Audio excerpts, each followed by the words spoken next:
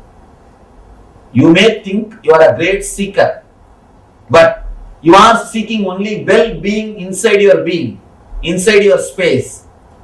Be very clear, you do not know anything else except a peaceful feeling or a blissful feeling. That's all.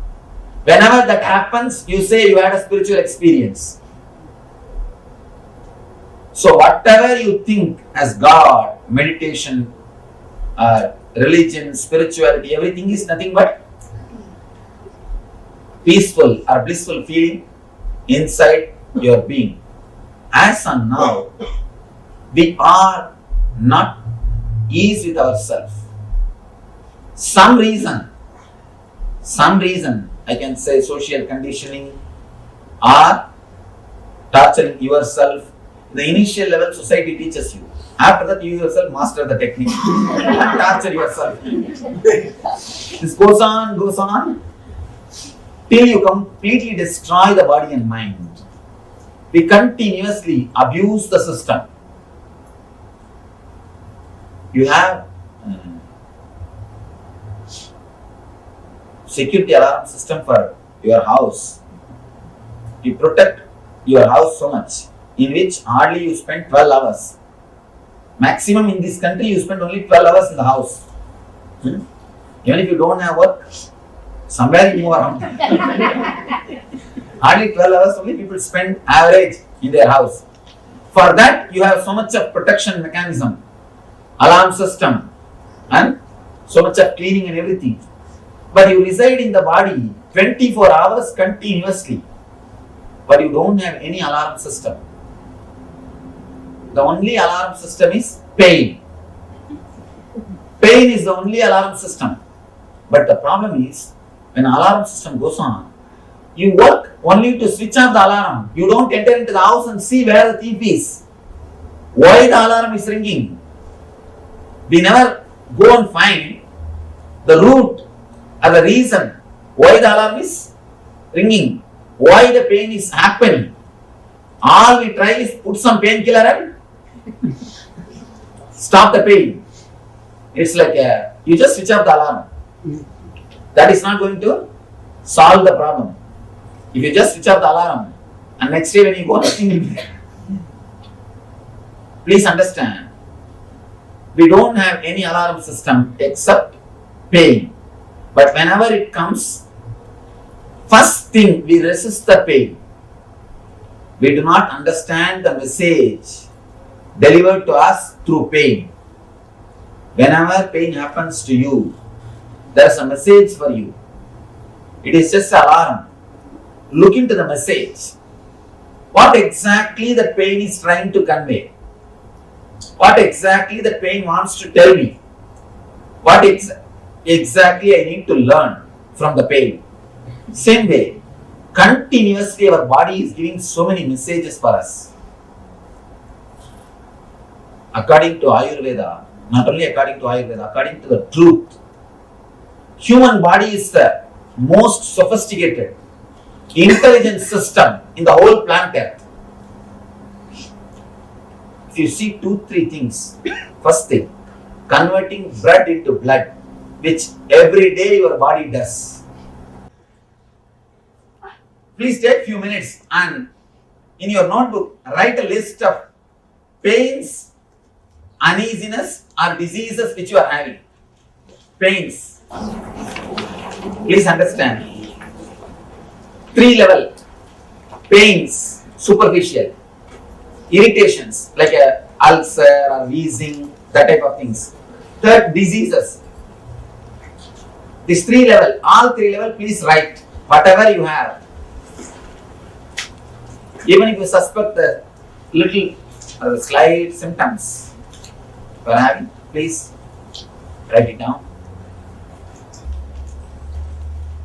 If you already attended some of our programs or if you already know me, you may be knowing.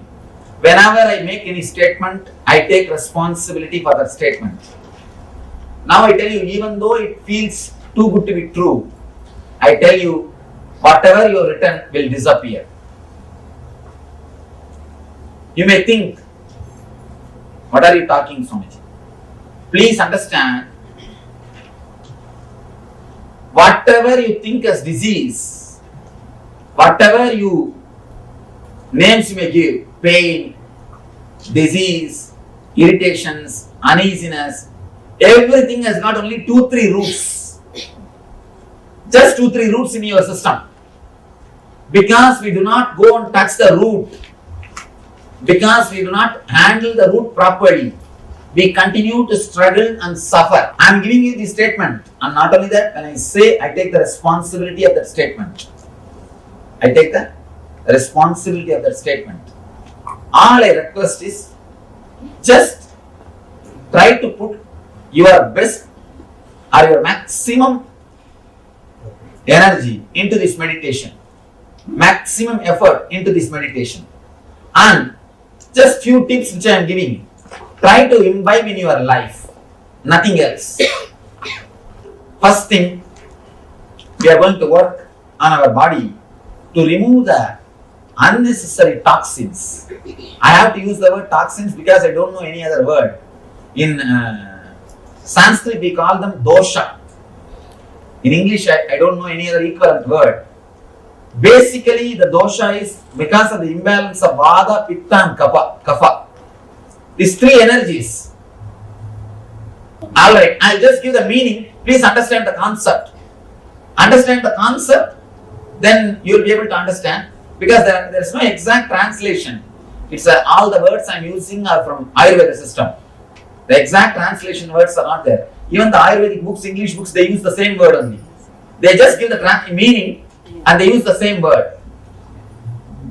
All these 3 are responsible for our body functioning in a balanced way. Same way, all these 3 are only responsible for all our diseases. All our diseases. When we work on these 3, whatever we have inside the body, it can be completely healed. It can be completely healed. One more thing, when we work on the vata and pitta and kapha, even your bone structure will start healing itself. If somebody has got bone problems, even that will start healing itself. Because bone also is continuously created our body. Don't think you have the same bone structure. Continuously body is healing itself. Continuously body is altering itself. Continuously body is doing the repairing work. Because it is intelligence. Let me explain once more. First 10 minutes. Shake the whole body. Shake the whole body. So that your body will become liquid.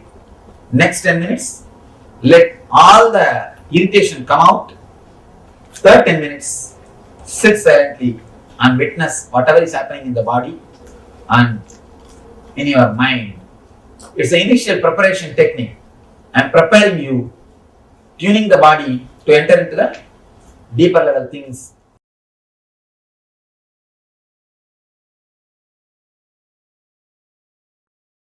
Understand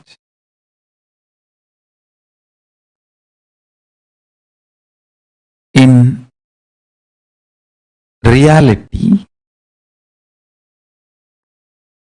and in Hindu tradition and as per Paramashiva's revelations about yoga, body is never a first person. Listen, what you feel as first person, I. You all know first person means I, second person is you, third person is he. Body is never first person. Your skin will be shining if you see your body as a second person. You will become a most handsome, glamorous, beautiful, romantic, sweet person when you see your body as a second person.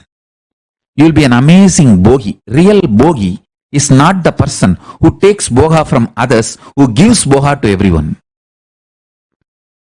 He is the real bogi. Real bogi is the bogi who gives boga to everyone. is extremely charismatic, goes on giving boha to everyone. Your blood will feel like a honey when you see yourself as a second person. The moment you start cognizing your body as a second person, you are a bogi. Everything you do become pleasant for you and for others. From morning till night, while you are eating, see your body as a second person. Body is eating. While it's feeling tired, see, body is feeling tired.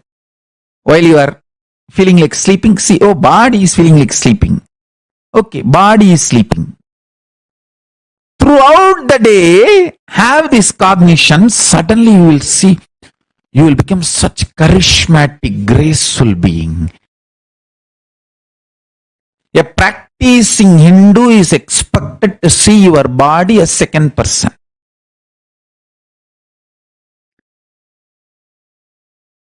Practicing yogi should cognize body as third person, not even second person. If you start cognizing your body as the third person, you will manifest all kinds of possibilities. Extraordinary yogic fiats. You will not have fear in the muscles. Fear in the muscles is called pain in modern medicinal terms. Understand? Bhaya in the muscle memory is pain as per modern medicinal system. If your muscle memory do not have bhaya, it just will do anything it wants.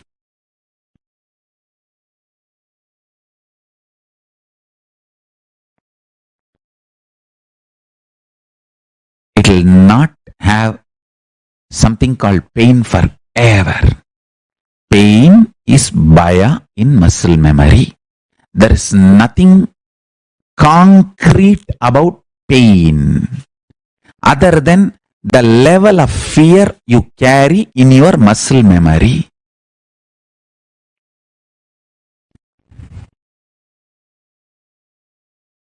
Please understand.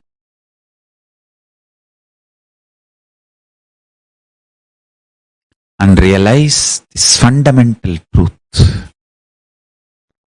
The more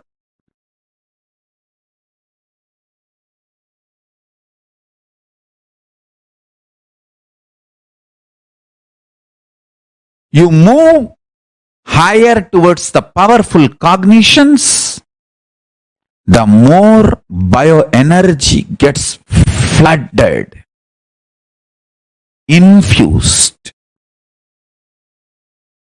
into your body.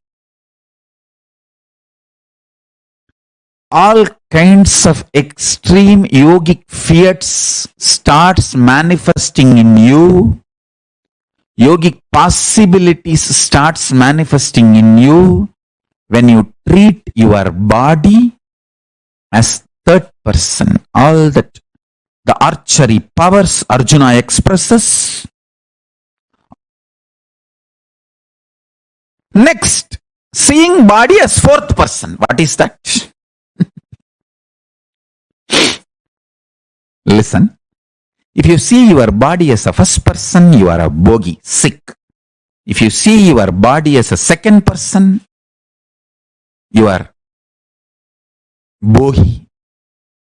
If you see your body as a first person, you are rogi, sick. If you see your body as a second person, you are bogi, person who enjoys and gives pleasure. Very pleasant person, always pleasant, giving pleasantness to all. If you see yourself as the third person, if you see your body as the third person, you will be yogi, manifesting all the yogic fiats, yogic possibilities. If you see your body as the fourth person, what is fourth person? Means cognizing all bodies are your bodies. You can spontaneously, simultaneously operate all bodies through your will or free from the will while you are operating the body you are holding. Just like the body you are holding, how you can operate simultaneously, spontaneously, you can operate all the bodies all the time. That is what I call incarnation. Understand? If you see your body, if you cognize your body as the fourth person, you are an incarnation. The Meenakshi Sundareshwara's body is an incarnation body. They were seeing their bodies as fourth person. Then you manifest all powers. Whoever manifests powers for those few seconds, when you manifest powers, you are in the state, you see your body, you cognize your body as fourth person. Understand? If you can read through others' third eye, if you can manifest powers through others' body, those few chanas, seconds, you are in the space of fourth person.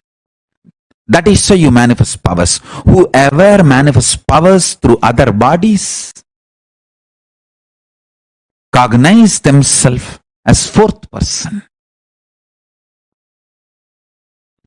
for those few seconds. Understand? Understand?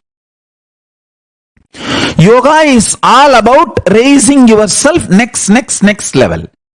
From the first person, move to the second person. From the second person level, move to the third person. From the third person level, move to the fourth person level. That's all is yoga. Yoga, as per Paramashiva, is helping you, supporting you, step by step to move from the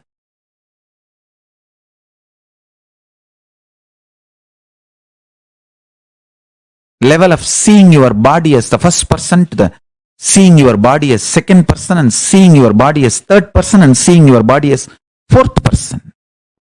That's all the essence of yoga.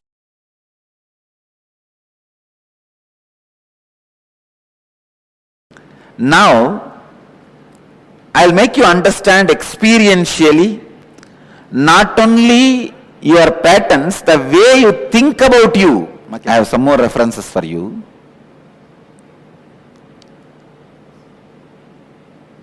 More studies done in psychobiological connections. University College London scientists. Just to give you one or two references I have. They say even the blood chemicals, please understand, stress does not change just your blood pressure. You would have heard only your blood pressure is changed. If you get stressed, your blood pressure will go up. That only you know. But the psychobiological connections, the research is done in that line by the University College of London says, not just blood pressure, even the chemicals, ingredients of blood changes along with your stress level. If your stress level goes up, the poison level, the toxins level in your blood goes up. I wanted you to understand not only your patterns are engram, even the way you feel about you is very important for your health. Even if you don't have any external stress, but if you have a wrong idea about you, that itself can destroy your health. I have seen many villages. They don't have any stress. They are not in corporate companies. They don't need to get up and just eat their breakfast while driving and land in the corporate office and whole day get kicked by the boss, and the evening come back and just sit in front of TV for 1 hour and fall asleep. No, they don't live that life. Many Indian villages still retain their innocent life. Morning slowly they will wake up around 9 o'clock, come and sit in the village tea shop and drink the tea and talk the whole politics and story, everything till 12 o'clock. Then slowly 1 o'clock take bath and go around and see the land, the agriculture happening, come back 7 o'clock and sit in front of TV till 10 in the night, fall asleep. There are people, even they fall sick and they also don't live long because the concepts they carry about themselves, the ideas they carry about themselves. So pen down all the guilts you have related to physical health, mental health, your efforts to breaking the engram, but you failed. When you fail, naturally guilt comes. Guilt becomes a strong engram and does not even allow you to do the effort once more. If you fail twice going to the gym, after paying the gym, third time you will never pay and you will never start. You will never plan for even taking the step because that guilt is there. So pen down all those guilts and major pains you experience in your life related to health. Physical pain, mental pain. Many times you even does not even want to remember about your body because you have some guilt, pain associated with it. And then worries you have related to your health. Worries are same like fear. Fear is little strong, worry is little superficial, that's all.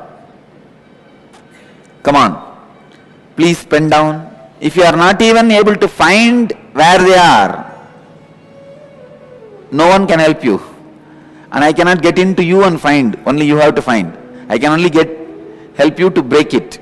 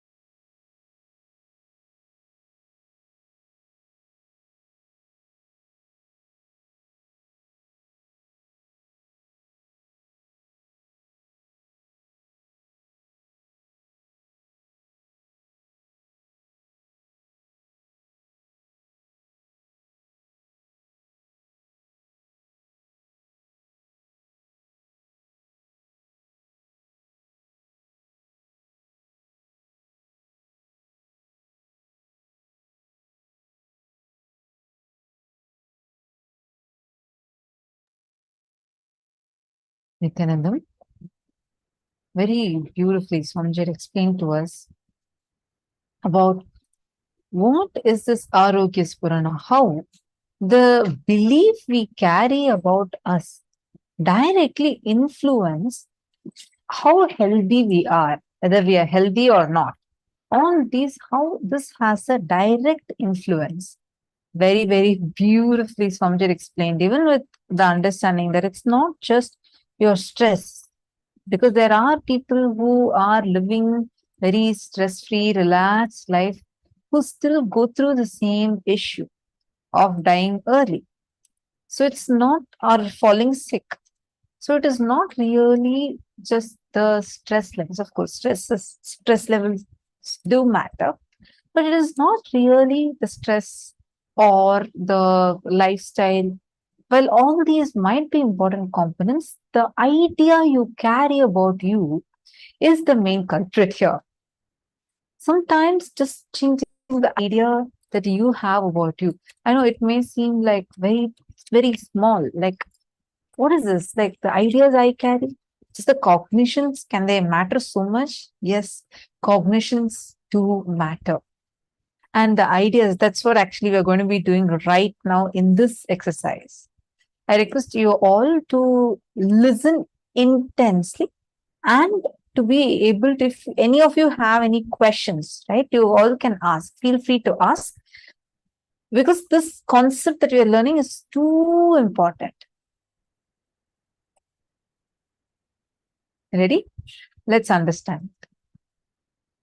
All the male participants, can I request you all to post a message in the chat if you are listening? Because I see very, very less messages. I request you all to post if you're listening. Okay, thank you. Understand, the ideas that we carry about ourselves are so important. That is what Swamiji said, right? Sometimes the cognitions that we are holding on to, maybe you were afraid about the health. You saw everyone around you falling sick and everyone are struggling, especially during pandemic time. How many of us would have faced that, right? Especially if you have not known Swamiji during the pandemic time, you would have gone through that intense fear. Srinitya Krishna Priya is asking, how do you get into the second person and the third person?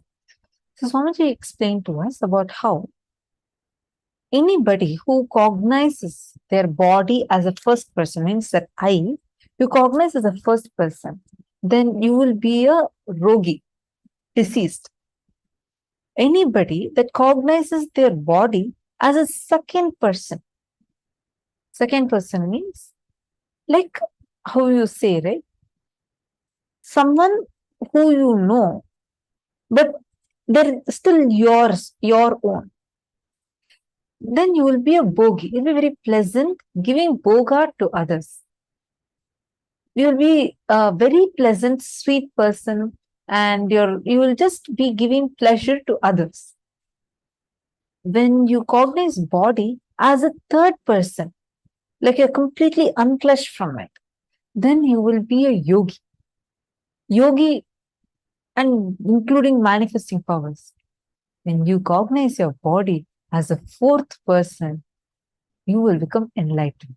Literally, you will, because you start having so much of confidence, not just to do what you want through your body, but you will start feeling that oneness with every single person around you.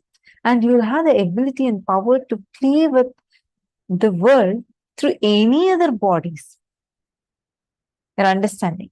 This is what Swamiji had revealed. Now you're asking, how do you actually get into that second person, third person? Second person means, first, whatever you're doing, start seeing your body as another person that you are taking care of. Right now, you feel, like when your body is hungry, you feel you are hungry. Start saying, my body is hungry. oh, my body is starting to feel sleepy. Same way, seeing your body as a third person. Actually, in Gurukul, that's the way we speak. Like right now, I'm saying I, me, mine. But in Gurukul, generally, normally, how we talk is, oh, Ma Tattva Priya. My name is Ma Tattva Priya. So actually, I will not say that I am hungry. I'll say Ma Tattva Priya is hungry. So where even in the very name, identity level, the body level, and every level, we are just distancing ourselves away from our body and us. It's a very powerful practice. When Swamiji used to talk to us, Swamiji used to also talk like this to us. Swamiji will say, Swamiji will address himself as Swami. And that's how Swamiji will talk. Even with us, like with the Gurukul cases, especially whenever Swamiji comes and has like a small, I shouldn't even say group meeting. It's like just all the kids gather around Swamiji, and Swamiji will be like talking to each one of us. And that time Swamiji will be talking all these in a very casual way. Still remember how very casually Swamiji explained the whole concept of Advaita to us. Swamiji once came to a Gurukul, and like our class, I think about at that time about 10 of us, 10, 12 of us were sitting and doing group studies in our classroom, and we were like all sitting in a circle and studying. And Swamiji suddenly came into the classroom. Swamiji was like having like Swamiji just came. He was having both his hands on his hips. He just came, peeped into our class, and Swamiji smiled, and Swamiji went out. And then Swamiji called all of us, and so we all went and sat around Swamiji. 10, 12 of us were there, and Swamiji just looked at the pillar that is there right in front of Swamiji, and a flower that is there right in front of Swamiji. Swamiji actually sat in the Gurukul corridor, and Swamiji was talking to us very casual way. Swamiji explained to us how any subject can be completed and can achieve its completion only when the concept of Advaita, oneness, is added into it. So, like the way how Swamiji brings up the Gurukul kids, it's completely different. One very powerful technique, not like a lifestyle practice Swamiji is given to us, is to call ourselves as a third person. Ma Tattva Priya wants this. Ma Tattva Priya avoids wanting this. This is the way we will talk. Now, for the sake of the program, we have changed to to talk to the participants, we say I, me, my. But this was never our language. Like, it was actually quite difficult for me to start saying like me, I, my. So it will be like, when, let's say now I want to say that, oh, my body is not feeling well. So I'll actually be saying, Ma Tattva Priya's body is avoiding to feel well. Already there's a distance. It is almost like I'm talking about someone else. When the distance, see, usually when you have a problem as your problem, you'll be finding it so difficult. You'll feel like I don't have a solution. However hard I try. Same thing your friend has. Like, hey, what is that? It's just this some silly problem. This is a solution. Come on, go do it. Am I right? Krishna Priyanaya, you understand what I'm saying? For us, whenever it's like if it is a third person's problem, it's much easier to give solution. That's why they say free advice. Like there are too many people to give free advice to people. Like, because it's so easy when you are unclutched from the situation, you are not part of the situation, you find it much easier to give solution, you find it much easier to solve problems. But it doesn't stop there. You actually become a yogi. The way you start seeing yourself would be so different. Like, many times we'll feel so strongly. It's like the body will become more like a friend. Be like, hey, why don't you get healed? Just why don't you, what's wrong? Are you fine? Like, you'll actually sit with your body and converse, and you'll ask, what's the problem? I know you're trying to tell me something when this stomach issue is coming. I know you're trying to talk to me something. What is it that you're trying to tell me? You will become a good friend with your body. So that's how you see us, first person, second person, third person. Seeing yourself as fourth person means Swamiji gave this as a power where now when you tie your eyes, you see through your third eye.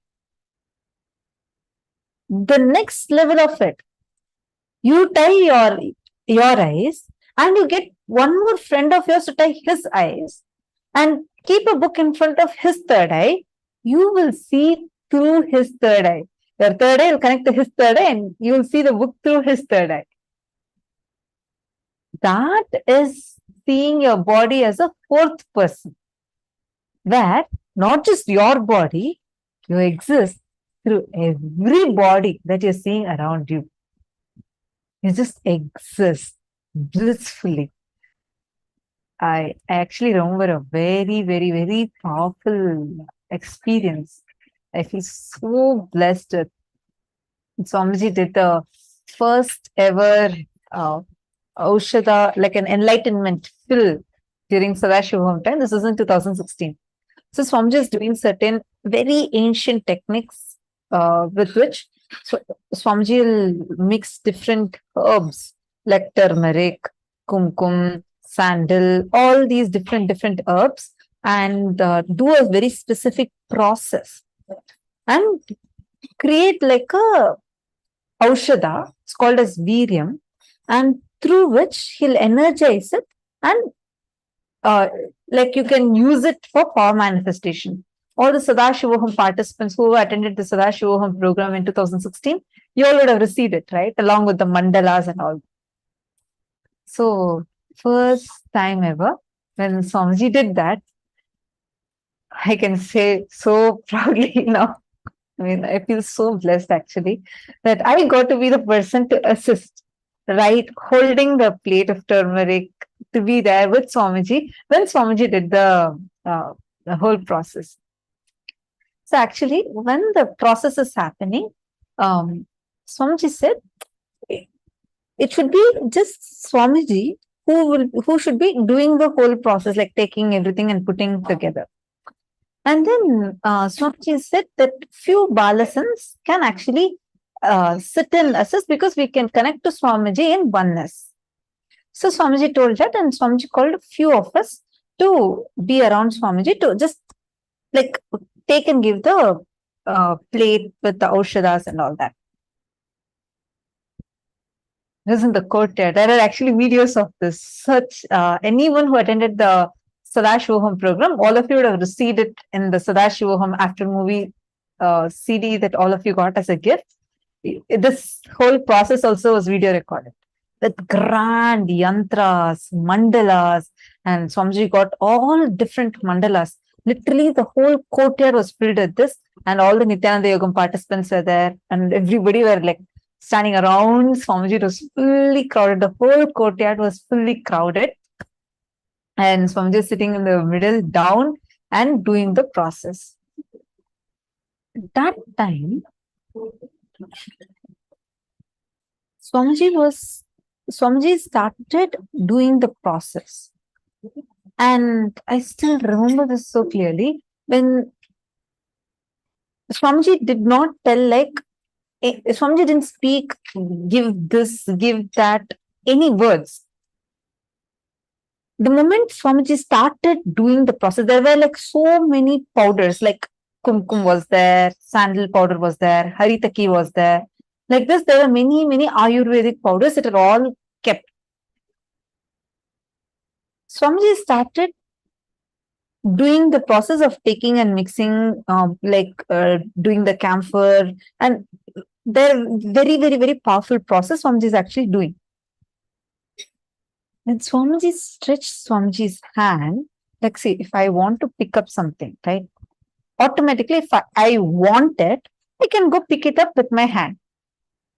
It's not that I should say, hand, move, go take it, correct?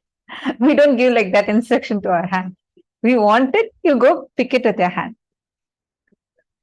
I remember so clearly when Swamiji started doing the process, whenever Swamiji would stretch Swamiji's hand, automatically, like my hand, I don't remember anything of my own individual identity or like my independent thinking there at all. It will be like when Swamiji is stretching Swamiji's hand, automatically my hand will go and take and give. Same thing with all the balasans, whoever Swamiji is initiating during this process. All of us, exact powders that Swamiji wanted, each one like automatically your hand, your body itself, our bodies are like moving, taking and giving. Towards the end of the process, Swamiji said that all of us experience that intense oneness where, because Swamiji did not feel that each of us are separate individual bodies, we all at that few minutes, all of us experience that intense oneness. Literally, where Swamiji is operating, using our bodies as instruments to move those aushadhas. That is seeing yourself as a fourth person. Actually, I cut short the whole experience into like very small, just explain this one concept where not just operating from your body as you, but your consciousness existing in multiple bodies and moving the way you want it.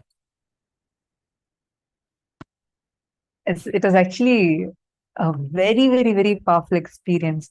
At one point, it went like when the process is happening, we could not even hear any other conversations or anything except for what words Swamiji heard. Those are the only words we all could hear. It was much more than what we can, like, normally how we all have our own thinking, our own thoughts running in our head. At that few minutes, nothing, none of this even existed. It's just too powerful. Sri Krishna Prem is asking, can we switch in any person or do we need to step by step, second person, third person, fourth person? See, you can start with third person also directly. Second person, third person, fourth person doesn't need to be the order. But if you want to start cognizing yourself as a fourth person, you first need to start cognizing yourself as a third person. Only from there, you will be able to start cognizing yourself as a fourth person. It is not a step-by-step process. It's simultaneous. And for that synergetic happening to happen, you need to already start unclutching from your body. Only then you'll have the cognition that, yes, this body is alone not me. This body is also mine. I am this body also. I am not just this body. I am this body also. So there is a component of me which is much more than this body. You all are understanding? Okay, let's first do the exercise Swamiji has given to us. The definition of health is that if we are able to tolerate our boundary, we are healthy. There's a beautiful saying in Taoism. When the shoe fits, foot is forgotten. When the belt fits, belly is forgotten.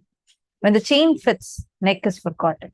When we are healthy, we forget our body and the boundary and do not think that we need to maintain the body. That is the definition of the real optimum health. Now, we all are going to do this exercise. The exact exercise from Jigir. Look into your life and describe in detail first the major fears you experience in your life related to health, physical, mental. Like, oh my God, will I die faster? Oh my God, will I get diabetes? What will happen if I lose my mental health? Like this, whatever fears you have, major guilts, you keep trying, struggling to break a particular pattern. You know if you eat this food, it's going to be harmful for you, but you go ahead and eat it and then again you feel guilty about it. Third, the major pains that you get.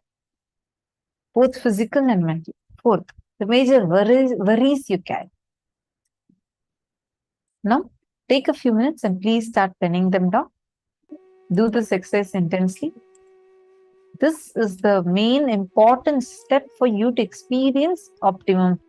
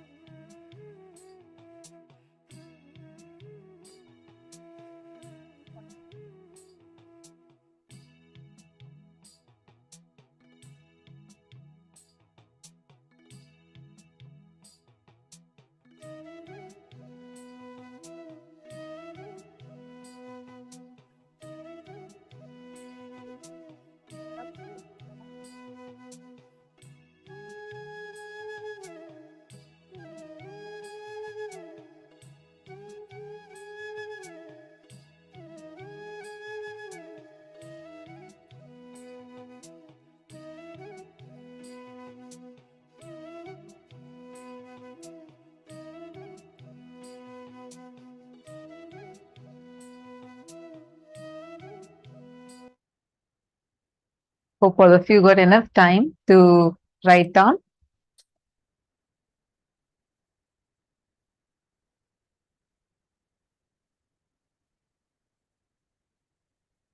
Ma, Akash, I read your message. I posted, Ma, the yoga session today brought up a lot of fears stored in my body. I also realized I carry much more guilt than I was aware of. It seems the yoga prepared me for the session today. Beautiful. That's right. That means you are doing it very authentically. Let me tell you, Aya, every session, let's say every day yoga is important. Yoga with 12 components is available only here in the most authentic form. Otherwise, normally yoga will have not more than 2-3 components. Either there will be asana, pranayama, that's all.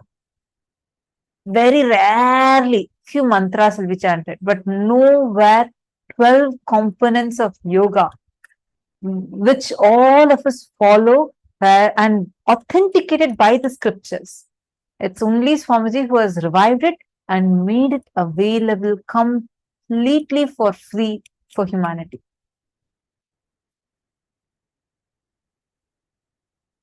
I just feel like every time I remember these things, just the compassion and tyaga of Swamiji melts me. What effort Swamiji puts into it. I know how many times I have seen, Swamiji will be sitting in the temple and opening the books, like the Hatha Yoga book, Hatha Yoga Pradipika, like this. There are tons of books, the yoga books and the Agama books. The Swamiji himself personally sits and goes through. And Swamiji will train a team also. Swamiji will teach this to a team, the yoga team. And Swamiji will teach how each asana is supposed to be and decode it.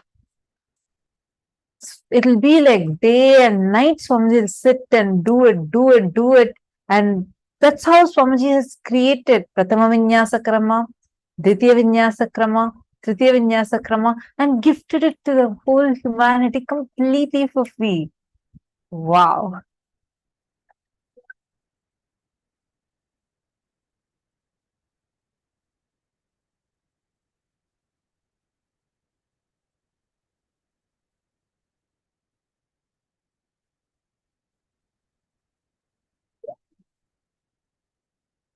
Yes, good. I'm happy that each of you sitting and writing down intensely. Very good.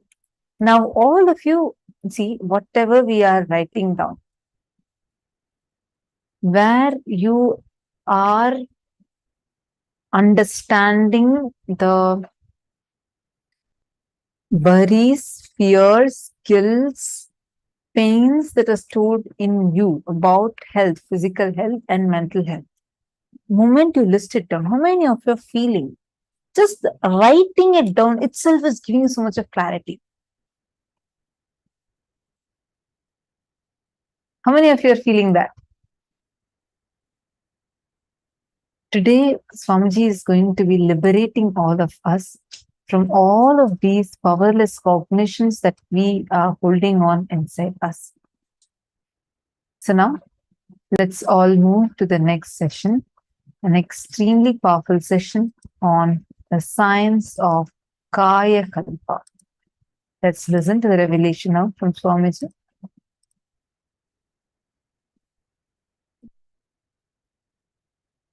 The science of Kayakalpa is where you can exist in your body healthily as long as you want. It's very, very, very powerful ancient science. Even Swamiji has told there are many Apta Pramanas for it, including Mahavatar Babaji. Even now, he is available in his youth form to many people that are very sincerely connected to him. Or Tatwale Baba, who even now exists, like he is actually some few hundreds of years old, but he'll look like about 30 to 40 years old, and he still exists. Let's listen to the revelation about Kayakalpa Yoga now from Swamiji.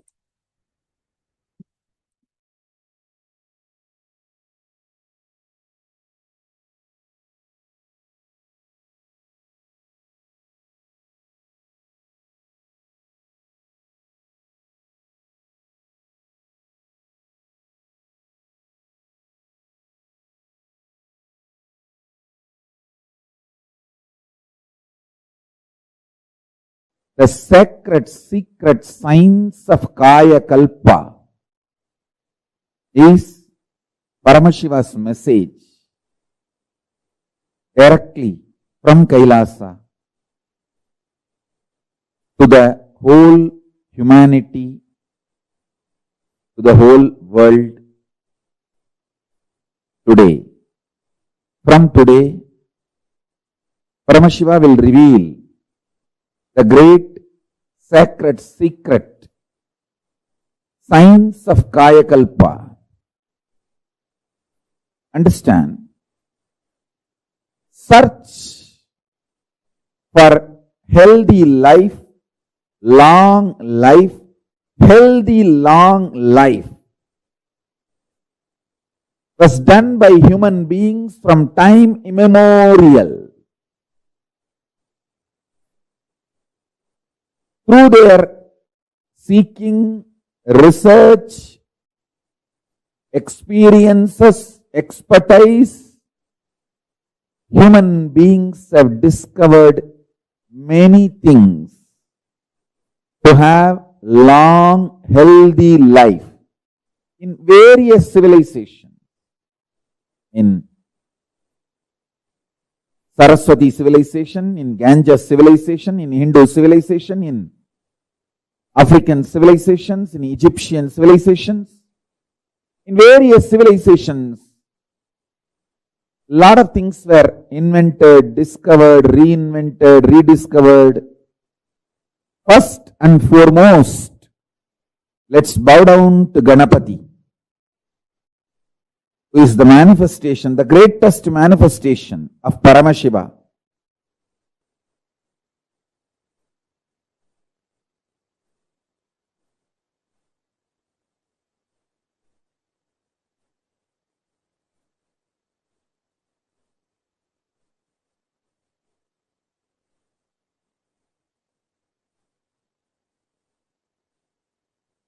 Listen.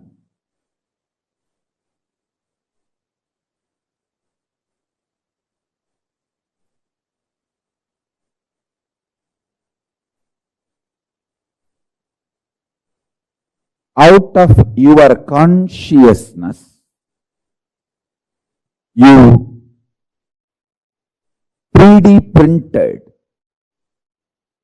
consciously 3D printed this physical structure, Annamaya Kosha, breathing structure, Pranamaya Kosha,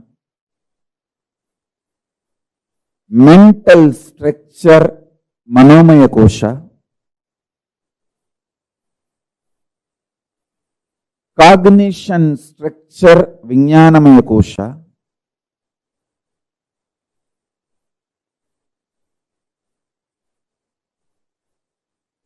conscious structure, Anandamaya Kosha, from your superconsciousness, from your core, Paramashiva himself.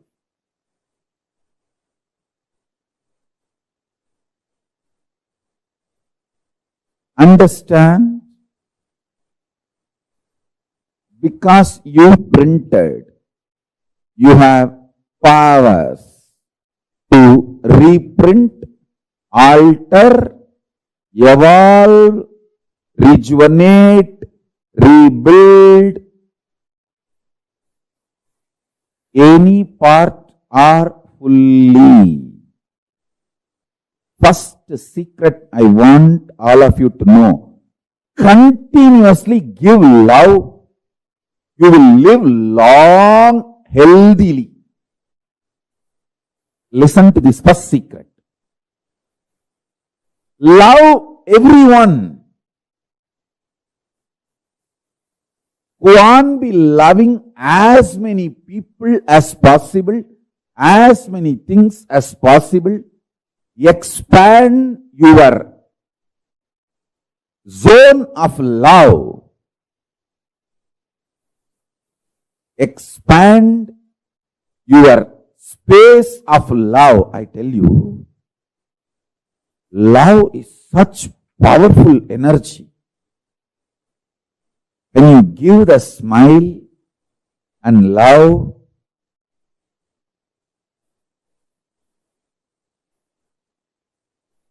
the way others respond to you, react to you, and the way you start feeling about yourself, and the way again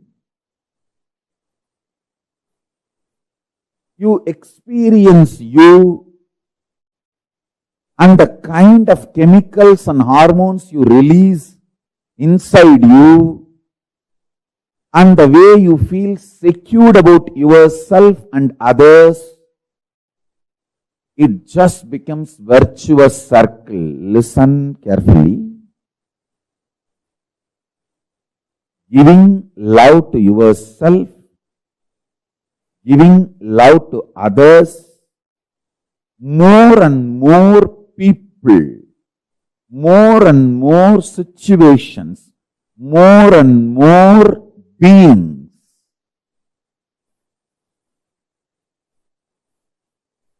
giving love,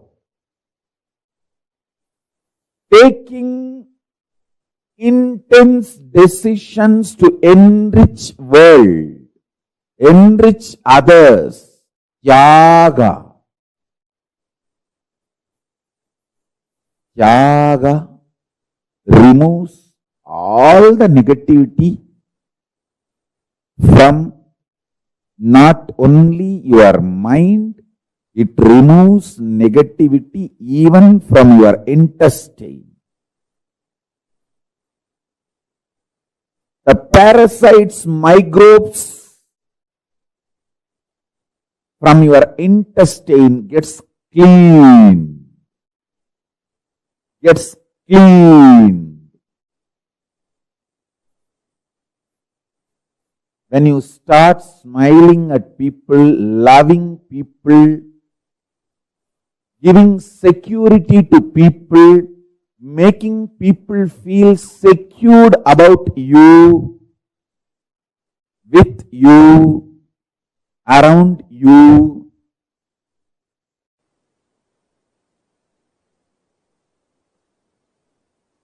everything Paramashiva revealed, I'll share it with you all. In this work, I have also spent little time in studying what various other cultures, other traditions,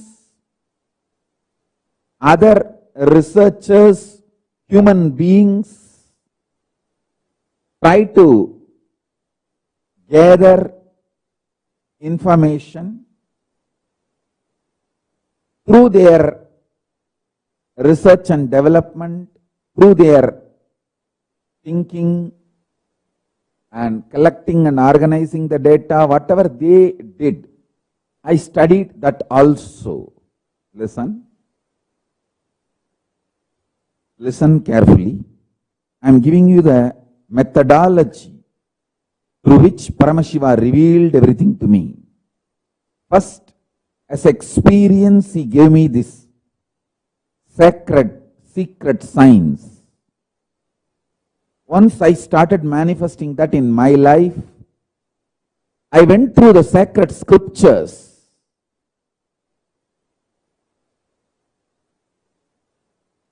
In which Paramashiva has documented this knowledge. When I went through the Vedic Agamic scriptures where Paramashiva has revealed this science in a detailed way, I understood the in-depth meaning. I understood the deeper meaning. The sacred secrets got revealed to me. I decoded the whole scriptures in a different level. Listen, when these revelations happened in me, I was so excited, inspired, energized. I tried to see various other knowledge traditions.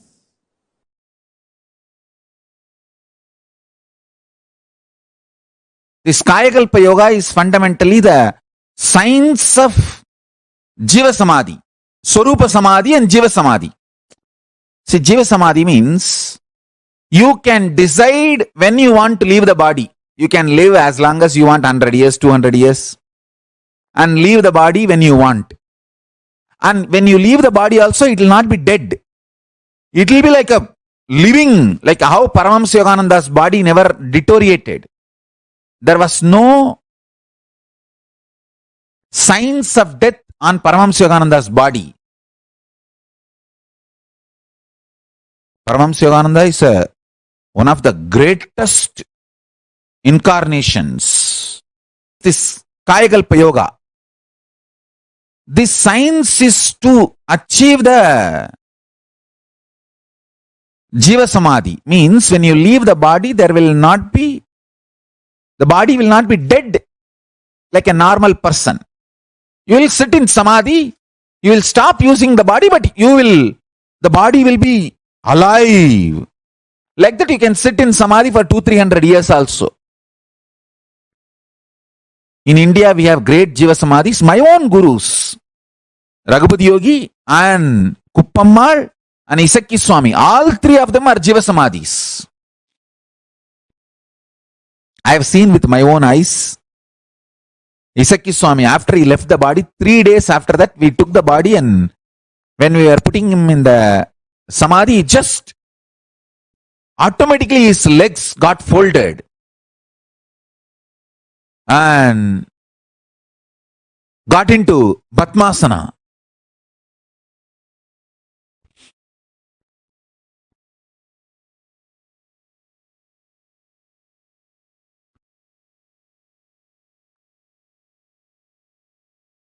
Not only I saw, there are many eyewitnesses.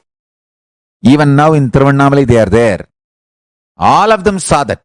It happened in open place.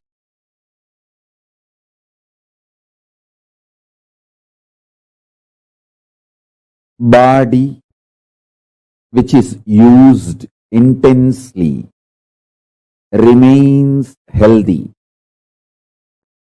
Internal organs which is active intensely remains healthy and continues to function long. Mind which remains sincere continues to be focused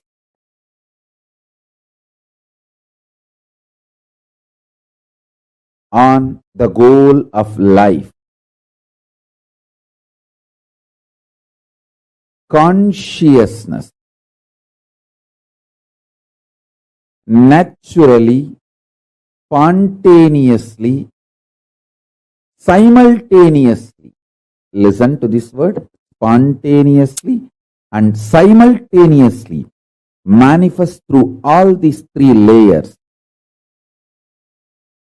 mind, internal organs and body. All these three.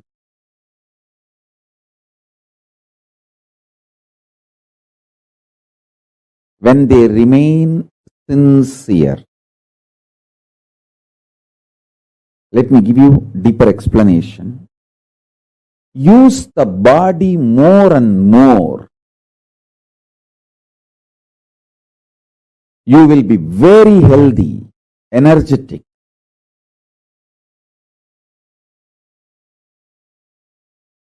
Use the internal organs more and more. Every time when you fast, all the internal organs of your body starts working. Every time you fast for 24 hours, the whole system becomes alive, activated. That is why I insist at least 2 times do this to you every week. Understand? Be good to yourself at least 2 times a week. That's the best pampering you can do to you. Anyone who wants to live royal life. Listen. eating like a pig. Whenever you can, whatever you get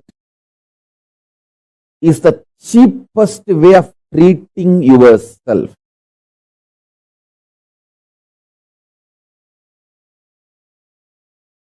Listen.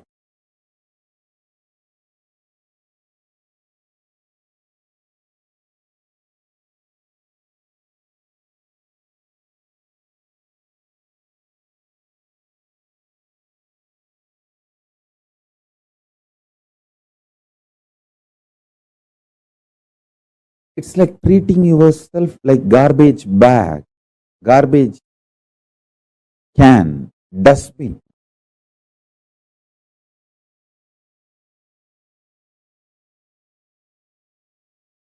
Once in a week, treat yourself good.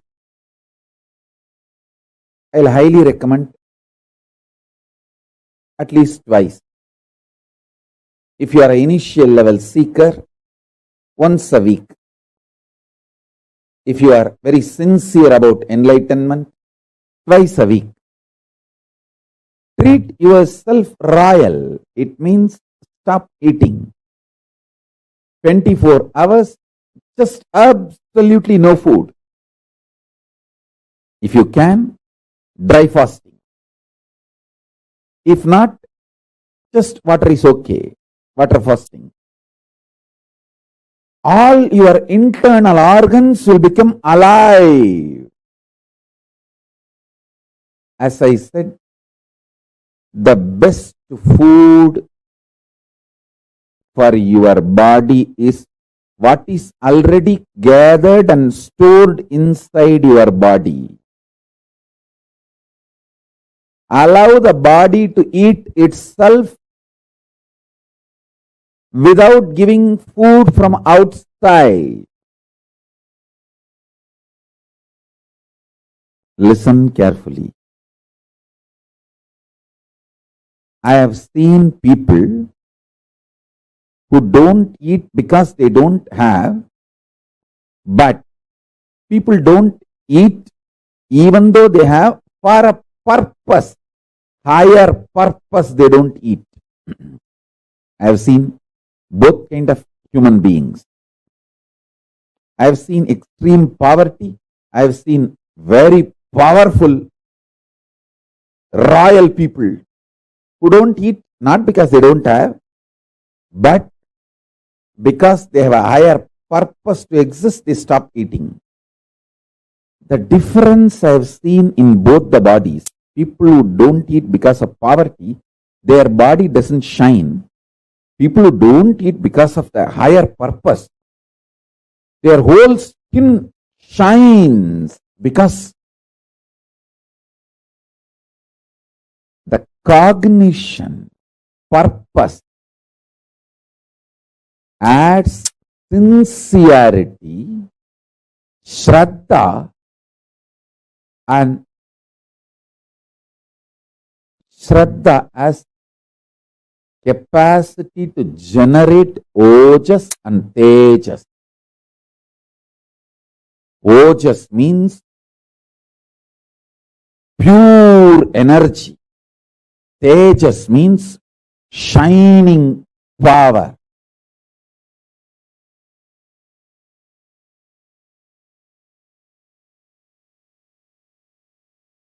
I am actually giving you the secret science of Kayakalpa. The food, when it is physical,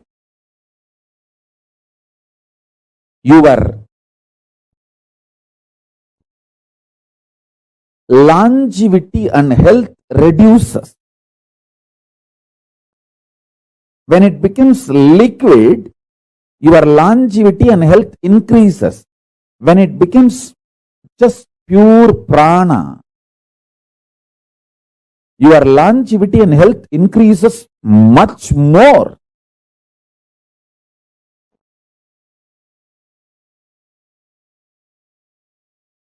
This Mauna Swami, he used to sit in that Ilippai tree breathing space the ellipite tree, it used to be a tall tree. All trees have their own breathing space. To the level, to the length, to the circumference, they spread their flower, fruit, smell is their breathing space. So this temple tower in which this Mauna Swami was sitting comes within the breathing space of that ellipite tree. So when he sits there and does his pranayama, that ellipite tree's smell, breathing space, goes into his body, his internal organs receive glucose, sugar, directly just from the prana without taking any white sugar, brown sugar, anything from external source. I tell you, just if you do the detox properly, cleanse all the parasites and microbes, your whole system will become such healthy.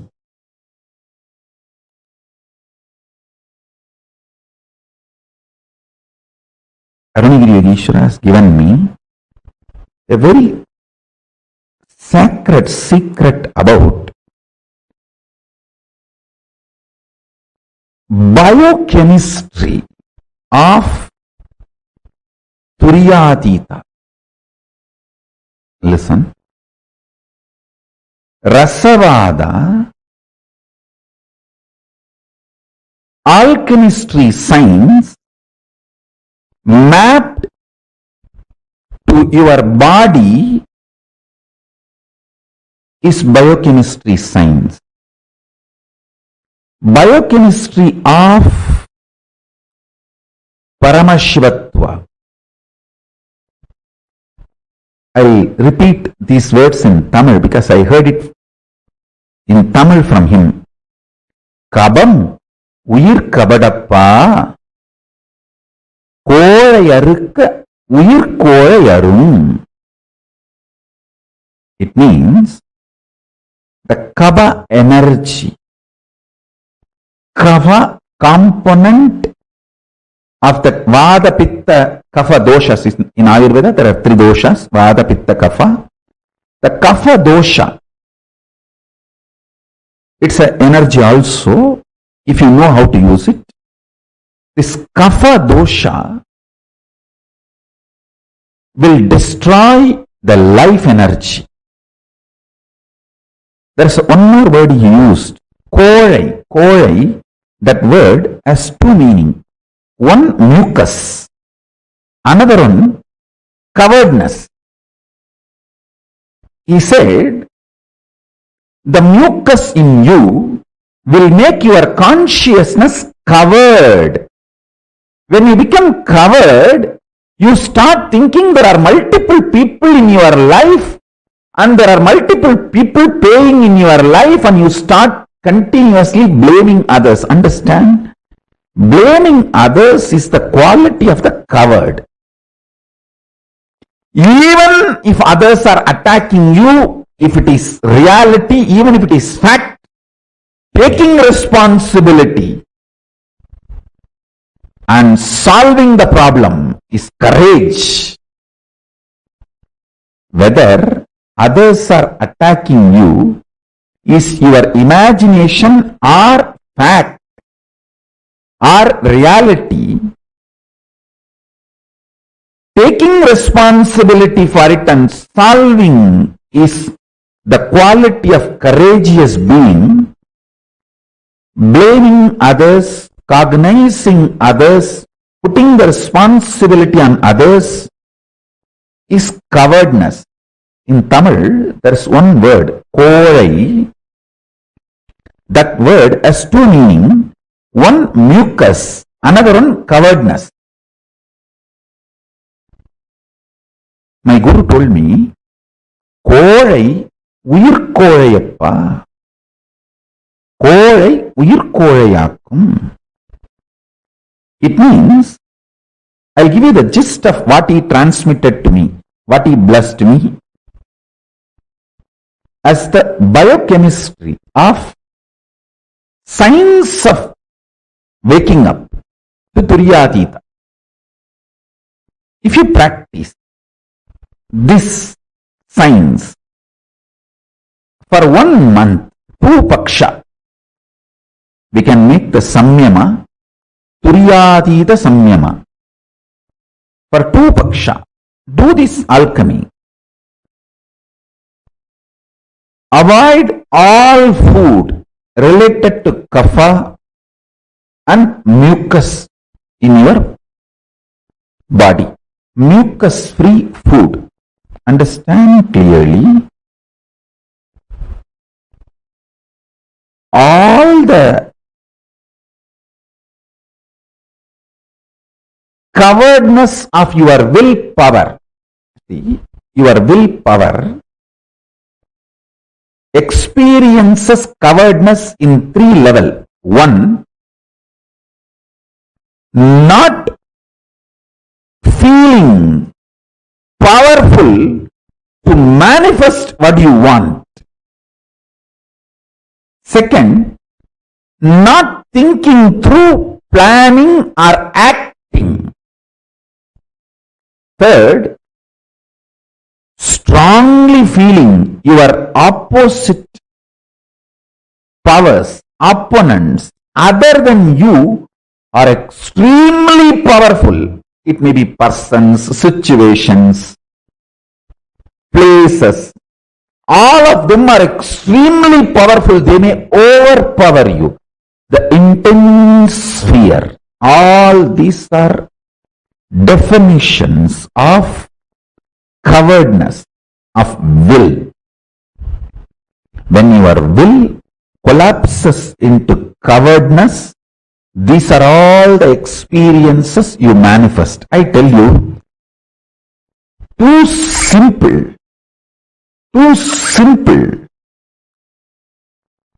Change your biochemistry, the whole problem will be solved. I have seen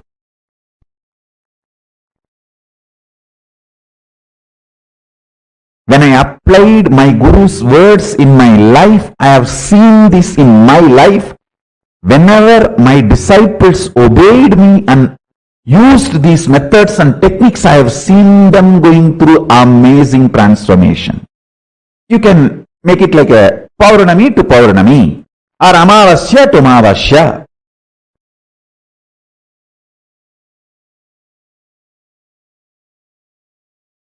Take this up. Eat only fruits, vegetables, spinach. Just only these 3.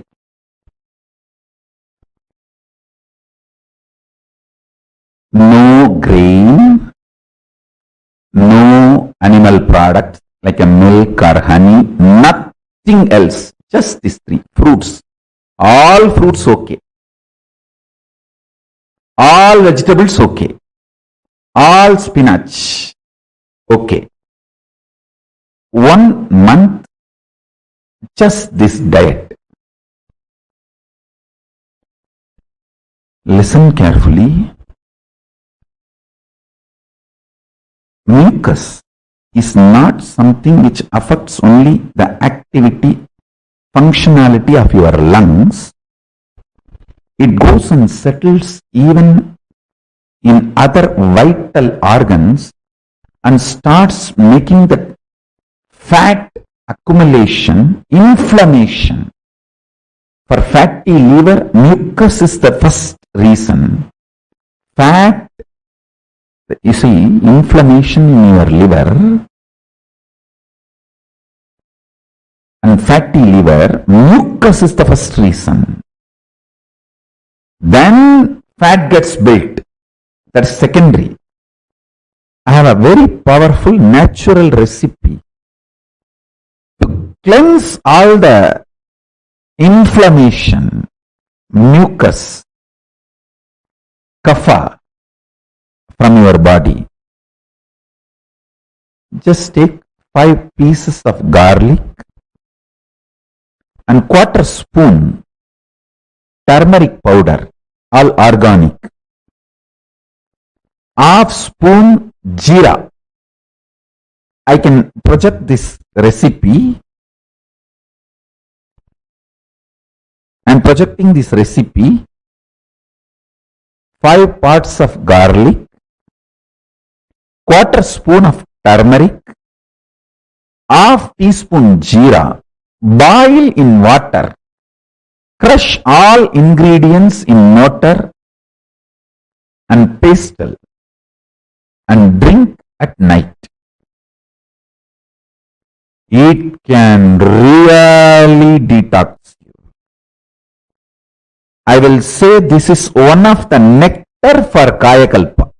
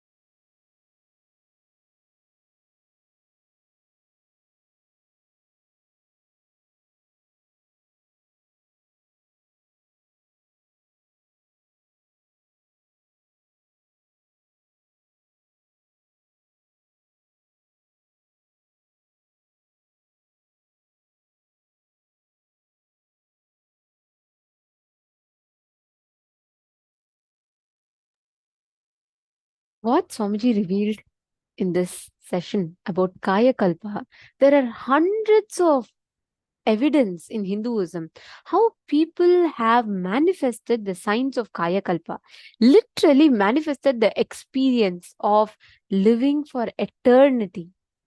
There's a very beautiful science behind this, okay? Whether you take Mahavatar Babaji or like Swamiji himself said, Isaki Swamigal, Swamiji's gurus, they have all transcended the concept of aging itself. They have started, like, they started anti-aging. They started transcending the concept of aging. How is this possible? Understand, when you actually treat your body as the second person, third person, or fourth person, you start manifesting I'll not say control, but you will start manifesting the command over your body, where your body will be in absolute listening and sync with you. You will not have the struggle, nor you will have any issues. You will not have any pain, suffering pertaining to, oh, I'm not able to handle my body, I do not know what to do with it, I don't know how to heal it, take care of it. Yes, Jeera is cumin seeds. Ma Jayanti.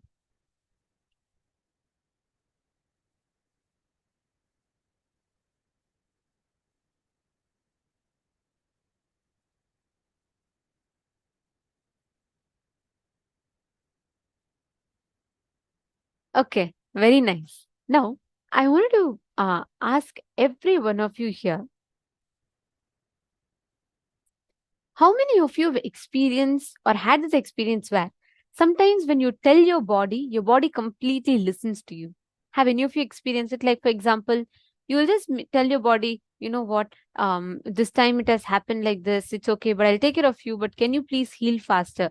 That is what is treating your body as a third person, which means you talk to your own body and it works 100%.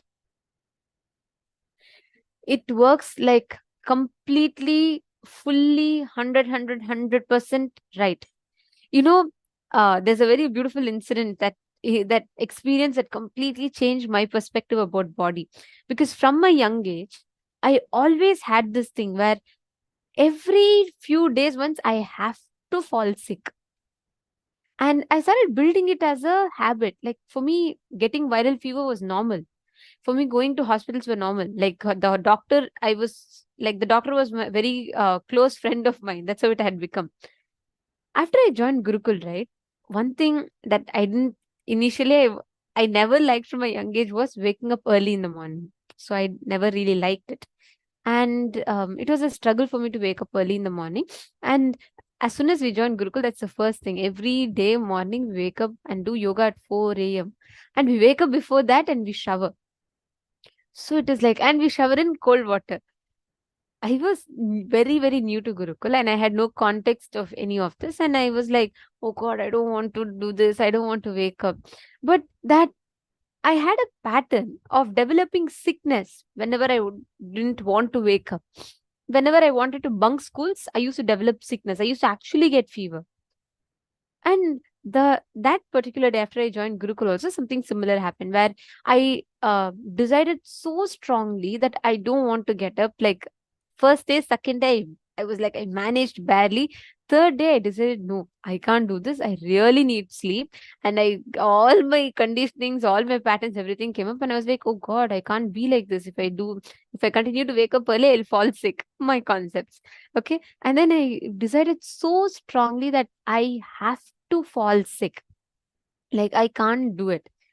The next day morning, I actually had fever. I had about one or two fever, like high fever. And of course, the moment kids unwell, the teachers come and immediately check and take care. So the person came and checked. I had 102 fever. She immediately, the Gurukul principal called me.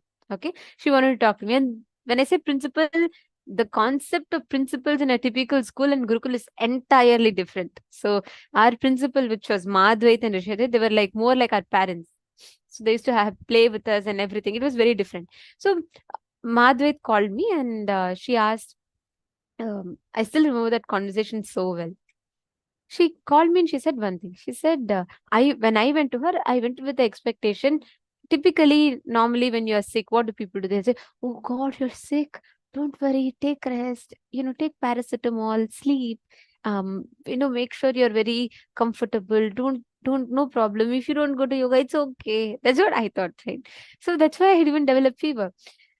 And I thought, okay, she'll also say, she's feeling very sorry for me and she wants me to rest and all that, whatnot. And when I went there, she asked me one thing. When she looked at me, she asked me one question. She said, How, without your conscious permission, how can fever enter your body? Right? So she asked me, why did you give permission for fever to enter your body? I was like, what? Permission for fever to enter the body? I have never had anyone look at me and ask that question ever. Like, nobody, never anyone tells you, the body is yours, which is very true. Then how can fever come in the body? I was so shocked. I was like, nobody has ever asked me that question. So I was like, I stood there and I was amazed, shocked, surprised. Then she beautifully explained to me. She said, you are the owner of the body. Swamiji tells nothing can happen in the body without your conscious permission. When you are allowing fever, that means you're telling yourself that you are powerless and something else can have power over you. That's the only reason fever enters you. Then she said, look, if you don't want to go for yoga, I totally understand. Let's talk and resolve it. I'll address whatever problems you have and let's try to fix it and work it out. But don't develop fever. Don't tell your body to become powerless for it. I was like, oh my God, isn't it so true? All these years, I have been allowing my body to be taken over by something, taken over by some foreign body, right? Which comes and causes fever in me. And nobody ever looked at me and asked this question, how can you let fever come into your body? This very question was so different for me. Then she said, I will give you medicine, okay? But before I give you the medicine, I just want to tell you one thing. Medicine will heal your fever, but if you decide, you can consciously empower your body. She explained to me and she said, as Swamiji's daughter, how can you have something in you that will make you powerless? Then I was like, yes, how can I have it? She said, all right, I'll give you 1 minute. And she started a stopwatch, a timer in her phone. And she said, in this 1 minute, if you are able to heal your fever, heal. If not, let's take the paracetamol. I just want to give you 1 minute to make that conscious decision in your body. And I tell you all, she started the timer. The moment she started, right, I just closed my eyes, I decided, no, I do not want fever. How can I give permission? It was such a strong click for me. Like, it may be a normal conversation now when I say, but that time it was like life-changing click for me. I said, I am Swamiji's daughter, so no fever can come in me. Within the stopwatch hit 1 minute, the fever from 102 came down to 97. And that time that it took, even that 1 minute was a time for the doctor to put the thermometer and measure my temperature. That's all. My fever reduced completely from 102 to 97. And after that, for 10 years, no fever, no kind of sickness in my body whatsoever. I never had something called sickness in my body. That is the power of decision. Like, when you treat your body as second person, as third person, this is precisely what happens. You can actually talk to your body and your body will listen to what you say. The whole space, the whole experience of your body, how you experience your body will be entirely different. Understanding? If your body you have the ability to consciously listen, try this. Next time you feel, how many of you have the pattern where continuously if you try to break some eating habit, but suddenly something happens and again you keep falling back to it? Like, you really want to cut down on your eating, you really want to cut down on some things, but you always feel like automatically you get pulled back to it. How many of you have this problem? Could you all put in the chat? Like, let's say you want to really stop eating sugar. Somehow you again and again get pulled into it. Somehow you want to stop eating those extra potatoes.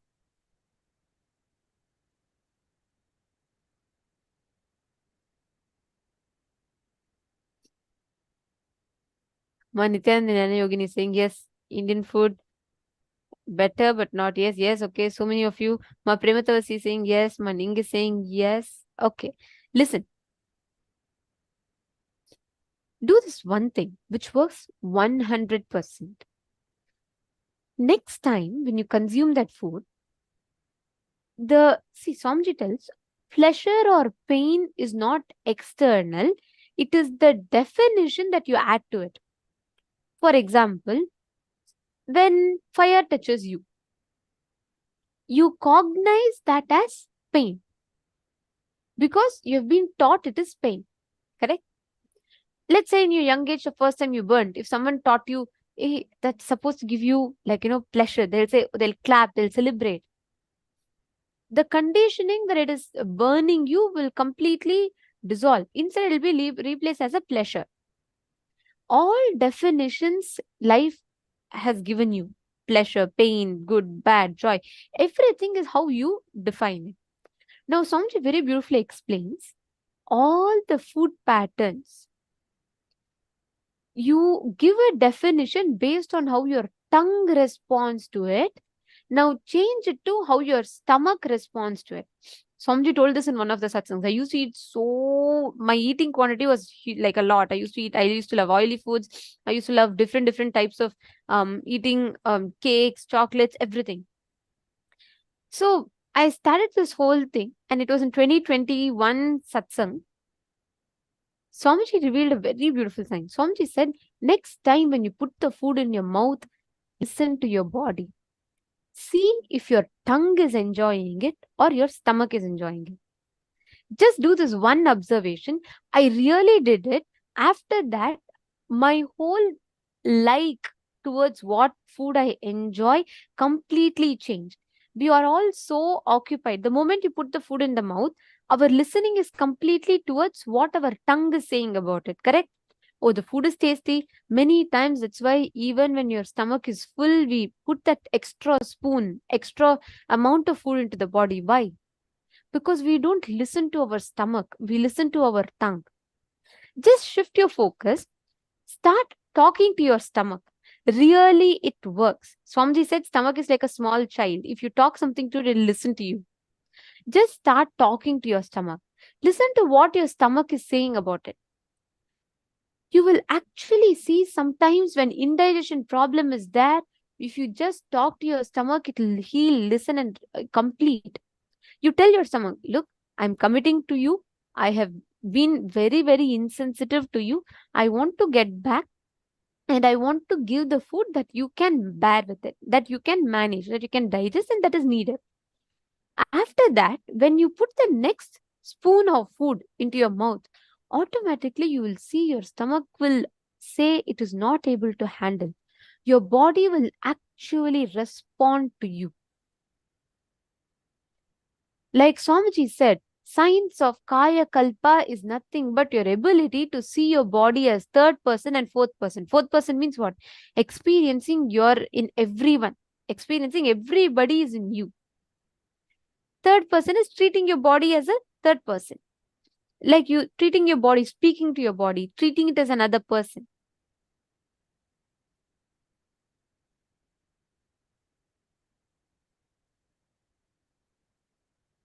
Ma Kerry, see ma, of course, I will not say yes or no to it, because if it's medical need, please take it.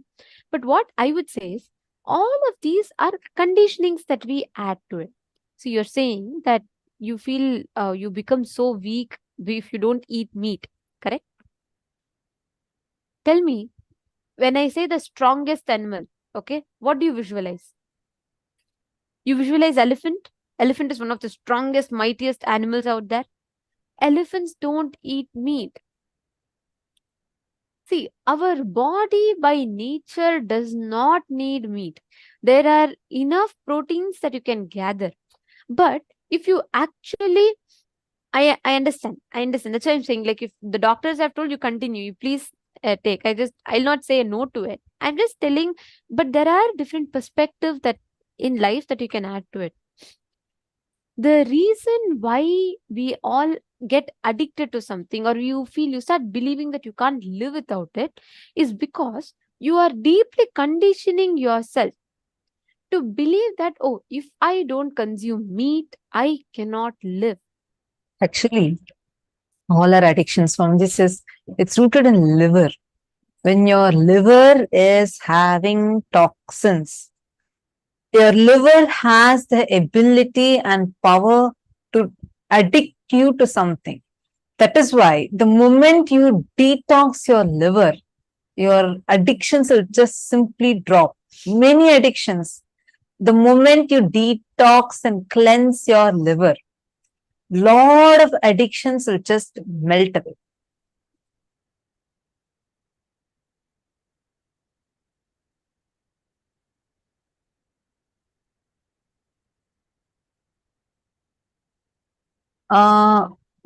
Yes. Sorry. Lev. Sorry, I'm trying to pronounce your name. Lev. LEVHM. And I hope I'm getting your name right. Sorry, you posted saying my stomach is hungry because I just decided to start fasting. See, at that point, you decide more stronger to fast. That is actually, if you do it as an offering to your Ishtadevata, it'll be very, very, very easy. When we do it as our own fasting, saying that, oh, I want to do it for my health or this reason, that reason, it'll be a war with ourselves. But the moment you just do it as an offering, like a vrata, a fasting for this particular deity, like Sundays, you fast for Swamiji, and Monday, you can fast for Paramashiva, and Wednesday or Friday, you can fast for Devi. Like this, there are specific days, Monday, Friday, and Sunday. Monday for Paramashiva, Friday for Devi, and Sunday for Swamiji. You can just offer it as your offering of devotion and do it. You will simply see it will become too easy. Whenever you do it for Swamiji, at least from my experience, I've always seen, like, I'll not even feel hungry. There are so many times, like, I cannot think normally that I will be able to do dry fast, where I'm fasting even without water. I cannot think of it. But whenever I think, okay, today is Sunday, and then I'm doing it for Swamiji, I won't even feel thirsty, forget about hunger. Swamiji will just take the whole thing away, like you won't even need to struggle. Can we take vitamins if we fast? Yes. The supplements that you want to take, if you are doing 1 day fast or 2 days fast, then it is different. Like if it is a solid, avoid as much as possible and take it when you're breaking the fast. But if you're fasting for a prolonged period and you want to take the supplements, you can take it. The supplements are okay to be taken even when you are doing the fasting.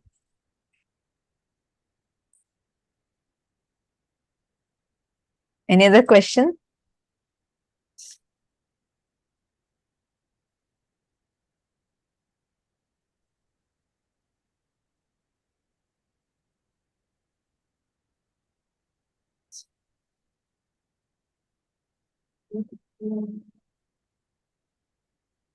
Okay. Pavanaya, you're asking, so it is the set of cognitions we carry that determine our person. Jiva, Jagat, Ishvara. Not just it determines your person, it determines your experience of the world, your experience of God. The cognitions you carry about you, the cognitions you carry about God, the cognitions you carry about world, each of these affect, influence, and determine the experience of the other. And you have also posted, so is it just the cognition level we are different, where in our logic level and cognition level, we are different from Swamiji. The logic level, length level, it is like you draw a circle, right? The two ends, you and let's say the logic of Devatas, it's like completely different. The distance is too much. And in breadth level, it's like, you're coming a bit more closer. In the depth level, little more closer. Same way, time, little more closer. In space level, we are one and the same. We all are connected in the dimension of space. But I mean, even this right now to say, what Swamiji revealed, right, about that whole explanation with parallel universe and how Swamiji is our own future enlightened part coming and talking to his own deluded past part, which is us. I think that completely changes the whole definition now, because it's no more that you are even separate at any level. It is he, it is you. One, you can be rest assured that he is your future. The more and more you say that, even now you feel like I have all the qualities and powers, possibilities that Swamiji has. So if I want, the more and more I remember and connect to him in oneness, I am going to remember my highest possibility and manifest as powers. That is what we are doing as power manifestation. It is like, instead of you having to go through the tapas, the kind of sadhanas, the struggles, ups and downs that you have to face before you realize your ultimate, just through a wormhole, which is what is the initiation, where he just bends space and time and just enters inside you. And he's telling you, wake up, you are me. He's not here. The proposal is not, will you marry me? But the proposal is, will you become me? That is what Swamiji is giving to each one of us. And that proposal that Swamiji is giving through a cosmic wormhole, literally bending space, bending time, and reaching to us and awakening us, saying, hey, I'm right here. Every moment, just look at your life. I feel like every moment, this is what Swamiji is doing to us. Sometimes we catch the signals, if you see in that interstellar movie, like the daughter Murph, she took a few years to decode and understand that Morse code and cognize what was the message that Cooper was trying to give her. Now we need to understand, if we just map that to our lives, we'll understand how many ways Swamiji is continuously trying to awaken us to who we are, which is Swamiji. Oh my God. Even to say that is just so amazing, right? If you start cognizing this, chew it, like you all have to do a Vakyartha on it. Each of you can post your powerful cognitions. Go to the Paramashivoham Facebook group and tag Swamiji and post it. You all can actually have a Vakyartha. Today again, we are going to be having a Vakyartha where each of you can post your understandings, ask questions, question another person's answer, and answer another person's question, and so that we all can get prepared for receiving today's darshan and initiation. All right, now are you all ready to enter into the power manifestation? Today we've been manifesting the power of body scanning, right? We have the ability to have X-ray vision, which means you can actually see what is happening in another person's body, what exactly they're having, what exactly is the issues that they're having in the body. You'll be able to see even the subtlest things, like let's say blood pressure, or if they have some kidney problems, everything you'll be able to see and identify.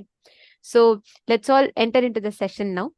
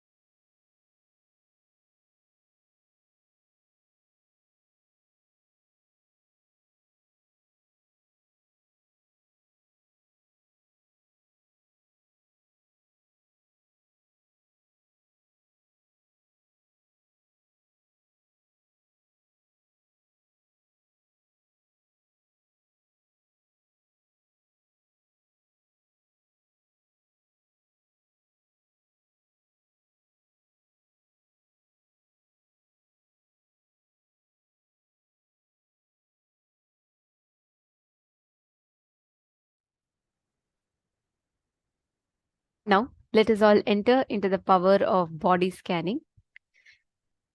The moment we say body scanning, right? What exactly does that mean? What does body scanning mean? How do we manifest this power? This is what we are first going to be understanding.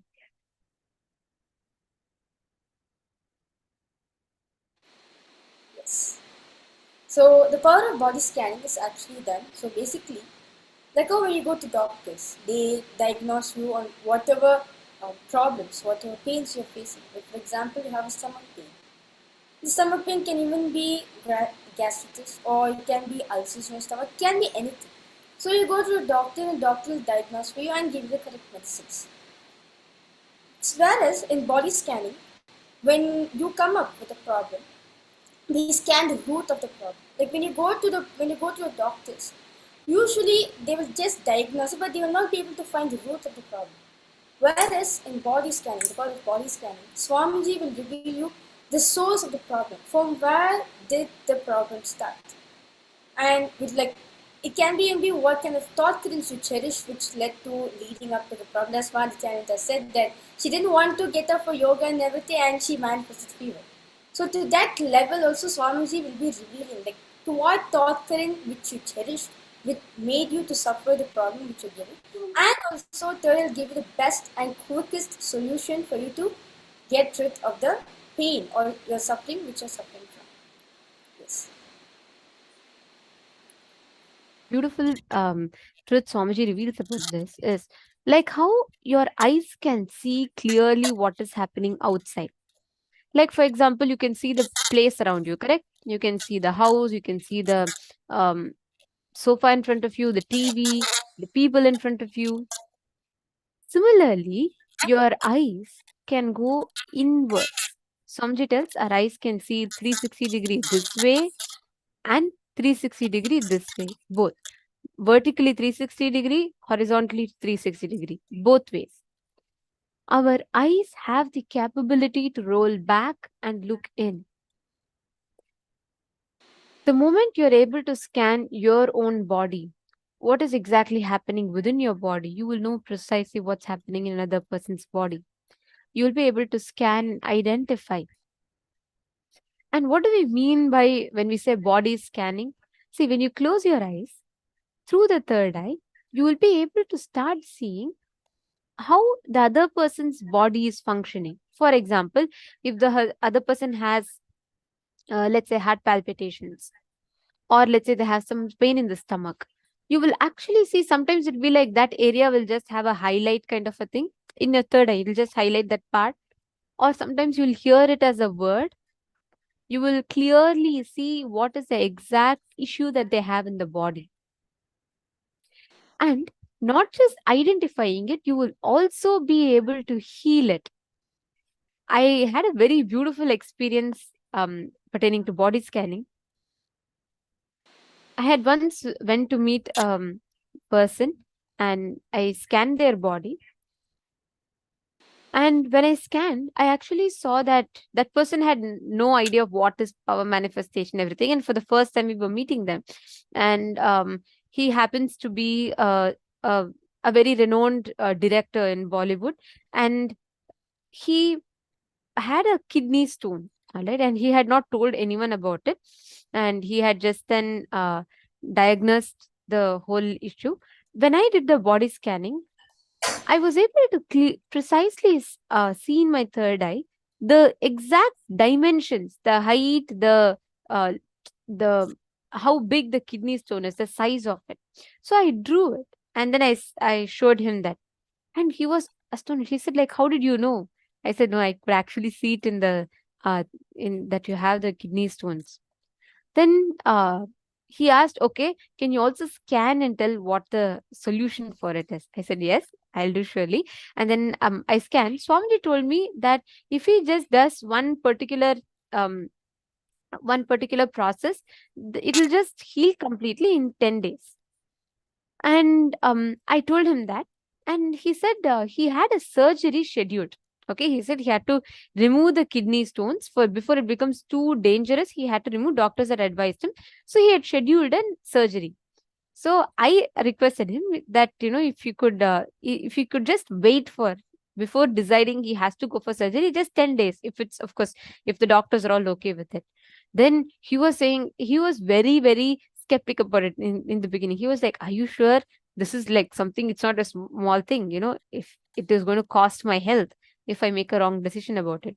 So I said, no, I actually can see that your kidney stone is not as serious as it is, and it will really heal in 10 days. It's the exact solution that it will work. Then he said, okay, I will see, and let me see how it works. And he was not sure, but since I saw, scanned and saw exactly the stone that was there, he said okay, he would try. And I actually saw clearly, Swamiji told me in my third eye, I will take care. That was exact words that Swamiji said. So I was like, okay, Swamiji will take care, don't worry. And in about 15 days or so, after the scan, there were other programs and everything, and suddenly I got a call from this person, and he was almost in tears. Okay, he was like, I could actually hear him tearing up. He said, Ma, I really want to meet Swamiji. I said, what happened? Is everything okay? What's happening? He said, you won't believe what happened with me. His whole tone was completely different. I said, okay, what happened? He said, after the 10 days passed, 11th day or something like that, he started having severe pain. Okay, like there was sharp pain in his stomach. And his family members were concerned, and he said that his family members told him, you should have not listened to that kid, and you should have not like postponed your surgery. You should have simply gotten your surgery done. See, all this is happening like that. And he was so concerned. He was really like concerned that he made a wrong decision. And he said he immediately went to the doctor. He was having that for that last few days, when the 10 days were getting over, in that last few days period.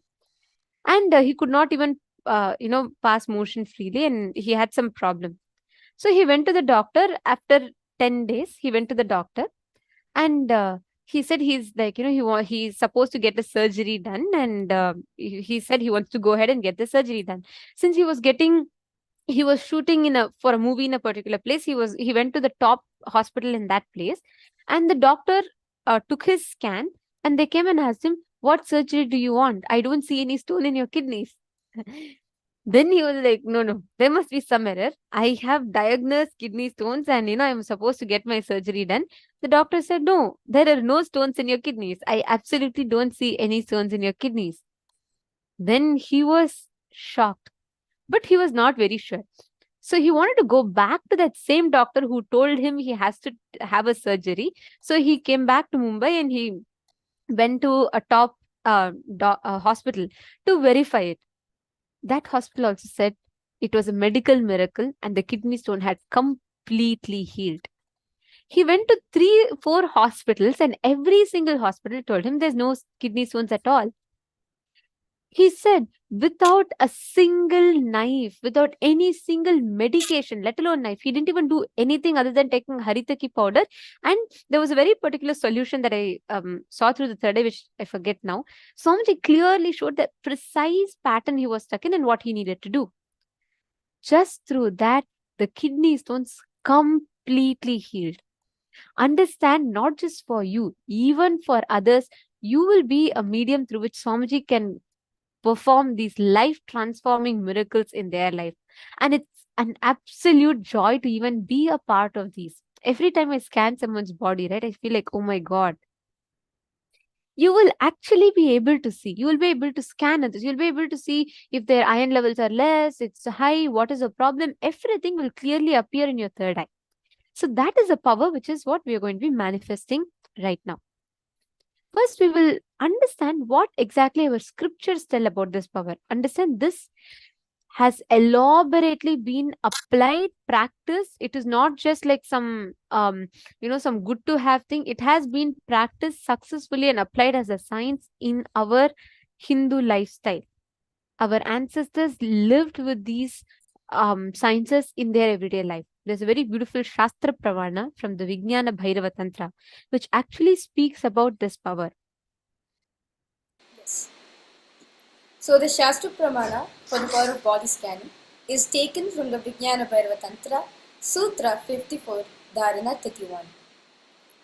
स्वदेहे जगतो वापि सूक्ष्मसूक्ष्मतराणि च तत्त्वानि यानि निलयं ध्यात्वान्ते व्यजते परा. The meaning is, Bhagavān Paramashiva says, cognize deeply that from the subtle to the subtlest contributive principle, the whole body, Swadeha, or the whole universe, simultaneously consists of the essential reality. They are being absorbed in the source cause, Paramashiva.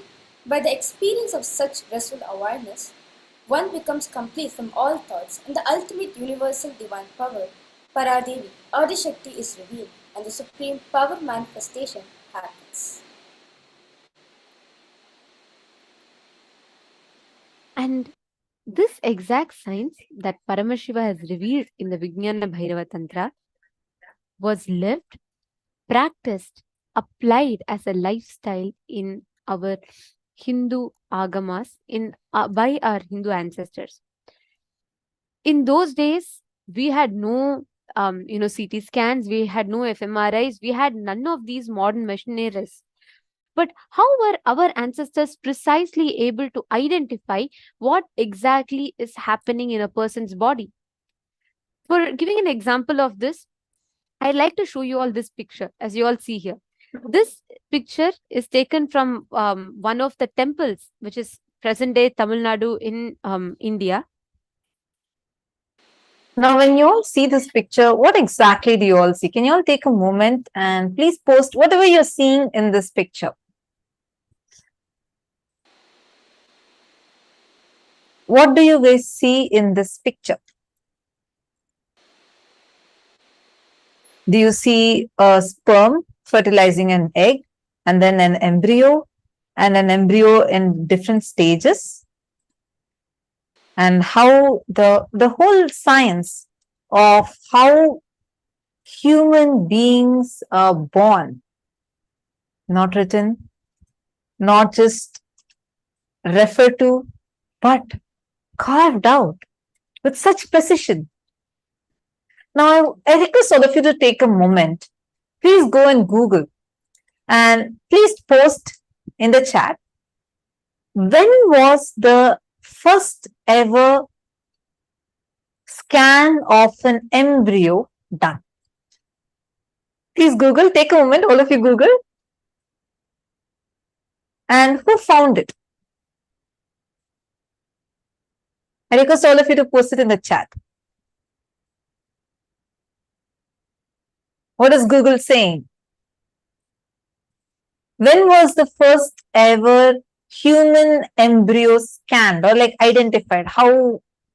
Which year was it and who did it?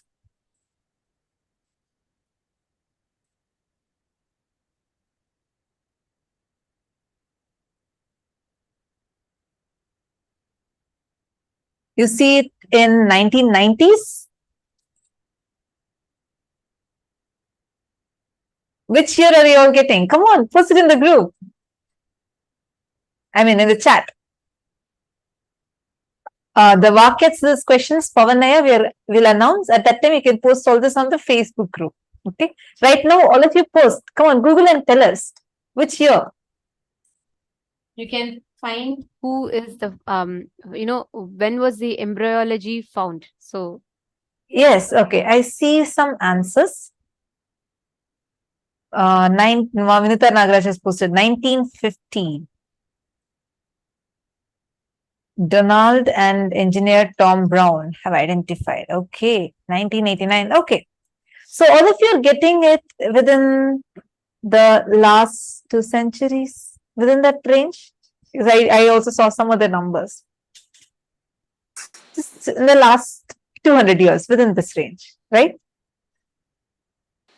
Now, I'm going to show you all one more temple carving. Please see this picture. How is it? An embryo with the umbilical cord. This is almost in its 3rd trimester.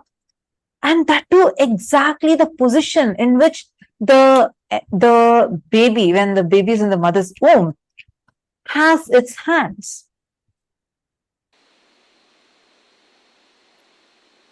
How were these discoveries done? according to the modern day science, and as all of you Googled, Google says that till the 1900s, we didn't even have the knowledge of how the embryo looks like, how the baby in the stomach looked like, how was this fertilization process happening. Nobody knew.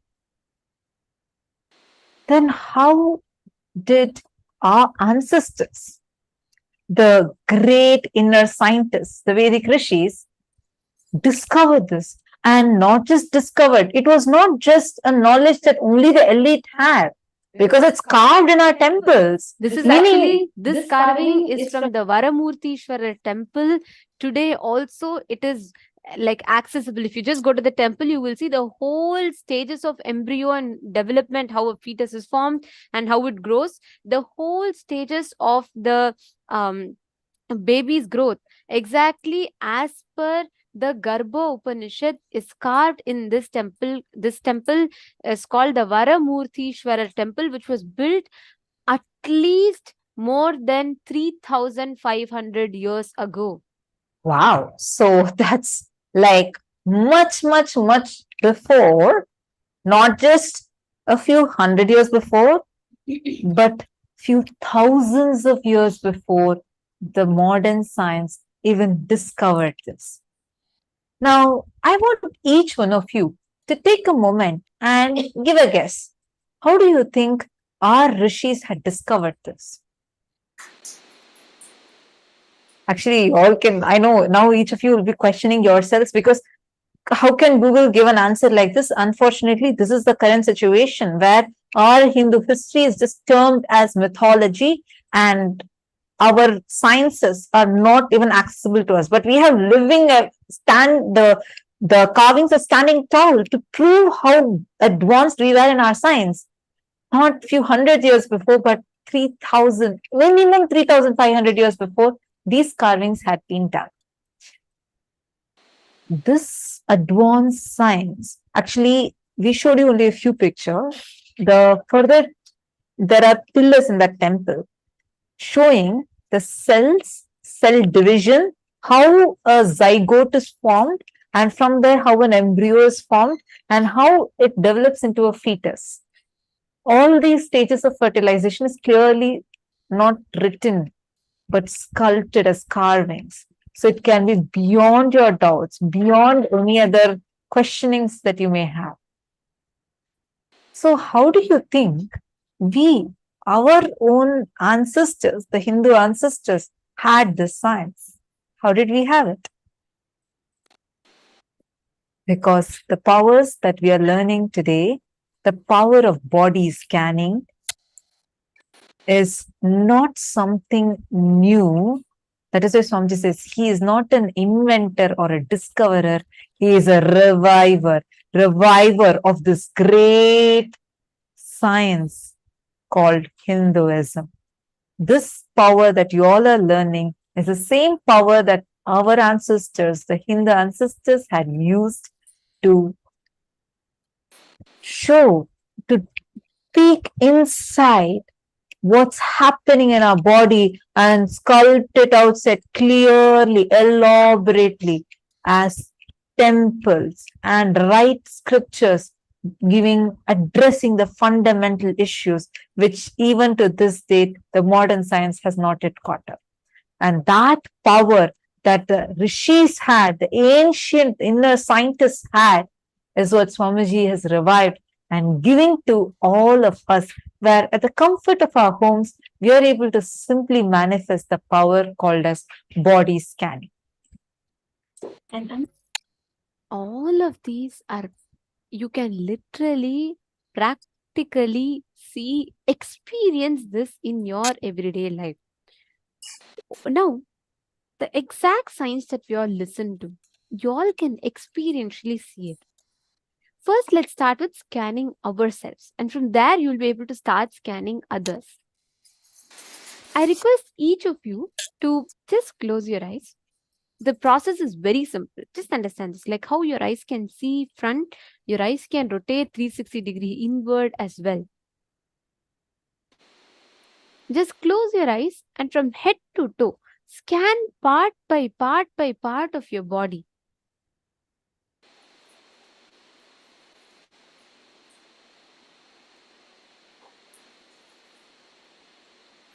So now all of you can sit straight with your head like a spine in a straight line. Keep your body posture straight and close your eyes. Connect to Swamiji, like in however form you want to. Connect to Swamiji. Visualize Swamiji in your third eye or in your Anandagandha.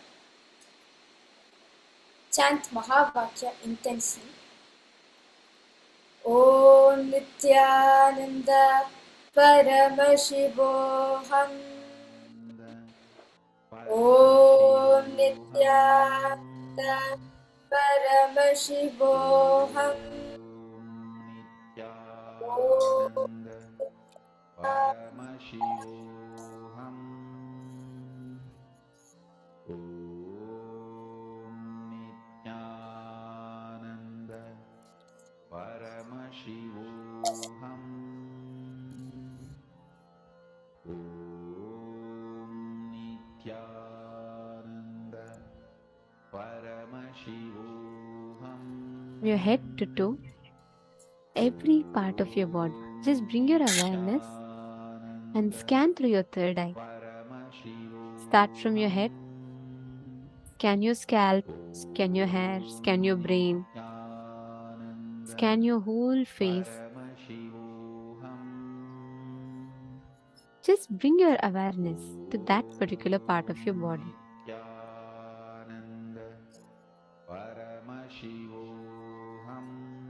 Sit straight with your head, neck, and spine in a straight line. Please close your eyes. Manandeshwari, Makareen, I request every one of you to close your eyes.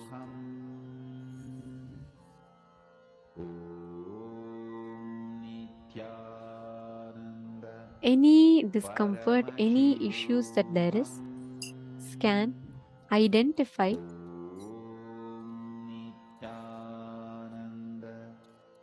Move from your head to your face. Scan your eyes. Scan your nose.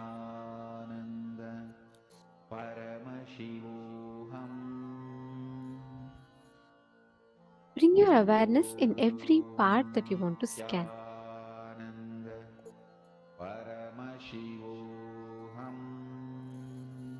Sometimes if there's an issue, you will see the exact issue, or you will see like a red highlight, like a laser light kind of a thing. Your body will highlight. Your third eye will show it to you in different ways, whatever problem is there.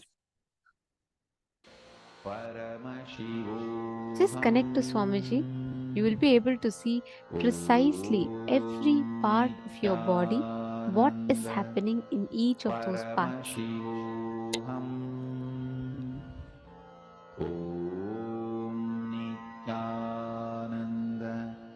Paramashivoham.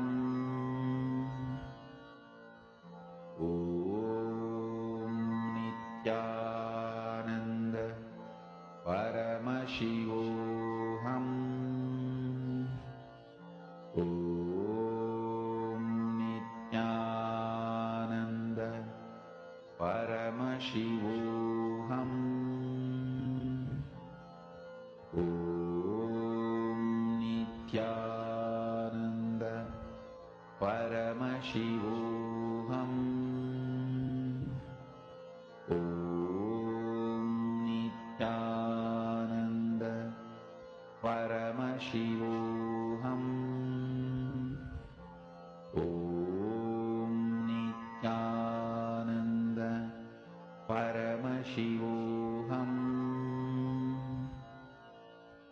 Om Nithyananda Paramashivoham.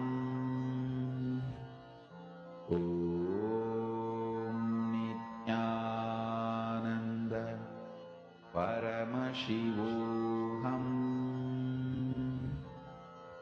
Om Nithyananda Paramashivoham. Om Nithyananda Paramashivoham. Om Nithyananda Paramashivoham.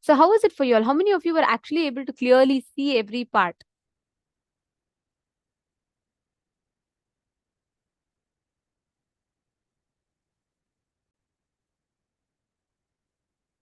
Cognitive structure, yes. Pavanaya, cognitive structure can also be healed. So you're asking like body scanning. See, understand, you're asking like how one can scan a person's body and heal it. Can they also scan the thinking currents? Yes, the cognitions can also be scanned.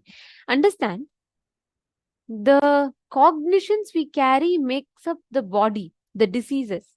Constantly denying life's possibility manifests as the disease of cancer. It's a science. Understand, our body has certain built up cognitions reflect as certain issues in the body. So what we are going to be doing when we scan is we are actually going to be not just identifying the issues of the body, but also the source thought currents, the mental structure in us which causes that issue. So you will be able to attend, but that's an advanced level, I would say. So when you start scanning, you'll become confident, and then you'll be able to start scanning even to the details of why that issue is happening in their body. So yes, Aya, actually body scanning is not just physical body scanning. Scanning your mind also is part of the body scanning. That's why Swamiji tells it's not just scanning the issue. Many times doctors try to identify the issue, but why that issue keeps recurring? There must be some problem in the thinking current, the mental setup. So that is what body scanning can identify. So you can heal the whole problem from the very root of it. So yes. All right. Now we're all going to be entering into a very, very important session. Can I request every one of you to please settle down? We're going to be now learning about the science of healing. Today, all of you are going to be receiving healer's initiation. Now we are going to be understanding how healer's initiation works. What is the science behind it?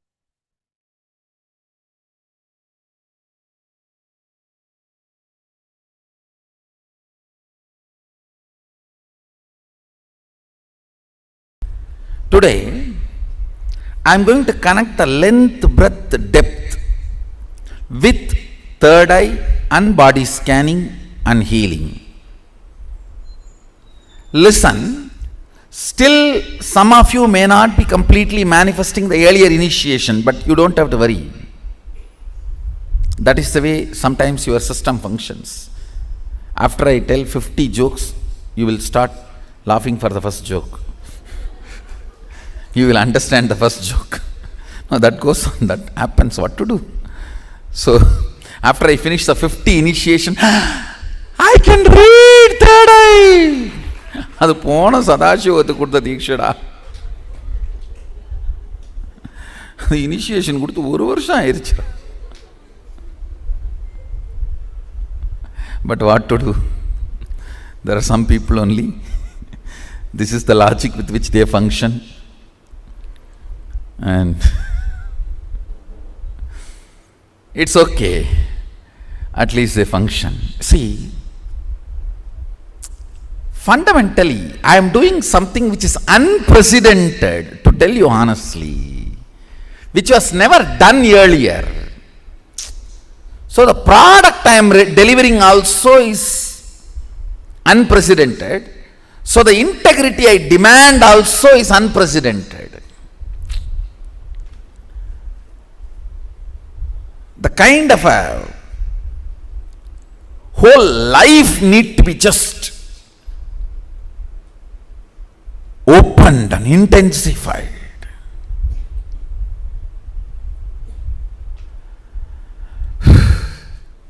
Kind of an intense connection I had with Arunagiri Yogeshwara.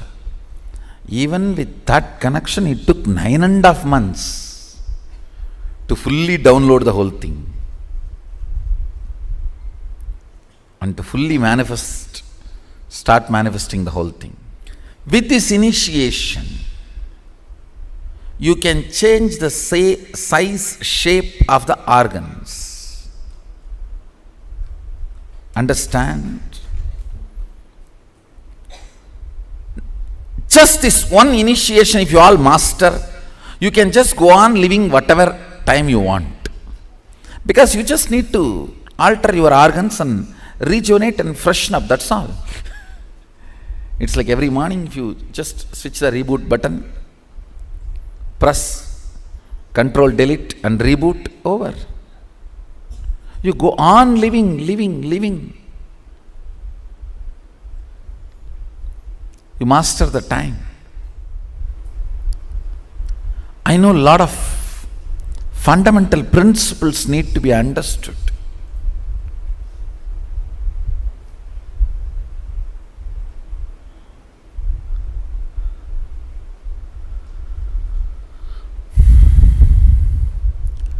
Unfortunately, humanity has moved so much away from nature.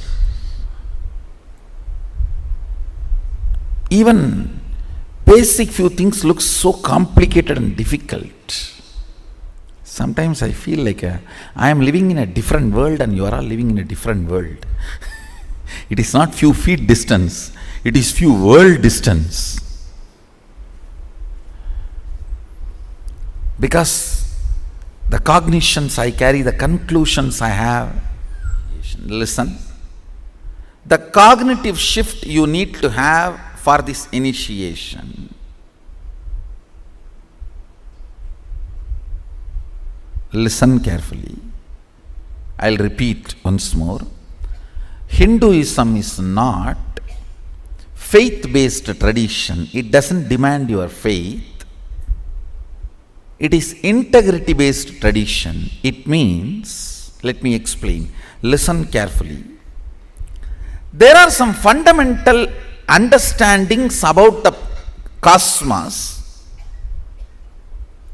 You commit to understand that and be integrated to that. That's all.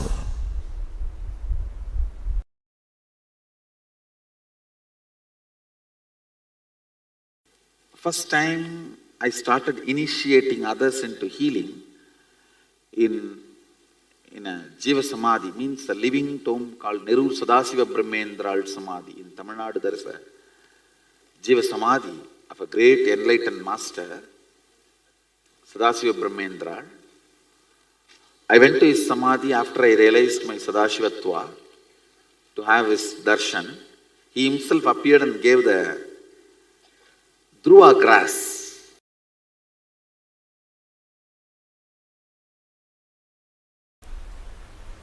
Actually, I feel that whole thing, all of you in front of me, and this whole hall, this mic,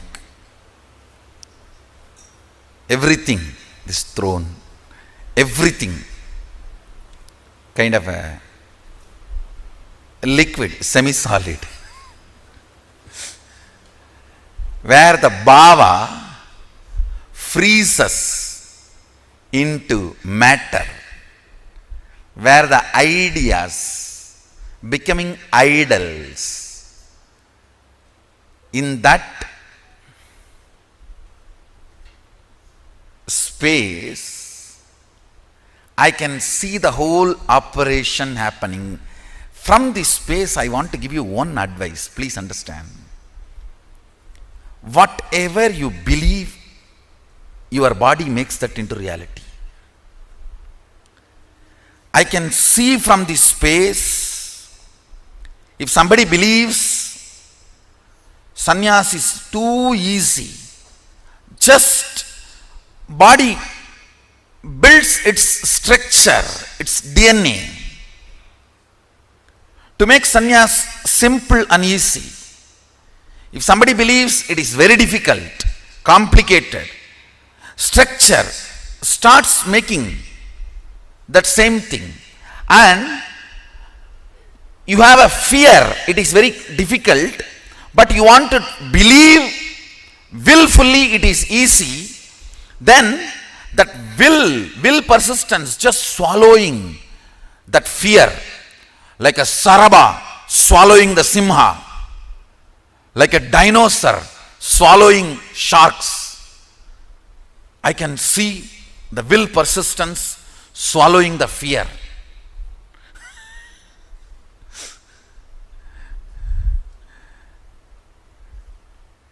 If you feel living in this place is the best, I am seeing you manifest that. If you feel there is problems here. I may not be in tune with this now. Then I see that same thing getting manifested. If you feel the fear is there, I may not be successful, I may not fit in, but with will persistence you want to feel, no, I will fit in, this is the best place. Then I see the will persistence behaving like a Sharaba. Sharaba means Mahadeva's incarnation to remove the blood of Hiranyaksha and Hiranyakasipu from Narasimha. See, Narasimha has to kill Hiranyaksha and Hiranyakasipu in a very raw way, like a physical, violent, eating the intestine, because the intestine was capable of keeping the DNA alive, which Narasimha does not need, doesn't want. So he has to swallow it.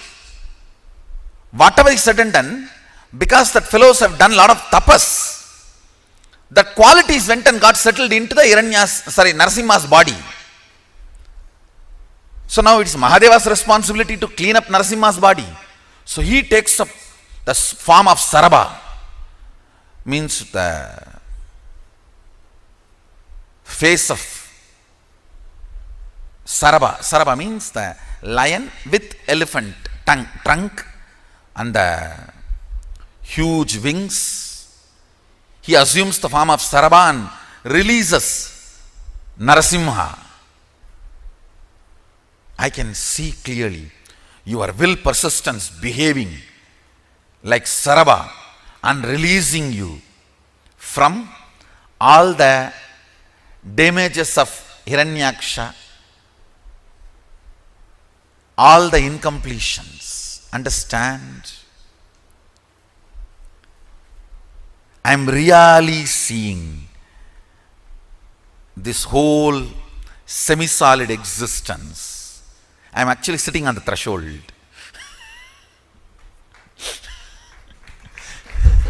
Because I have to be with the reality and I have to relate with your reality.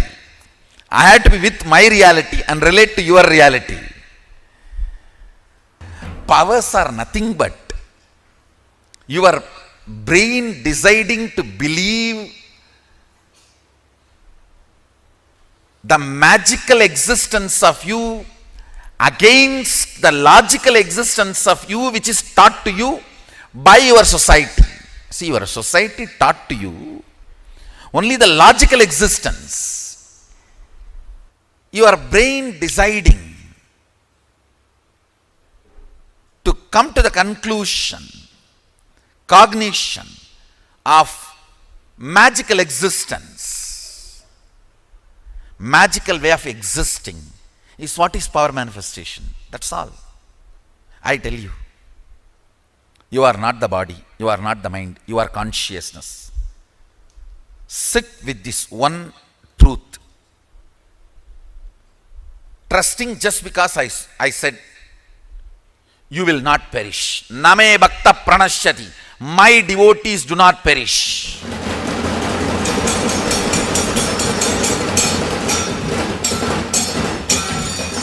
When you come to the conclusion, your consciousness, your pleasures will change.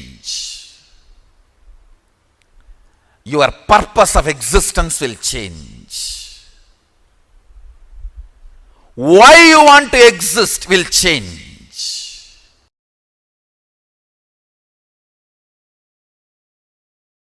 Understand, when you know your consciousness over the matter, then your internal organs are also matter. Have power over them and start healing them, reversing them. Reversing the diseases and reversing the aging. Reversing the tiredness and boredom they all feel due to aging. That's the real achievement. Understand? All powers are to manifest what you want in your life as reality. If you are able to materialize something, then start using that power every day in your profession, in your career, in your everyday life. Start moving things in your life. Otherwise, what is the use? What is the use of this so-called materialization or other manifestation of powers? So understand, manifestation of powers is to manifest Ishwaratva. Means, Ishwaratva means being Lord of your life. At least your life. Be Lord of your life. Manifest whatever you want. Go on, I tell you, when you start manifesting whatever you want very casually, with a lot of fun, without much effort, without feeling difficulty or anxiety, even once you feel, will it happen or not? Over. You are no more Ishvara. Without even remembering like that once, moving things, moving life as flow is Ishwaratva. Understand? Ishwaratva is the smell of Sadashivatva. State, space, powers manifestation. In this three level, Ishwaratva is smell of Sadashivatva. Ishwaratva is flavor of Sadashivatva.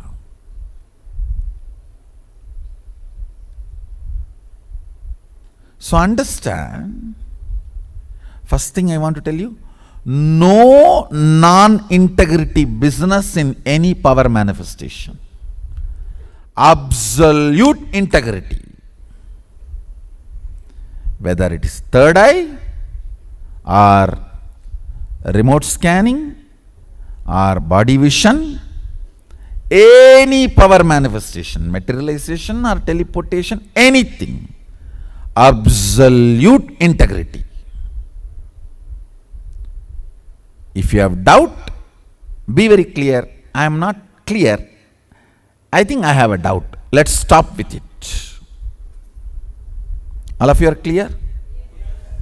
Absolute integrity. Do not try to bring any name or fame by non-integrity. I do not want. I am very clear. Let integrity be our life breath.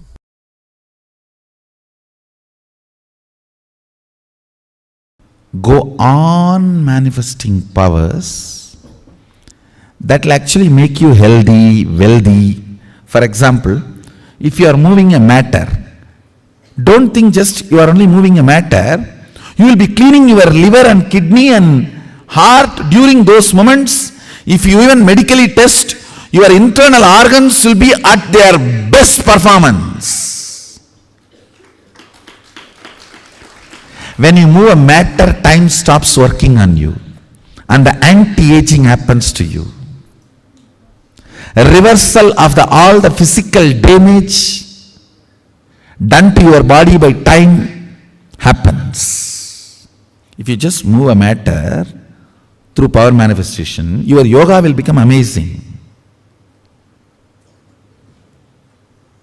Your digestion will become amazing. And your wealth manifestation will become amazing. Because you need to understand all power manifests from the space of Mahadeva, Sadashiva. It's not that for each power you have a separate mantra and you use that mantra, only that power manifests. No.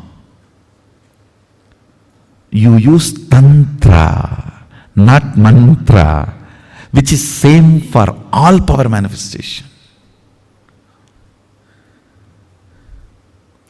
Go on be power manifesting. Go on be reaching out to others. Go on be causing.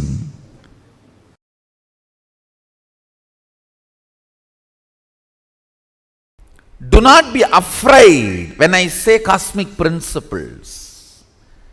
They are actually some of the foundational truths. You are using the body. You are not just the body. Many of the ideas you carry about you are ideas, not you. That's all. Understand? Many of the ideas you carry about you are ideas, not you. It's not that it takes years for you to come to these conclusions, because you never tried. Oh, no. These are all.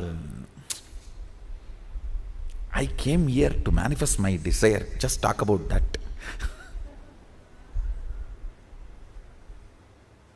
Understand? Every time you come to a conclusion of a cosmic principle, your third eye just goes up. Ooh. It gets refueled, tank full.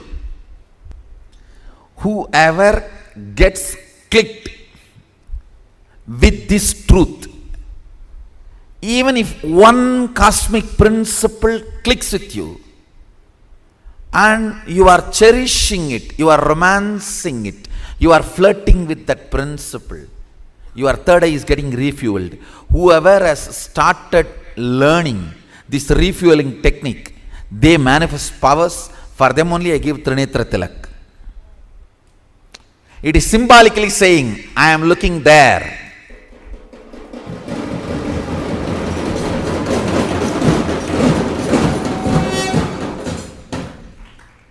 Listen, constant remembrance of me means body and mind.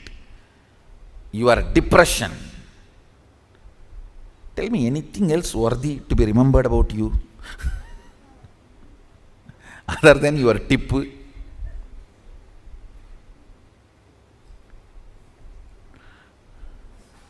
That me makes the third eye go down, pulls down the energy of the third eye, anya. Literally, it convinces your will you don't have future. It is all impossibility. Impossible. Understand? Many times your thought current about your goal makes you believe more and more impossibility.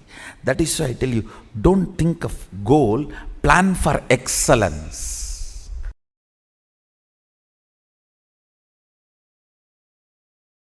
Understand, my job is the most difficult job. I have to completely teach you opposite way of thinking what society has taught you.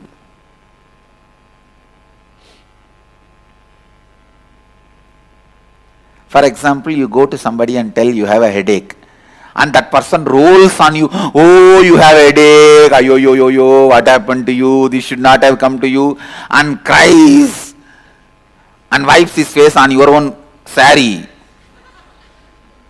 does all the dirt. You think, oh, how loving this person is, how caring this person is.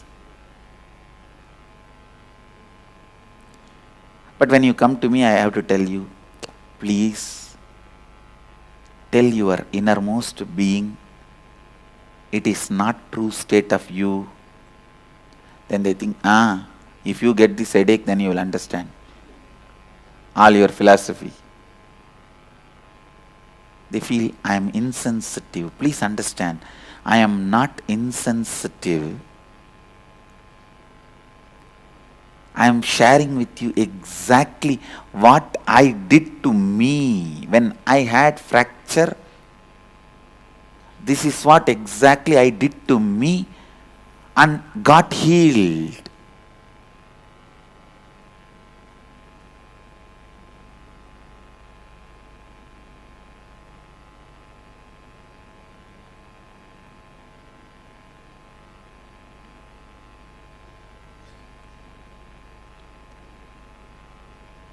Morning 7, I think I had fracture. 7 or 7:30 roughly. Evening by 3:30 or 4:30 they have done the surgery. Throughout, neither there was a pain, nor any painkiller, or any other medical care or support. I was just sitting and not even one moment I was unconscious.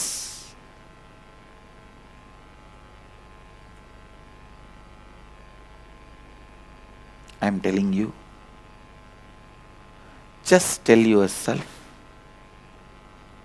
when you tell your DNA you are complete, you walk out of diseases. When you tell your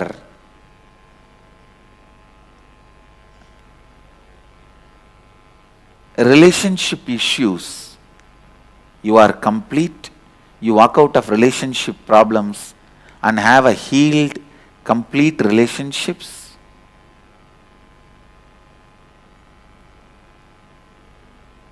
When you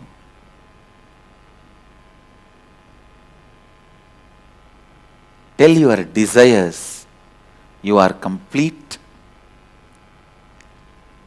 much more than anything you desired, life showers on you. When you tell your fears you are complete, no harm can be done to you, how many ever people may try to harm. I am not talking out of arrogance or ego, please understand. I tell you, when you are complete inside, no one can frighten you, no one can harm you. Cosmos functions on intelligence.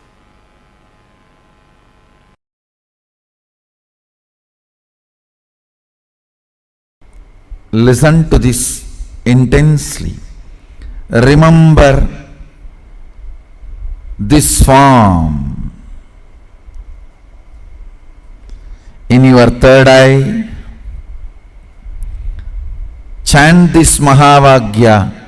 Om Nithyananda Mahasadaशिवोहम. Open your third eye and see, you will be able to scan anybody, your body or any other body. When you scan, wherever there is a problem, see through the third eye from the same oneness space and give instruction, let it be healed and healthy. You will see live the tumors melting, fat melting, stones getting cleansed, fat melting and bodies becoming even shaped. Not just health, you can even bring beauty through this power to yourself and others.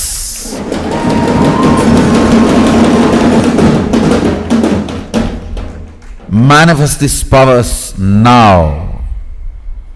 Start playing with them and manifest now. Use this power manifestation.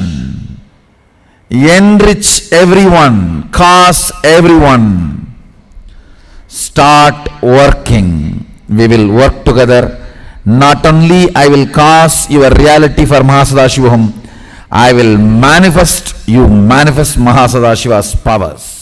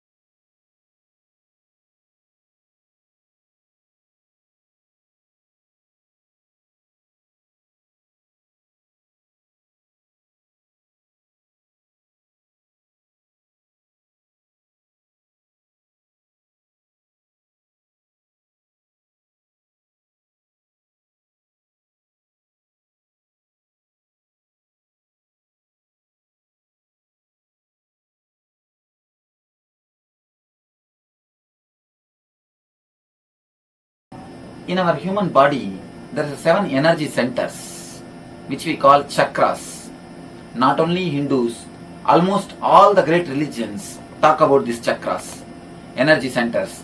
Now in modern day, the Kirlian photography, which is practiced widely in the Russian technology. Kirlian photography is just like X-ray. They diagnose the people 6 months before. 6 months before the disease comes into the physical body, the disease can be diagnosed by this photography. It photographs the auric body, the light body of the man, and diagnoses even the fatal diseases like cancer. So through this photography, now they proved the existence of 7 chakras. Existence of 7 chakras is proved by this photography. Whenever someone chakra is more active or less active, if the imbalance happens in someone chakra, that causes disease. These energy centers, these chakras only manage our physical, mental, spiritual, emotional activities. When some one of these centers get imbalanced, naturally the man falls sick. So if the energy centers can be activated, energized by meditation, if they themselves meditate and activate those energy centers, it is called self-healing.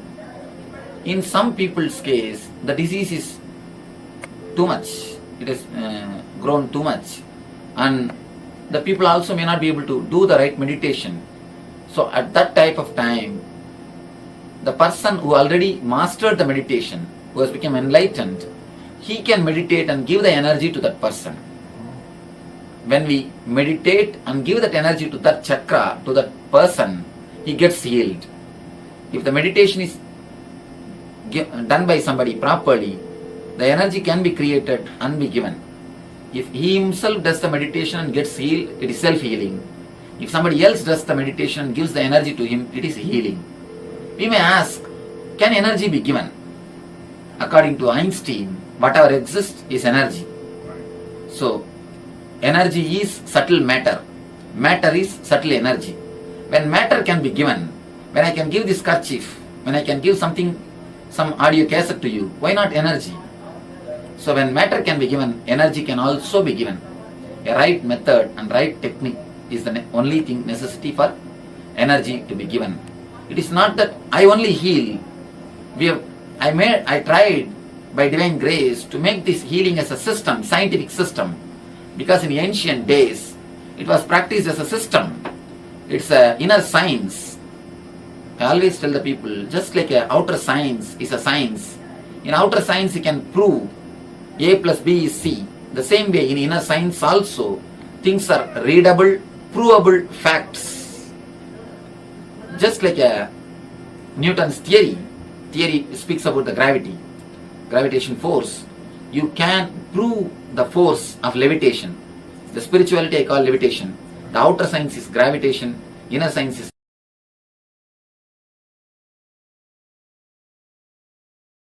Today the first question. Swamiji, what is spiritual healing? Can you explain the way we can understand?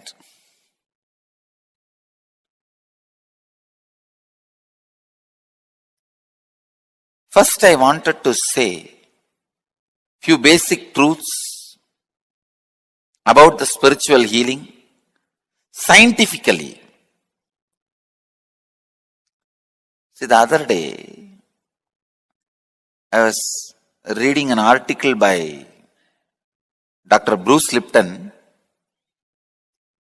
who has done some of the breakthrough scientific discoveries connecting the science and spirituality.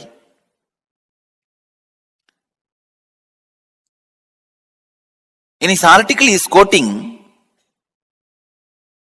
a term called entanglement from quantum physics. In quantum physics, there is a term entanglement. Means, when one energy source entangles with another, they interfere with each other, this interference can be highly positive and transformative and harmonious. Please understand. If one energy source comes in contact with another, if one energy source entangles with another, they interfere with each other, that interference can be harmonious and highly positive and transforming. Another one physicist, Amit Goswami, he published an article in Physics Journal. In that, he very clearly proves entanglement directly affects human beings. Please understand, entanglement affects human beings. There are thousands of examples for entanglement. If you have some 200 pendulum clocks put on one wall, the wall can be any length. It does not need to be within certain length. It can be like China wall, any length. If you have few hundred pendulum clocks,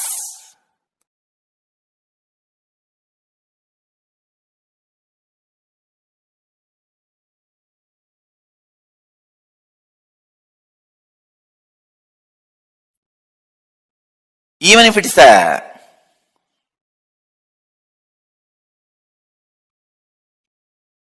long wall, put hundreds of pendulum clocks and start them all at different times. See, within next few minutes, all the pendulums will swing in synchronicity.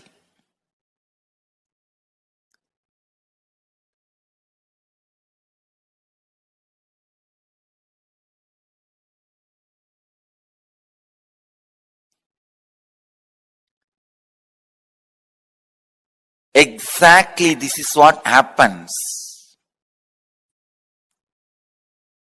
when you come in the breathing space of the healer. Please understand. When you come in my breathing space, this is what happens. Suddenly,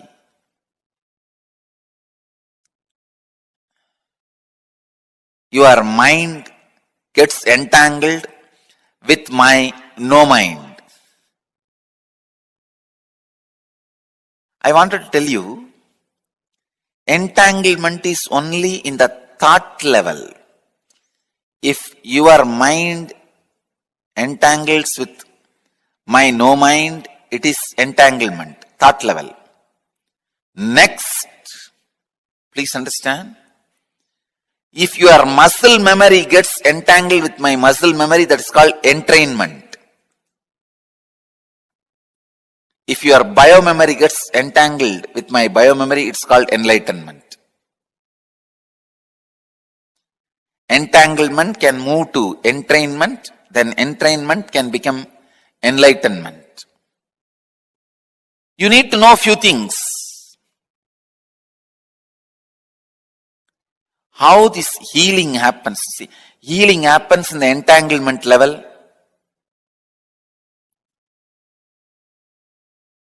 Kundalini awakening happens in the entrainment level. Levitation happens in deeper than entrainment. I can say momentary enlightenment.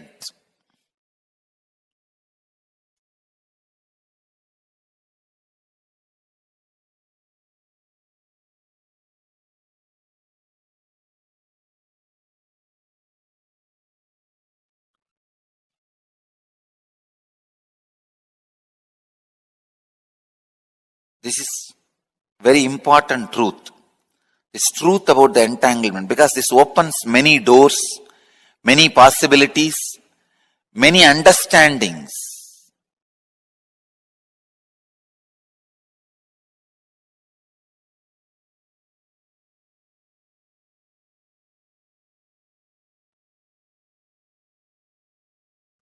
How I heal through healers? Because all my healers are pendulum clocks.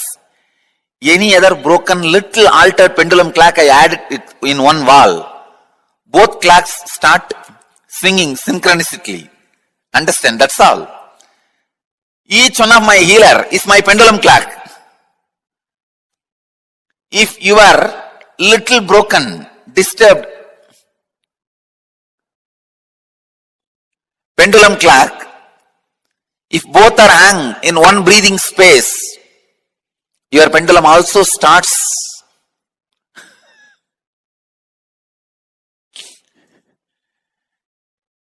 vibrating, moving.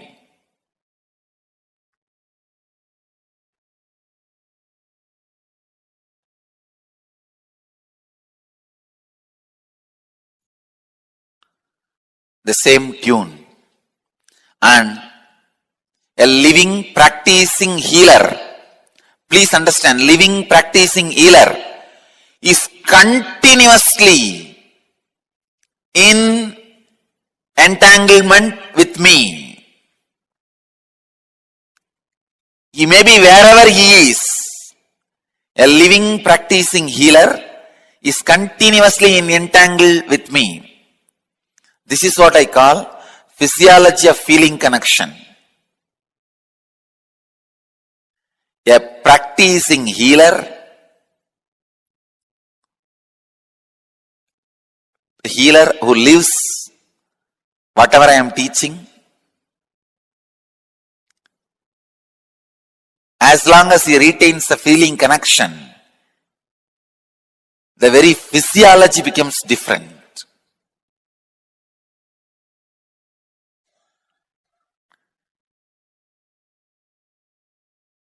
Entanglement means two person falling in tune with same thought. Entrainment means two person falling in tune with the same idea. Enlightenment means two person uniting beyond ideas.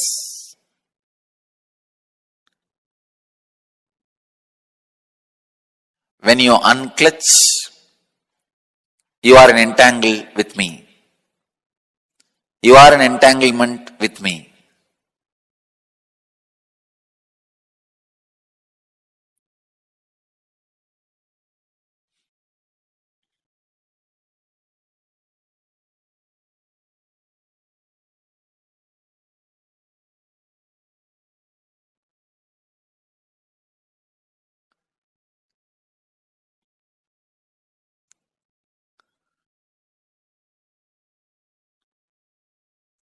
This again opens a huge door. Then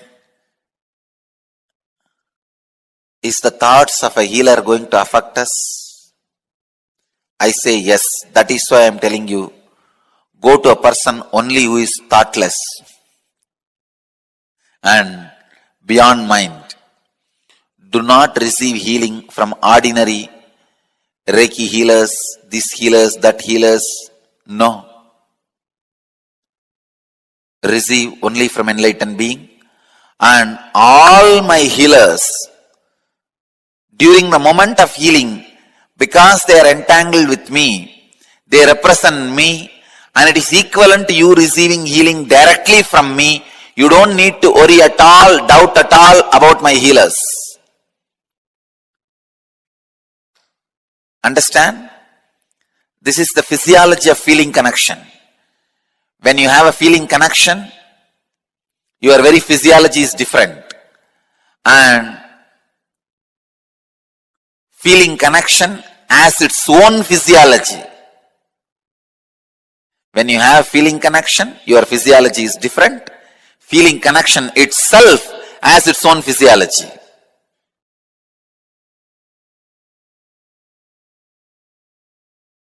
Please understand, the truth as it is I am sharing with you, the secret of healing, the essence of healing.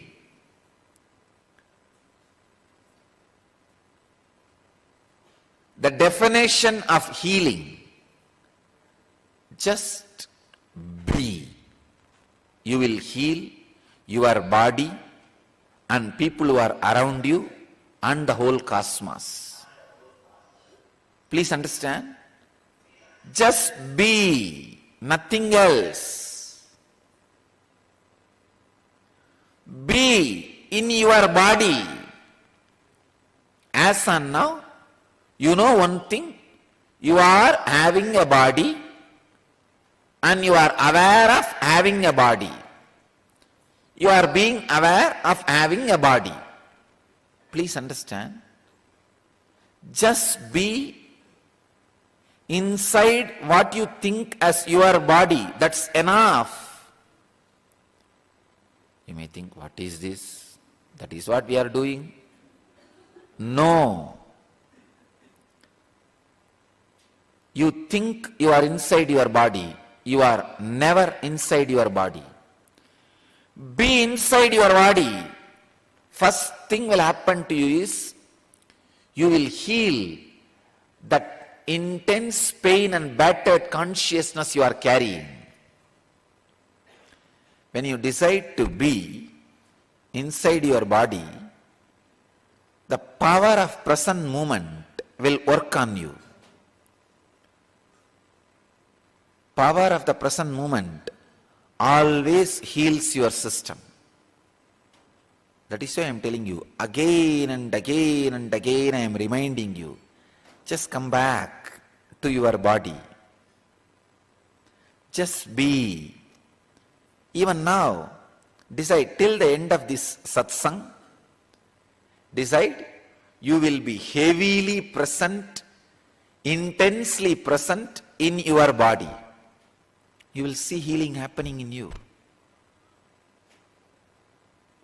Be. Just be in your body intensely. Suddenly you will see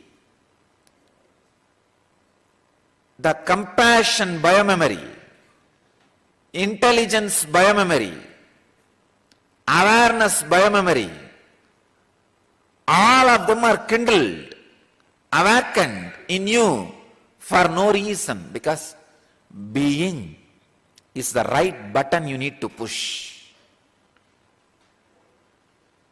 Be intensely inside your boundary, inside your skin, in this moment. You will really see your body, mind, inner space gets intensely healed. Nothing else needs to be done. Anything else is a ring attached to the gadget for easy pulling and pushing. To heal the cosmos and to heal yourself, you don't need anything else. Just be. Biggest problem is, we think that be is too simple or too difficult. Don't decide it is too simple and think it will not bring the result. No. Don't think it is too complicated because you failed last few times and stop making effort. No. Neither thinking it is too simple, it will not bring effort, bring the right effect on you, nor thinking it is too complicated, it will not be possible for you, is going to help you. Just try to be now. If you are not able to do after half an hour, forget about it. It's okay. Now, for the next half an hour, all of you have decided to be around me. Decide just to spend this time, be. Once you catch the taste of being, just be. I don't need to inspire you continuously. I don't need to give sermons to put you into the Vedantic experience. No. Your very living will be healing you and the cosmos. Just learn to be. You will heal yourself and the world. Even if you are not in the field of healing, if you want to heal yourself and the cosmos, I am giving you this process of technique. Just be. Intense compassion will start oozing out through your very system. Nothing can help you and the world like the intense compassion. I can say, intense compassion which oozes out when you are just in being is the Sarvaroga Nivarani, cure for all diseases in the world.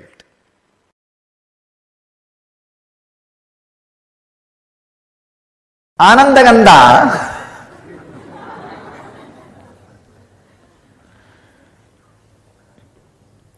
the science delivered to planet Earth only when incarnations land in planet Earth. I can say this is the ID card of incarnations. Social security number.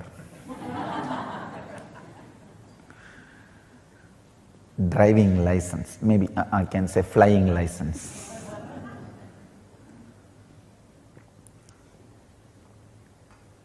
That is why the truth, the secret knowledge about Anandagandha first time becomes available to the mass, because it is only now the necessity to reach the mass and possibility to reach the mass for enlightened beings have happened. One, the necessity to reach the mass has happened only now because there is no one geography dedicated to the enlightenment science. Till my last predecessor, there was always one geography dedicated to these great truths.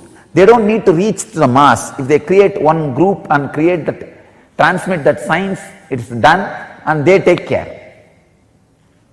But unfortunately, after the India's independence, worst calamity happened to the planet Earth is the geography dedicated to enlightenment is destroyed. It lost its uniqueness.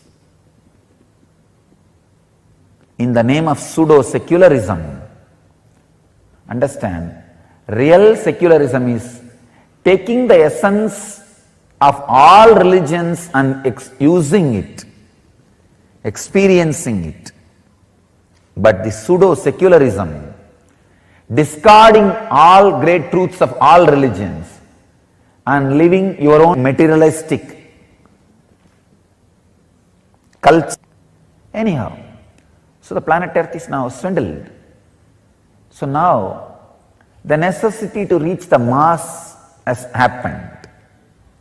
Second thing, the possibility to reach the mass has also happened. So understand, the need to reach mass and ability to reach mass has happened first time in an incarnation's life. After these two happened, maybe I am the first guy happening.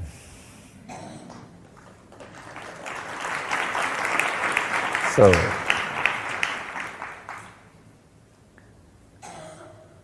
that is why I have to set all new trends. All pathfinders are path breakers. That is the reason the science of Anandagandha is revealed to the world first time. That's a source of superconscious healing. Understand? You have 7 major energy centers. About the 7 major energy centers, almost all religions talk. The 8th energy center, where all these 7 merge, become one with, is what is Anandagandha. That is why I say it is not even a separate chakra, it is a space, source of superconscious energy, where the matter comes in direct contact with consciousness, where the consciousness is directly touching the matter.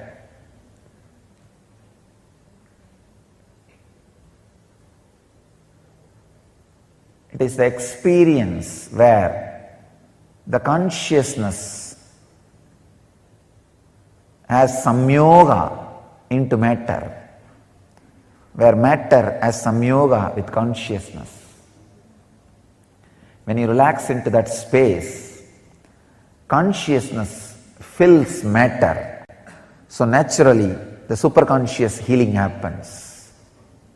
It is the highest happening which can happen to matter, not just physical healing or mental healing, radiating pure consciousness. Understand? My advent has happened to give a breakthrough for human consciousness, to bring new consciousness, new age man. New man who does not age.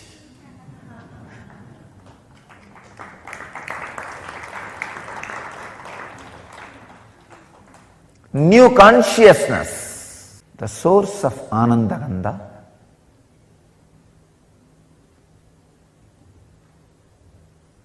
which is source of spiritual superconscious healing, is the ultimate science towards enlightenment. Not just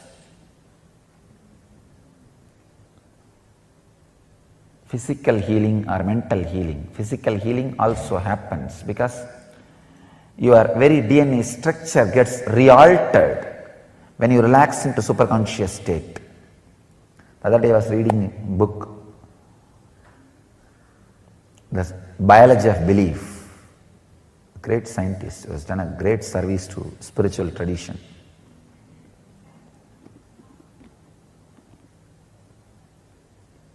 His researches really prove even the very DNA structure can be changed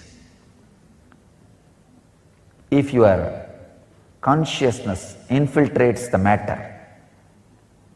Anandagandha chakra is the door where consciousness can infiltrate matter, where it can fill you.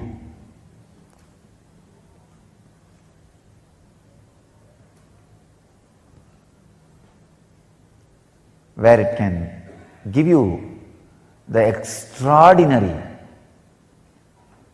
conscious experience, means breakthrough in human consciousness.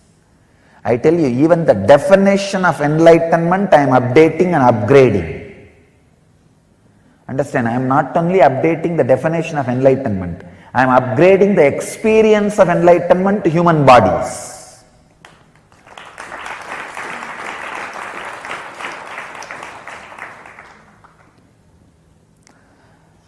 The possibility, the highest possibility which can be experienced in human body, even that highest possibility is being raised.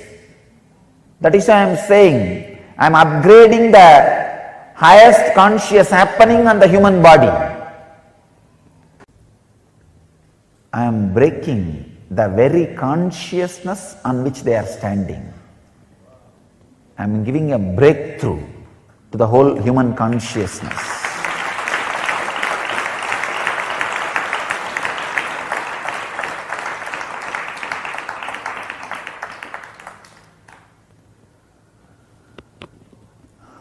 I am inviting all the people who feel the sacredness of my work, my contribution to the human society, to drop small differences to drop all these petty ideas, one or two if you carry, and gather together to spread this science to the world and protect it without being extincted, destroyed by these unconscious groups, establishments.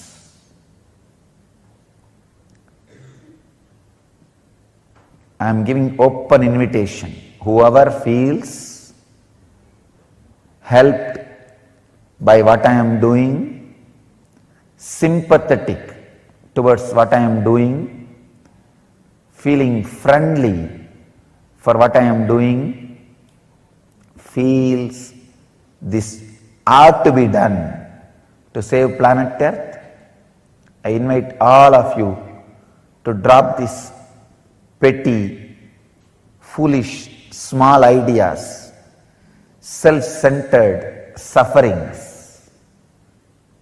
If you are self-centered constantly, you will create suffering for you. Drop all those foolish things. Let's stand together to preserve, protect and spread this great science of Anandagandha, the great process of giving breakthrough, great breakthrough, transformation to human consciousness. The very science itself cannot be described in one session. I'll try to give you the glimpse.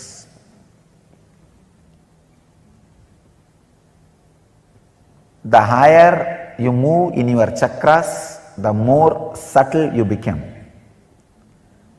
The subtlest possible chakra is Anandagandha chakra, where you are no more ordinary human and just disappeared into the extraordinary superconsciousness.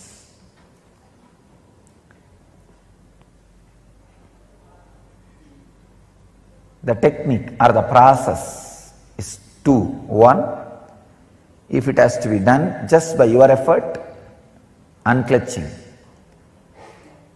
If it can be done with my effort also, process. If it has to be done only by me, initiation.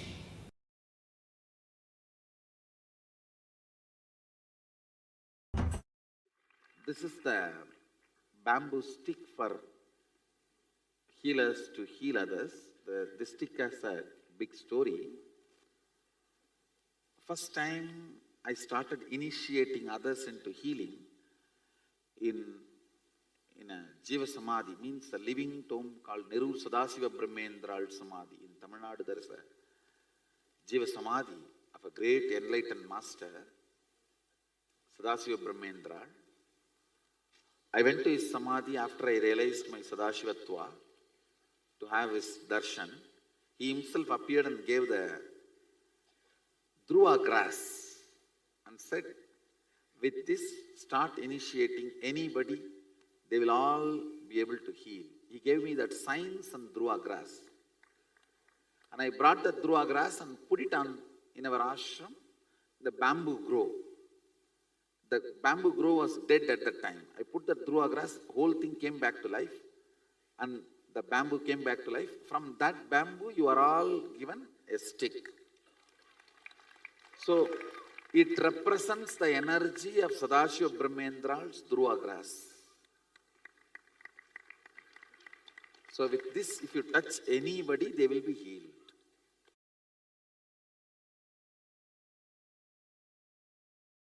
In the healer's initiation, I take the oath till you achieve the state of eternal consciousness. I take the responsibility of guiding you even if I leave this body. That is a promise taken by a master, given to a disciple at every initiation. This is traditionally the master is supposed to take this oath. When he initiates a disciple, and not only traditionally, it is a responsibility of the master. Master will see that you achieve that state. Till you achieve that state, constantly he guides you to that, and it's a big responsibility. When you take that responsibility, even if you leave this body, even if I leave this body, it is my responsibility to guide them, to help them, so that Sangha, the people with whom I am involved, with them I live 33%. Means, even if I leave this body, it is not that I will stop working. It will continue to, my energy or the energy which is operating through this body will continue to work through the teachings and through the Sangha. You may just miss the physical presence, but you will not miss the being.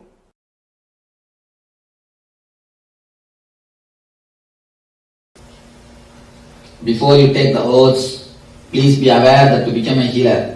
That's all. Oath 1. I hereby swear that the power given to me by Swamiji will be used for the service of all, both animate and inanimate. Your first oath is never to refuse healing to anyone or anything in need of it, be they people, animals, plants or inanimate objects. Any personal conflict or difference in ideology should never affect your healing. After all, this healing power is not yours to give or refuse. The power invested in you flows from a divine source, and the divine does not distinguish between right or wrong, saint and sinner. Divine mercy is unconditionally available to all who ask. The healing system I offer you has been created and perfected over the ages by the greatest ancient masters. It is a culmination of centuries of rigorous tapas. In fact, the original system developed by Patanjali was so sophisticated that it was beyond the comprehension of all. But a select few, the great spiritual masters who followed him, poured their life into simplifying the system and made this precious gift of knowledge available to all. In order to cherish this legacy and truly be benefited by it, you must be willing to drop your ego and share this gift with joy and compassion. The only reason you can have for refusing the healing would be if the person is likely to violate your person or property. If he is a thief, if you feel that by letting him in, he may disturb your property or you, only then you can refuse. But please ensure that your personal opinions are not influencing your decision. Actually, after initiation, you will find that this attitude comes upon you naturally. In the presence of this tremendous healing energy, petty considerations like differences in religion, ideology, or personal conflicts simply won't count anymore. For starters, try this exercise. For a moment, close your eyes and imagine that your worst enemy, mother-in-law, someone who has really hurt you in the past, has approached you for healing. Can you bring yourself to consent? If you feel certain, can you heal him? Without hesitation and humility and love, you are ready to take the next oath. Understand? Even if your worst enemy comes and asks for a healing, you cannot say no. Because this is a gift created by the divine masters, not for one family or one group. It is created for the whole world. One thing, we always have our own prejudices. He is right, he is wrong, but from his view you are wrong. So you cannot hold on to your views that if somebody is right or wrong as far as healing is concerned. It is for the whole world. It is for the whole world. You cannot say no to anybody, even any animals or the plants. So many animals or plants are having the benefits of healing. I have seen so many cases. When I go and touch the plants started giving flowers, started giving drumstick tree. It was not giving fruit. She healed and it started giving fruits. And there are thousands of instances.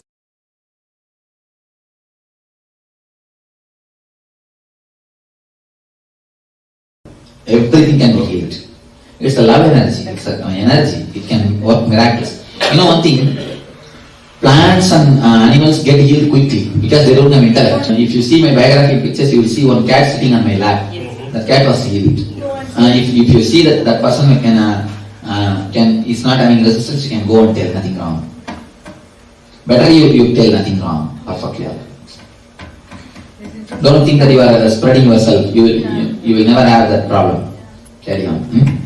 How One more thing, there are many people, they heal only their family people, not everybody. Don't do that. Serve everybody. If you heal others, only then you will be able to heal your family people. You see, understand few things that nothing you will carry. Simply you will die without even a cloth. You cannot carry even your clothes. Understand that one thing. When you die, nothing can be taken with you. So why to have, after all few days, it is nothing but few days you are living here.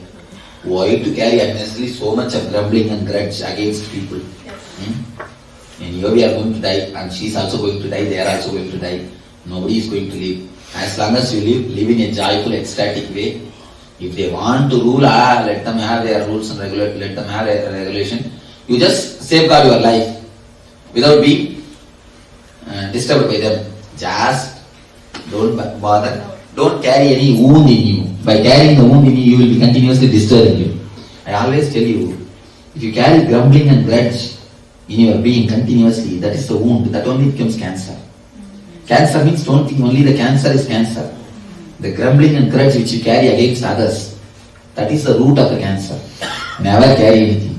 After all, you are going to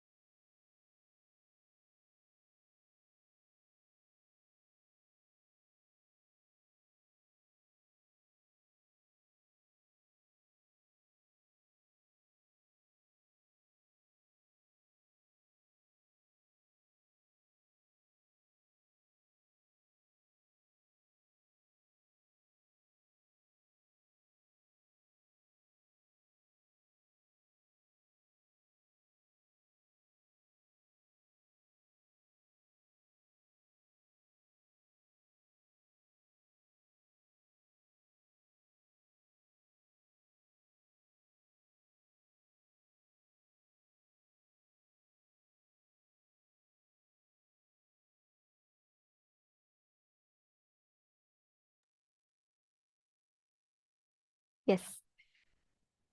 Swamiji revealed such an amazing science of how exactly the healer's initiation works.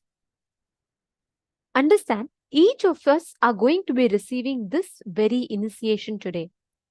Our body has the innate ability for it to heal itself. Our body has the power, the ability for it to heal not just itself, even others.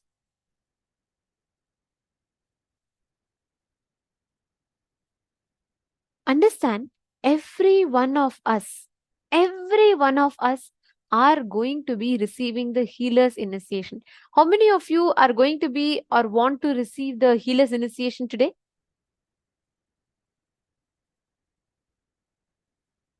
How many of you are applying for the healer's initiation? Can I request you all to put yes in the chat? Because this session is very, very important. In this session, you're going to be understanding about the oath that you're supposed to take as a healer and what is the lifestyle changes. Okay, there are many of you here. Nitya Dhanvantrika. Ma Dhanvantrika, your name itself is like Swamiji beautifully revealed in that darshan, I remember. Swamiji has given you an amazing name. Dhanvantari is a lord of medicines.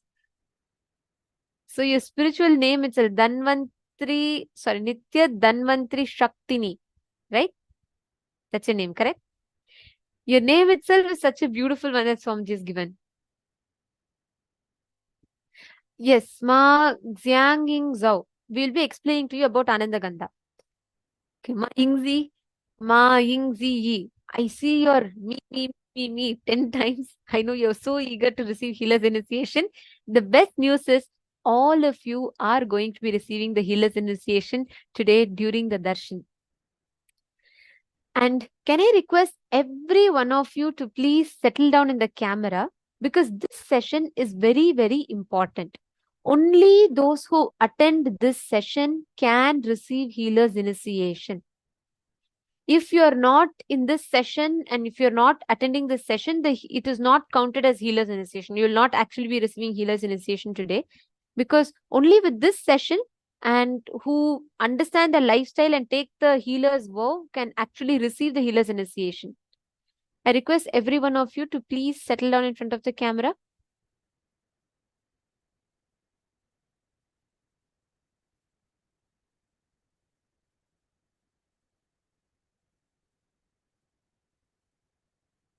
Can I request all of you to come? How many of you are listening? Please put yes in the chat. How many of you here are listening?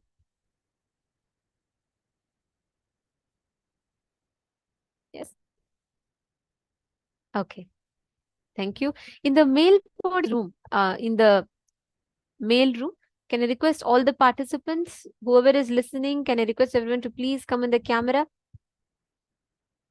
Ying Zhu Sho, Vidya Rupan Ayya, Nikhil Thakurji, Arvind M. Ayya, Antriksh Anandaya. Okay, thank you. Manoj Talwar Ayya, thank you.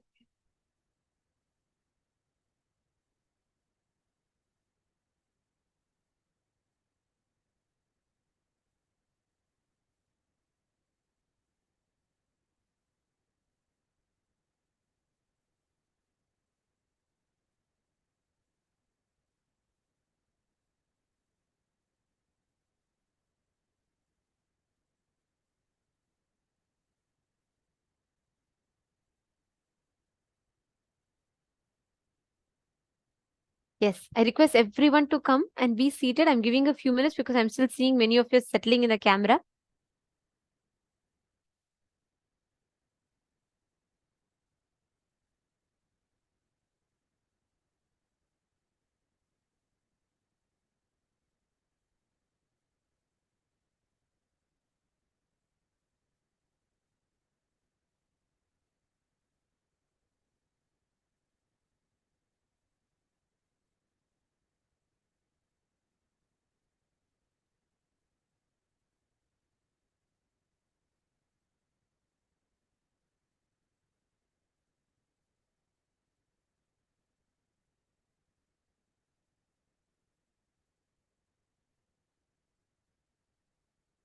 Okay, great. Now I see all the participants have settled. Okay, listen to this one session, because in this session, all of us are going to be addressing the lifestyle aspects, understanding a little bit more about the healer's initiation. And can I request Sunil Yadavji, Piotr Vajtaya, Chaikun, Fabio Bruno, Digambaraya, Vinodaya, Bhaktaya, Travis, Vankyon? Can I request all of you to please come in the camera? This is an important session, so just want to make sure that every one of you are here listening completely. Pavanaya, actually healing others is not at all a difficult job for us. You will understand why. I'll explain you all why. Okay. Now, we're going to be understanding about what is healer's initiation. Healing. Understand, every one of us have inherent ability to heal ourselves and heal others, which means any issue you have in your body, you will be able to heal it completely.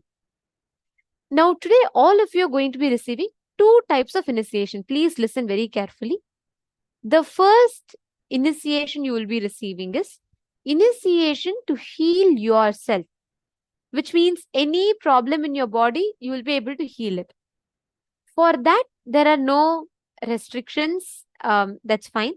But if you want to heal others, let's say you want to receive the initiation where you manifest the power of healing others. For that initiation, you should not be drinking, smoking, eating non-vegetarian food. You should not be doing this, and there are further lifestyle changes that will come. So if you want to have the initiation where you are going to be healing others, today you are going to be receiving that, and there are few changes, lifestyle changes that you will have to do, which we will be understanding further. First thing, understand, when you meditate, when you practice, right, the healing energy, you will have a beautiful continuous energy flow. When you are receiving the ability to heal others, you should not be drinking alcohol, you should not be consuming non-veg. When I say non-veg, I include egg, even mushrooms and yeast. You should not be consuming any of these items.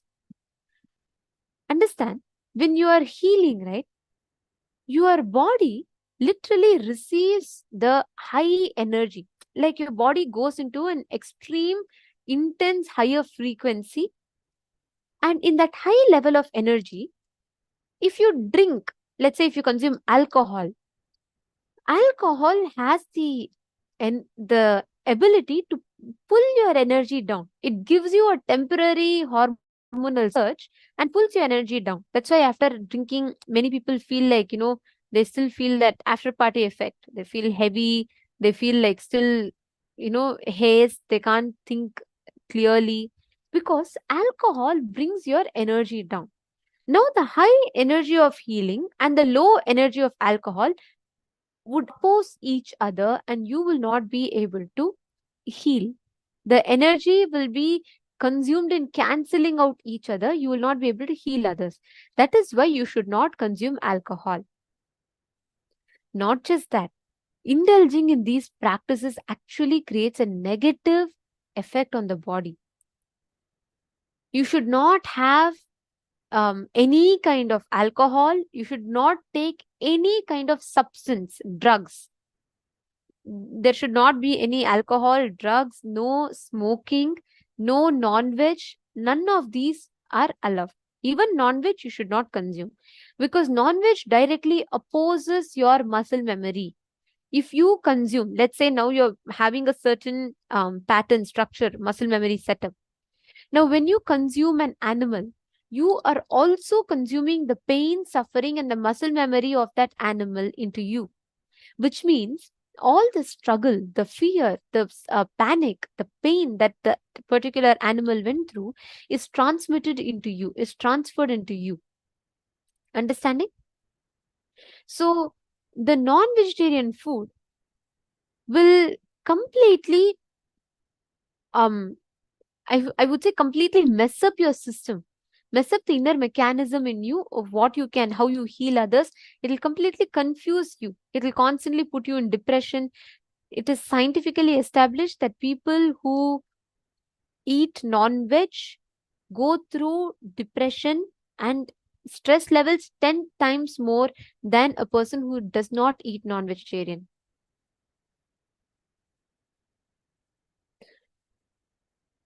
Okay, Ma Salananda is asking no chemio. I do not understand what that means. Ma, if you could please maybe explain it, I'll be able to answer that. Ma Vigneshwari is asking, isn't mushroom classified as vegetarian? Yes, ma. Broadly, it is classified as vegetarian. But what Swamiji defines as non-vegetarian, I'll explain that.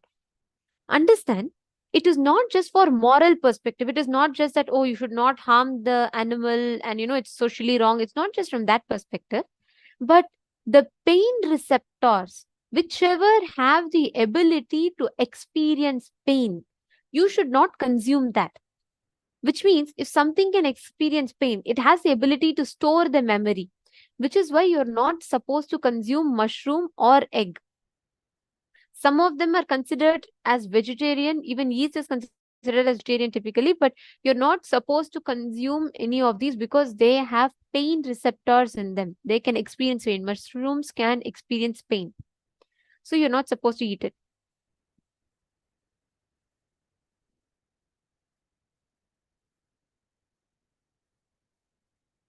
Ma Hilde is asking, Ma, can you please explain why eggs?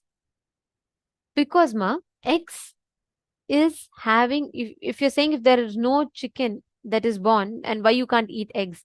Okay, understand, Ma? Eggs also is a potent life energy. It has the ability to store pain.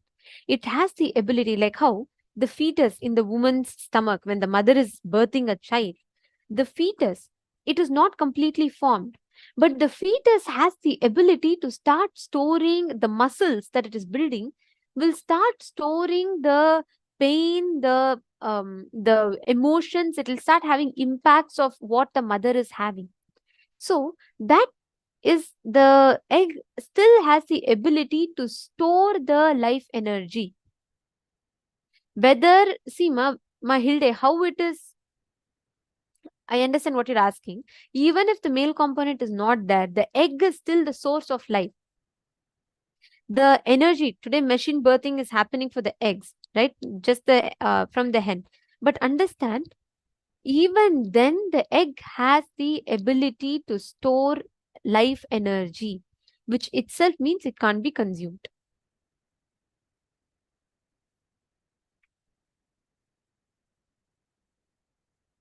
Organic goat or buttermilk is okay. Yes, goat milk or buttermilk or even cow milk is okay, ma.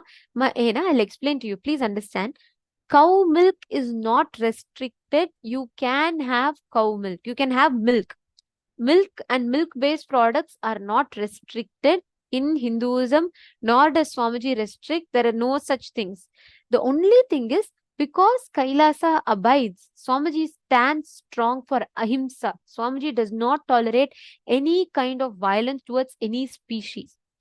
That is why Swamiji has ordained that all the Kailasas around the world only consumes violence-free milk, which means today many of the cows, almost all the dairy farms, after the cow starts giving milk, after the cow stops giving milk, this cow is sent to slaughterhouse where it is butchered and it is sold as beef.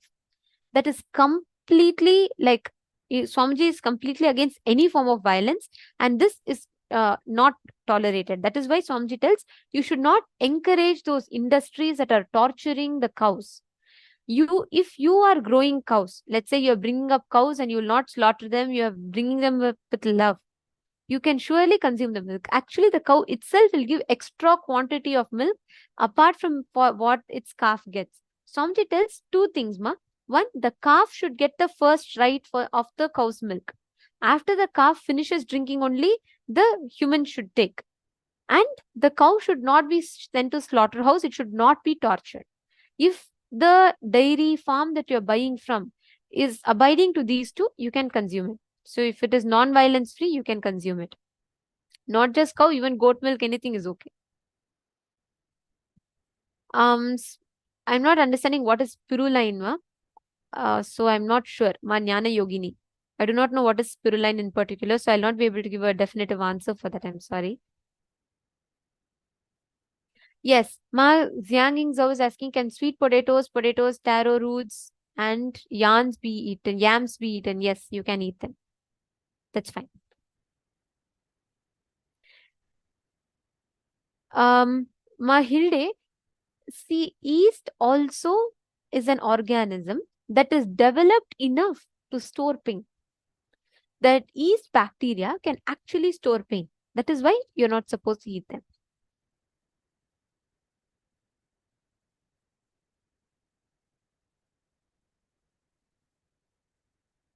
Ma Vinuta Nagaraj is asking how long the initiation will be effective.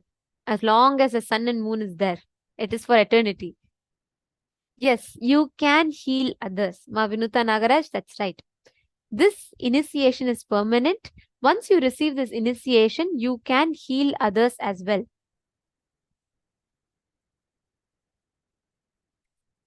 Okay, Ma Madeline Portuguese is asking. Okay, there are a lot of questions coming in. We'll do one thing. Let us take a few minutes to understand it, and surely I'll take the further questions as well. Okay. So pertaining to veg and non-veg, I think all questions are taken. Any other questions? Any of you have? See, the context is very simple. It should not oppose the existing energy. Trees feel pain. Salads can't. You're asking. Okay, Laurent is asking this question. Actually, plants do not have the pain receptors. The plant do not perceive pain. So that is why in Hinduism we take and consume the plants, we consume from the trees, we consume these as food. Luan is asking what to eat on a daily basis. Come on. There are hundreds of options. There's an elaborate book called Bhaga Shastra given by Paramashiva himself. You have amazing vegetarian meals you can enjoy. There's a whole another world of food without meat, which you can enjoy without having to eat meat every day.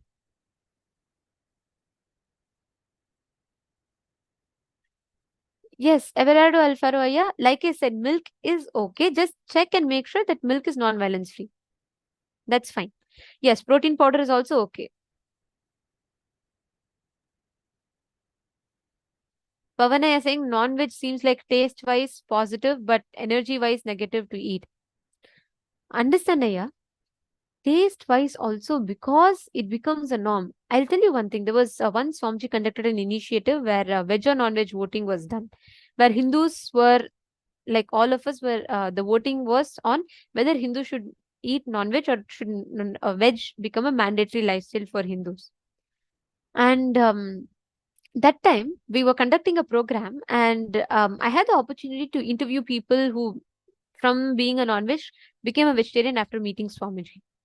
Majority of them said after they started following Swamiji and after they started becoming a vegetarian, when they look back, they realized they never actually enjoyed non-veg lifestyle. Majority of them continued the non-veg lifestyle for two major reasons. One, because of the family pressure. Like, what will people think if I don't eat? People will not feel like I'm one amongst them. Majority of them. And second is because there is so much of, like, all the advertisements you see, the people around you eat, and because of that you feel like it's cool to eat. When you eat non-veg, just observe, your body actually does not enjoy it. You are actually consuming the pain and suffering of another animal. When you go and cut an animal to eat it, the animal, see, like how, I want you to answer this question, Pavanaya, and all the others as well. Let's say you are standing and suddenly someone is forcefully coming to hit you.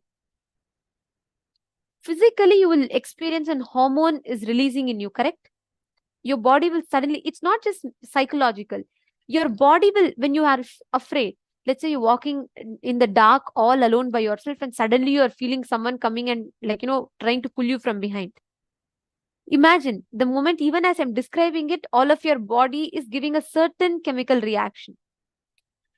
Our body, see, fear And all of these are not just psychological, it's physical also.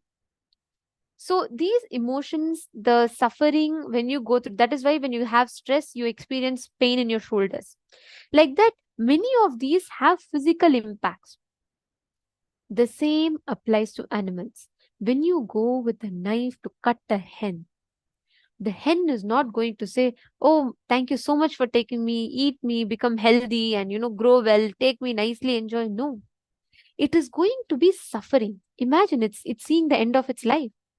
It suffers, it screams. So what happens at that time is all the suffering, tension, stress, all the hormones are at its peak, and they're all released and just gets absorbed into the muscles of that animal. The soul does not carry it, the muscle carries it. The muscle carries that whole hormones, the reaction that is stored. So what happens when you consume that chicken or any animal for that matter? You eat their suffering. You are eating the tension, the stress stored in their muscles. How many of you have noticed whenever you consume non-veg, most of the times you have digestion issues, and most of the times you feel very heavy and suddenly your energy is low? How many of you have experienced that? Could you all post in the chat if you have consumed non-veg?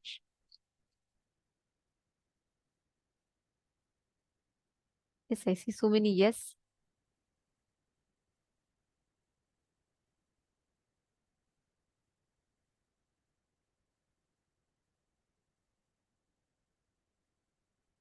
Okay, Ma Sonia Rao, if you have accidentally eaten, you're saying you recently experienced it when you accidentally ate a few chicken pieces, I request you to apply for a reinitiation, Ma, because once I'm aware you were initiated into healing, but you should receive reinitiation, because if you eat non-veg, you cannot heal. If you, let's say you eat non-veg after receiving healer's initiation, if you consciously eat, like knowing you're eating non-veg and you're breaking healer's initiation and you eat, you cannot receive a reinitiation also and you cannot heal. If you unknowingly ate, unconscious, it was not like purposely you went and ate, then you should apply for a reinitiation, otherwise you can't heal. Even if you accidentally ate, you can't heal.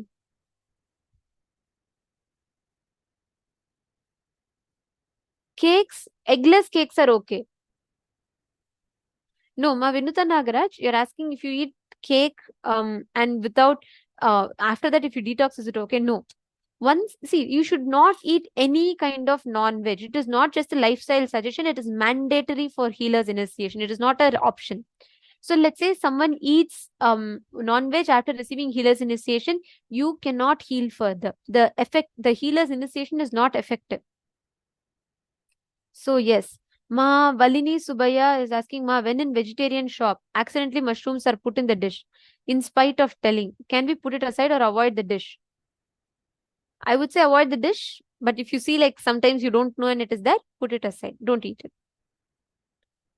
Ma Vinuta Nagaraj is asking, can we invite friends for healing initiation? Yes, please. Yes.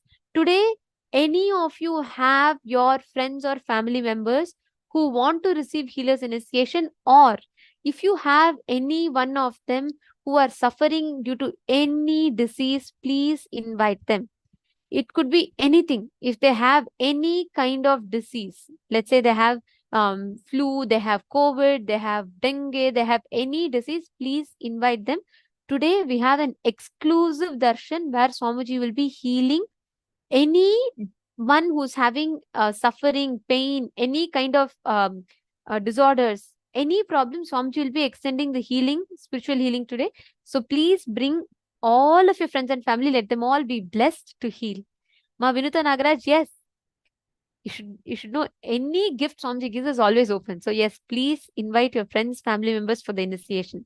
But if you want any one of your friends and family members to receive healer's initiation, which means you want them to heal others as well, they have to attend this session. If they are not attending this session, they cannot receive the initiation.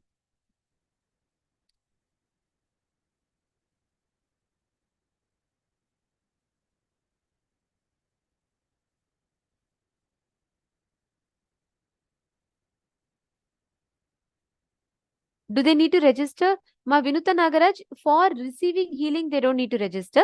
Please invite them. They can just come and attend the darshan. They can join right now. from now they can join and attend the sessions, ma.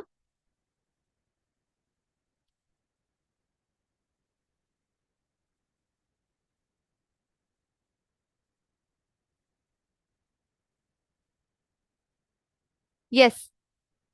Yes, Mama. Vinuta Nagaraj, you can share the same link that you're using. It is paramashivoham.org. I will ask the support desk team will be posting. There are many of you are requesting the link for inviting your friends and family members. Ma Vinuta Nagaraj, I'll be sharing the link with you, Ma. The support desk team will be sharing the registration link, Paramashivam registration link. Actually, right away you can invite your friends. If any of you are expecting your friends and family members to join, please invite them, let them all come join and be receiving the initiation. And if you want them to receive initiation to heal others, then they have to join this session. So please invite them.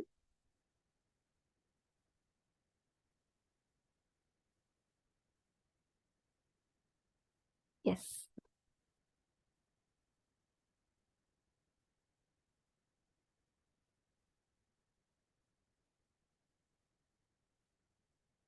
Yes, Ma Virupaksha, it is, I will not say, you're saying, is it not permanent because if we drink alcohol, we are not able to heal further? No, Ma.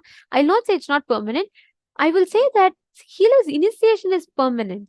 But when you break that, right? See, it is like this. It's like you're asking me, okay, as long as the current flows, will the fan run? Yes, it'll run. That's permanent. That principle doesn't change. But if I go and consciously cut the wire, then fan is not going to run, correct? So the healer's initiation is definitely permanent. If you consciously cut that circuit, then of course it stops.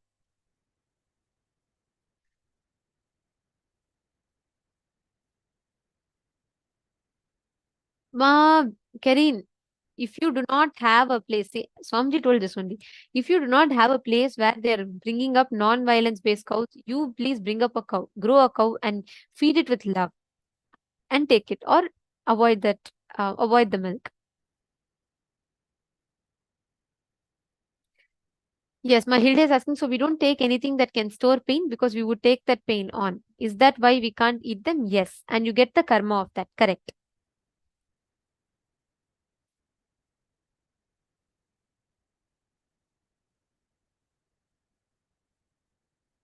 No, Ma Vigneshi Ramanathan, sweet potatoes are okay. You can eat them.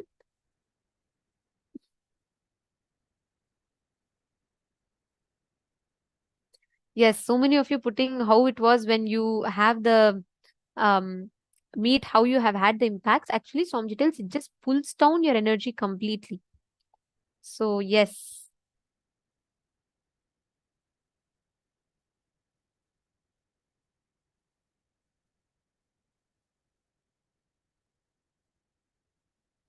Yes, Ma, one of you are asking, Ma Nitya Prematavasi is asking, I eat normal eggless ice cream and yogurt.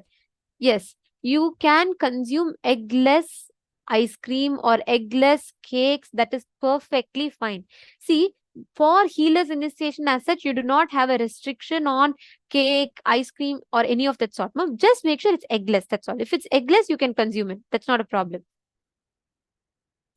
Okay, I think I've taken all the questions. Now let's continue understanding the healer's initiation lifestyle. Don't worry, if you all post further questions, I'll be answering them, addressing them further. Yes, okay, this is an important question. Satyajata Shivam is asking, if you eat egg, but now decide to avoid it and get this initiation, will it be valid? Satyajata Shivam Ayya, understand? Not just it will be valid. Let's say last 30 years you've been eating meat. This moment you decide to stop eating meat and you're signing up and you're making a commitment, not just you will have the ability to heal, you're eligible for the initiation.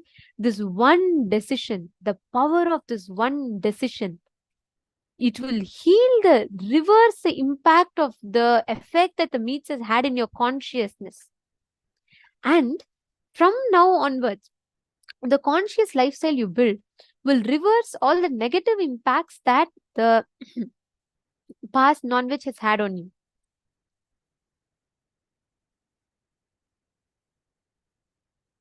Okay, now let us understand further about healer's initiation. First thing, the moment you receive this initiation, it is a commitment that you're giving to yourself. You do not suppress yourself, do not fight with yourself. You know it is not good for you, so also understand and internalize that drinking, smoking, or eating non-vegetarian food will oppose the beautiful energy that you have in your being. So do not do it as a discipline. Do not do it as a morale. Do it with the right context and right understanding in you. Understand, all the discipline in us should always happen with understanding. Nothing should be happening as a rule. Nothing should happen as a practice. Everything should be done by understanding and internalizing. So here are a few guidelines. I request all of your complete listening to this. Here are a few healing guidelines. First one, you will never refuse healing service to anyone or anything in need of it, whether they are people, animals, plants, or inanimate object. Let's say, for example, you have a tulsi plant and the tulsi plant is almost dying. You have to heal the tulsi plant. It becomes your spiritual responsibility because you have the ability to heal.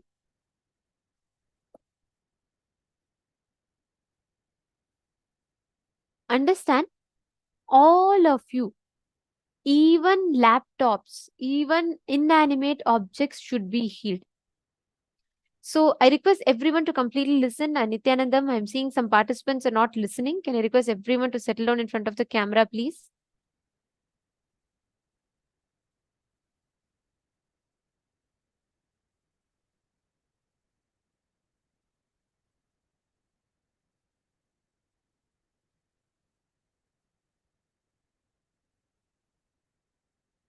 Can I request everyone to settle down? It's very important. Do not miss. Okay.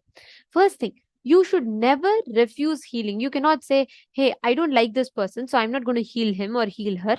And you should never deny healing to anyone.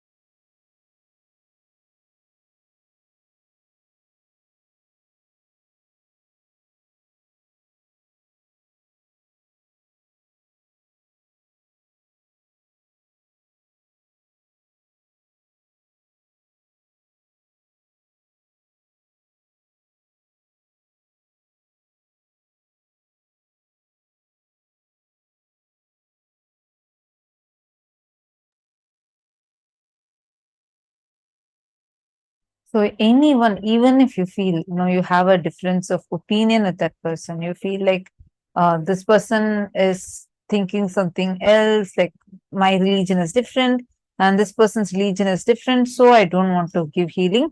You cannot say any of that.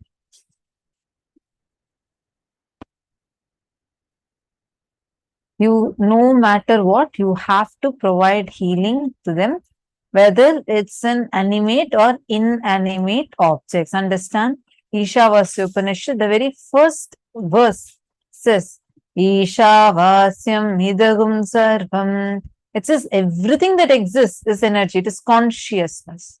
So nothing is animate or inanimate. It is just our understanding. We think something is animate, we think something is inanimate.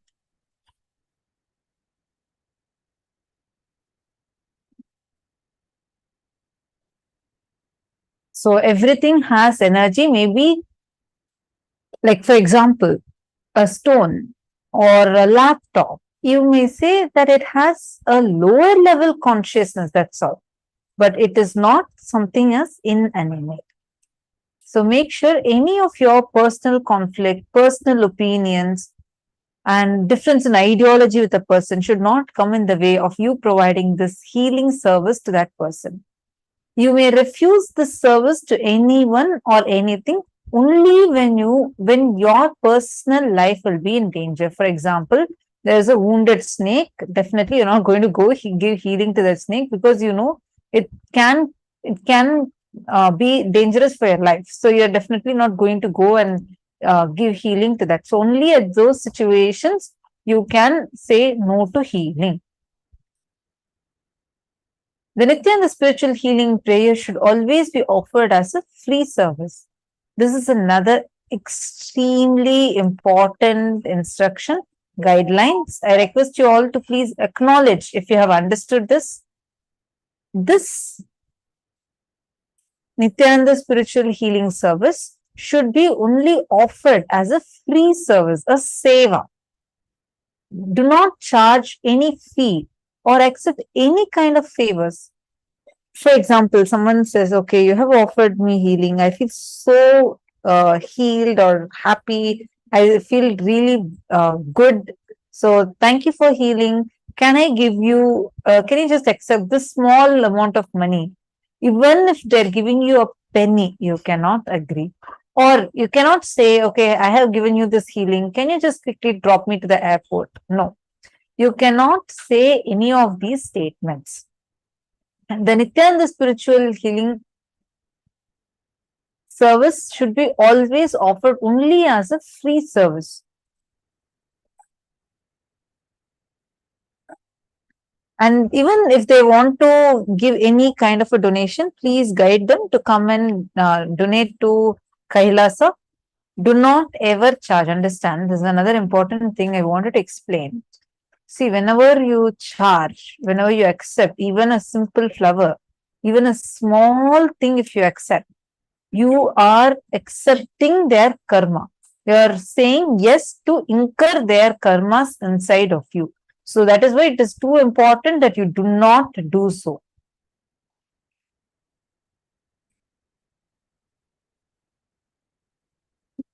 Please understand, when a person offers the gratitude back, they offer along with the karmas, they offer all the problems that they have in the body, everything they offer. So when you accept it, you are literally taking it. Instead of you redirect it, you are putting it at letting them leave it at Swamiji's feet. That is why you should never accept any favor. And most importantly, more than that, you should never charge, because Swamiji has made this service completely free.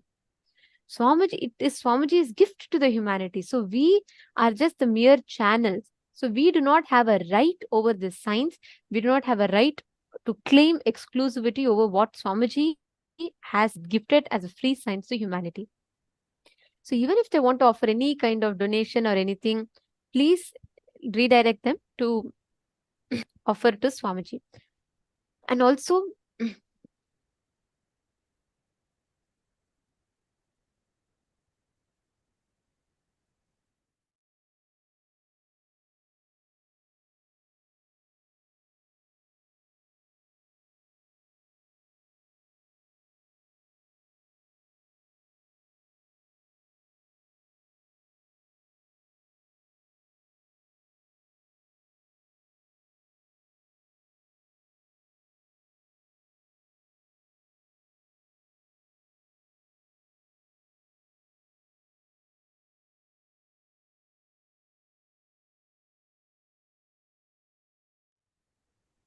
sorry for the technical glitch. Now, any one of you that are receiving healing, we encourage you all to visit your nearby Kailasa centers as much as possible, and you can offer the healing services to the people that come there. Anywhere you see people, let's say you're seeing someone suffering with some pain, some kind of a disease, just give them the signs of healing. Share with them. Sit, enrich them about the healing and offer healing to them. If you see your near and dear one, someone suffering with some pain, give them healing.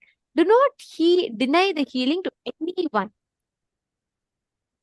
The healer's initiation is an opportunity to give others the great gift that we have received in our lives.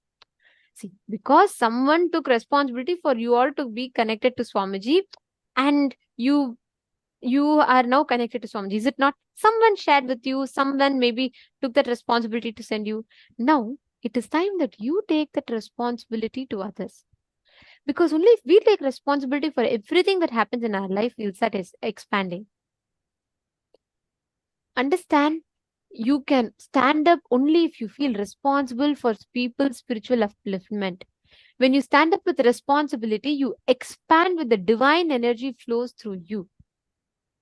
And you will feel that overflowing compassion, because many people ask Swamiji, how can Swamiji be so compassionate? Where does so much of love flow in through Swamiji?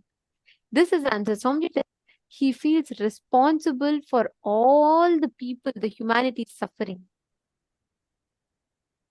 I'm seeing some questions. Ayana is asking, how can we ask people if they want to receive healing? Does it mean if someone has pain that we should ask them if they want to receive healing? Yes. Enrich them about the healing service. Enrich them about what happens when you heal and ask them if they want to receive healing. And once they say yes, you can offer them healing. You should always ask them and approach from your side. You should be open for giving the healing.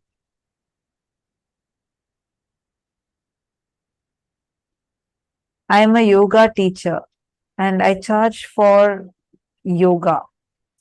If I heal them, can I still charge them for yoga classes? Yes. Understand? You can charge them for yoga classes, but not for healing. Understand? Even if you're a doctor, let us say you're a doctor, you are a certified doctor, you have your own clinic, you're treating your patients, and you want to offer this spiritual healing service to them. You should not charge, you should make it very clear to them that this is not any kind of a diagnosis, this is not a treatment, this is not part of your treatment, this is separate, and this is a spiritual healing service which is completely free, and I will not charge a penny or anything for it. If at all if at all you want to offer something, it should only be to the Sangha, but do not even ask them for it. Do not tell, okay, you got this healing, why don't you offer something to Swamiji? No.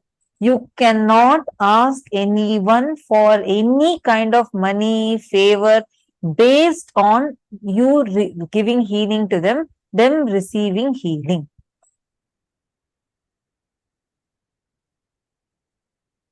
So if you want to charge for your yoga classes, you can charge, but not for the healing itself. Ma Vimala is asking, Ma, can we heal only when we are asked and given permission? No. You approach from your side. They should say yes. If some people say no very clearly that they do not want healing, so you should not offer healing to them. You should not force, but you should always ask them if they want to receive healing. Does healing with Atmalinga have restrictions? Healing with Atmalinga does not have restriction because it is the Atmalinga that is healing. Vimala is also asking about milk. You can consume milk. Consuming milk is not a problem. Swamiji only recommends that you should consume cruelty-free milk. You do not consume anything that's because the cows are literally treated like some machines, and they are not even treated decently. They're abused, violently abused in many of the factories.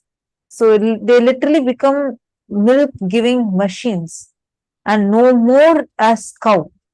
And they're treated right after. Actually, if you see, Swamiji had shared a documentary about this on his official Facebook page. You should watch it. It's called Cowspiracy. And in that, they clearly, Swamiji explained about how they literally treat the cows in the worst way. The calves don't even get the milk just so that they take the milk completely, and the calves are not given the milk from the cow. So it's a lot of deep violence, and Swamiji does not tolerate even 1% violence. So that is the reason it does. See, it is not having any spiritual, I mean, it's not that it's going to affect your initiation. It is more for this purpose, understanding how the healing, how this violence, it's more from the context of making sure that this violence is not entertained in any manner. And also, when you drink a milk that is coming from a source of violence, that suffering that has been endured by that animal also comes into you. So, Ma Vinita Nagaraj, do not worry. You're saying sorry for many questions. No problem. You can ask, and we appreciate your participation. And also, it's fun whenever all of you ask questions. Please feel free to ask, even if you all think it's the most basic question you're asking 10 times, no problem. Ask your questions. And you're asking, okay, first and foremost thing, this healing is very different. See, power manifestation, at least you can say, okay, I need to still practice, then manifest. Healing is completely different. The moment you put your hands on that person, whoever you want to give healing to, he'll actually explain the steps. Automatically, the healing energy will start flowing through you. It'll immediately start flowing through you, and the person receives healing. You will also receive healing. The Nithyananda spiritual healing technique is that it not only helps the person who is giving healing, whom you're giving healing to. You're giving someone healing. Let's say you're giving your friend healing. And it does not just help the person whom you're healing, but it also helps you. Because it is the cosmic energy is flowing through you, become an empty channel. Swamiji just floods into your being and flows through you. So for social reason, you can directly touch and heal only people of your gender. For the opposite gender, please use a healing stick provided to you during the healer's initiation, and this stick will be available in your nearby temples. And we're going to show you an image of how exactly the healing has to be done. We are also going to be sending you an ebook with these steps, so you don't have to worry. This information will be available in your email, as well as towards end of the day today, we are going to be announcing the gifts for today, and the link of the ebook will also be provided. So make sure to attend the full day and receive the gifts which will be provided towards end of the day. So you all can see here how exactly the healing is being done. If you notice, always the person who is giving healing is either standing on the sides or behind. You should never stand in front of the person to whom you are healing. And second thing you need to ensure is Swamiji's photograph has to always be there.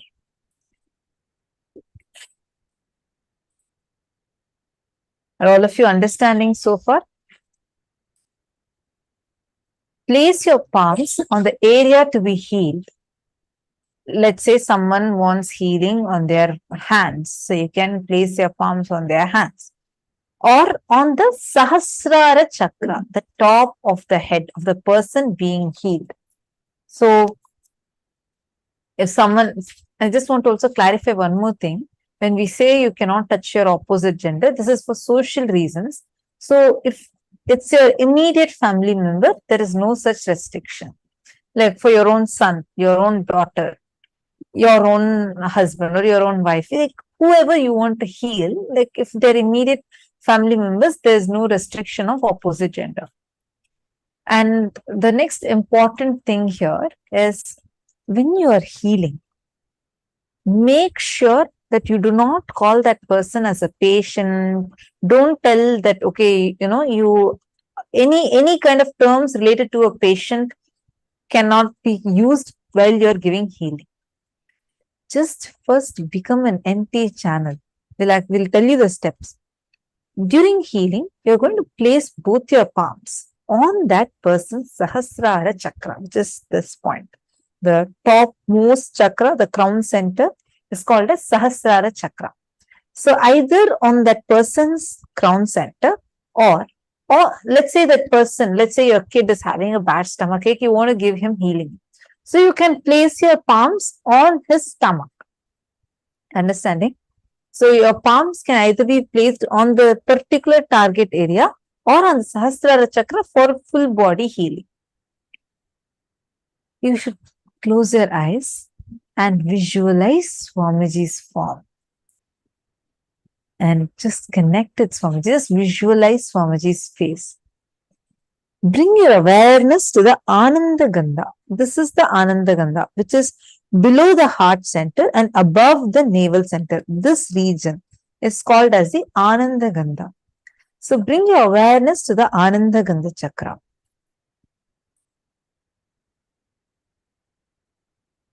Chant the Mahavakya, Om Nithyananda Paramashivoham. Your hands are going to still be on that person's head. Just remember Swamiji and chant the Mahavakya. Bring your awareness to your Ananda Gandha. Chant the Mahavakya. Make sure you're also playing Mahavakya continuously. Have photograph of Swamiji and continuously playing Mahavakya. Both of these should be happening continuously. Should be there. Immediately you'll just feel the energy gushing forth from your Ananda Gandha chakra. Don't think it's imagination, visualization. No. Do not even think of any of that. Understand this is beyond your logic, beyond any of your capabilities, completely beyond. You don't even have to be right or anything. Just make sure you follow the simple guidelines. That's all. Which is no alcohol, no smoking, no non-veg. Just follow this simple guidelines. Bring your awareness to the Ananda Gandha chakra and just relax into yourself. Don't worry about energy flow. It will just happen. You'll just feel it. You'll just be so blissful and energized after you receiving this, whenever you heal. Once you're relaxed into yourself, feel that boundless energy flowing through you, gushing through you. Continue as long as you feel that the person is drawing the energy. You will sense this effortlessly. As soon as you finish healing, your hands will automatically drop. So that means the person has had enough. You'll actually feel like, no, it's done. So make sure you are having the photograph of Swamiji in the room that you are healing. So these are an important set of guidelines. I request every one of you to make sure you're understanding this. And if you don't, please feel free to ask us any questions that you may be having. Let your body language show care and concern. Be aware and sensitive to the needs of those around you. And play the Mahavakya during the healing prayer service. Hope all of you have understood so far. Are all of you clear? Any questions that any of you have? And also we request all the participants to please invite your family members. Today is a very, very, very, very important darshan. There has been tons of miracles. You can go on sharing. Actually, I don't even need to share. Each of you here can tell how you have been healed of something just with one blessing from Swamiji. So with having an incarnation like Swamiji, people should not suffer. People should not suffer from any disease. Let us take the responsibility to get people for the darshan today so they can experience healing. I request every one of you to please reach out to your loved ones, near and dear ones, so they all can come and enjoy the darshan.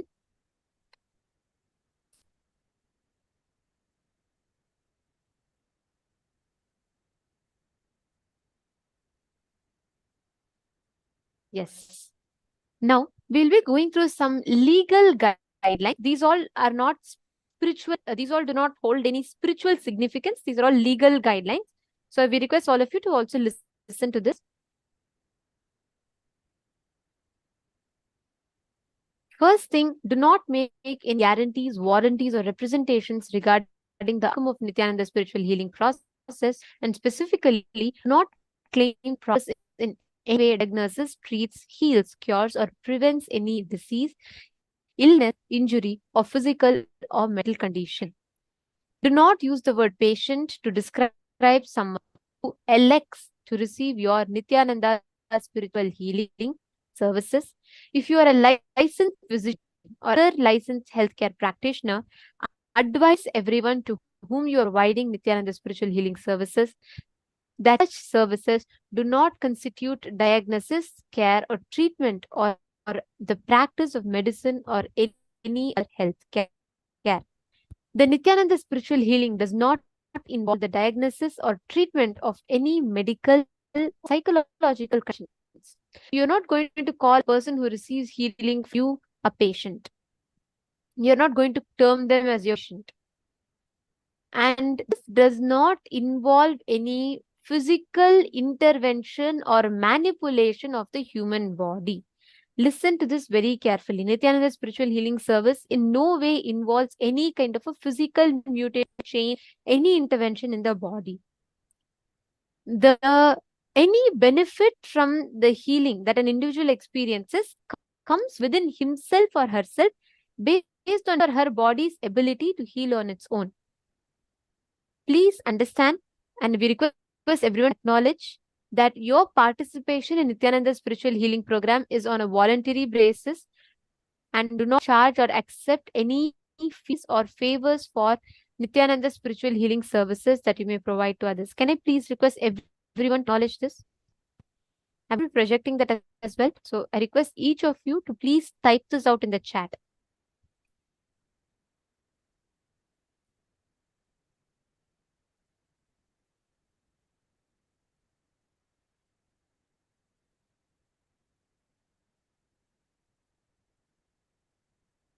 You can heal pets. Of course, yes. You can heal even your laptops, inanimate objects. So pets, yes.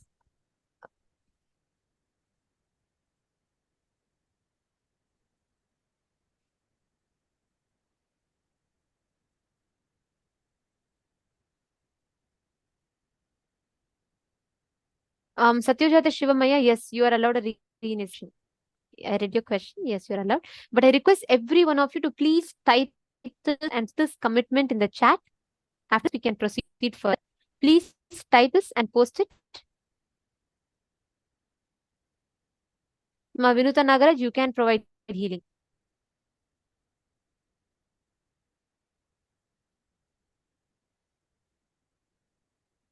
Okay. Cure. I see many of you have posted and acknowledged. Thank you.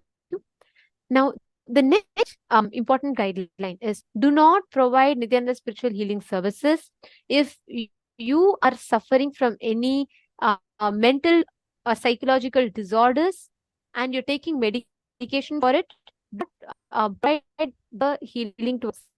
If you become aware that an individual who has requested you to attend the spiritual healing services appear to suffer from a mental disorder, do not provide healing to them. Please recommend that he or she seek attention from an appropriate licensed care practitioner or mental health care provider. These are all for legal purpose. So please make sure we are following it, and please make sure that you are checking your local country law.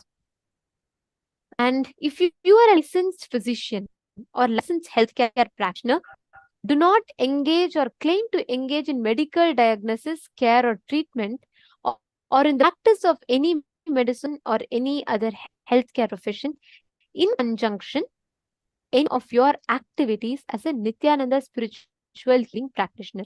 Understand, you cannot tell a patient, let's say you're a doctor and a patient comes, you cannot say, instead of this, as a substitute, I will give you Nithyananda spiritual healing, or as a replacement, I will give you. Do not tell. You can definitely enrich about Nithyananda spiritual healing service, but not as an equivalent or a substitute to the medical treatment. And yes, any other questions? If I accidentally eat soy product, chicken essence, do I apply re-initiation? Yes, yes. Yes, Manitya Dhanvantri Shaktini. Yes. And if I'm so happy, just the name, even whenever I call your name, it just gives me such a joy, because this name itself so powerful. So bless you that with the energy of Dhanvanti, the Lord of healing, you can heal people who are having skin problems, obesity, yes.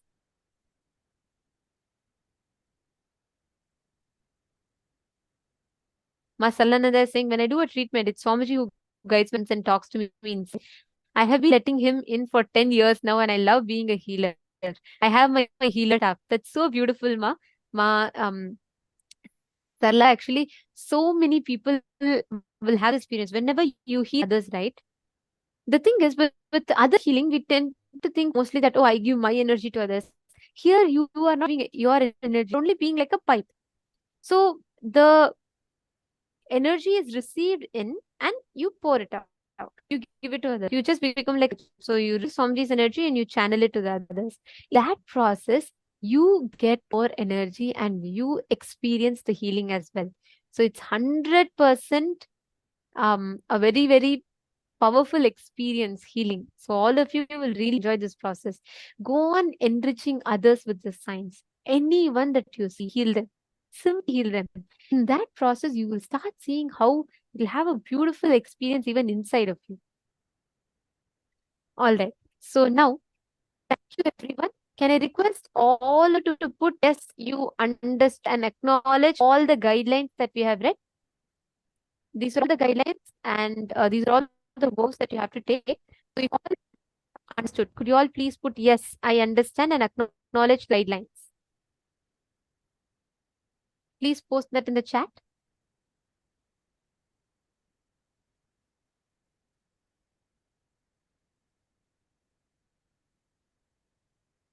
We'll give you a few minutes. Please post that in the chat.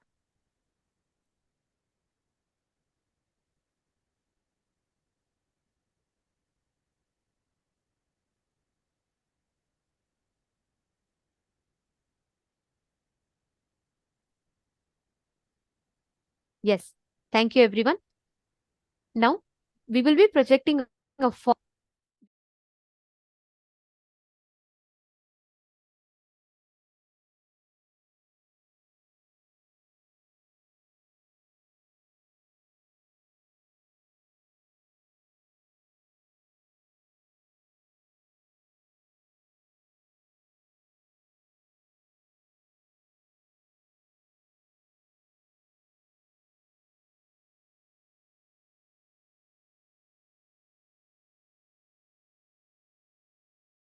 Just remember this one powerful cognition.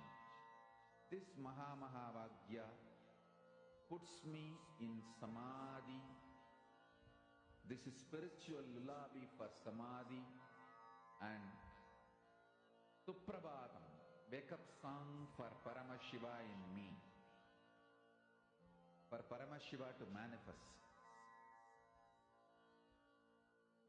With this one spiritual powerful cognition, chant this Mahavagya.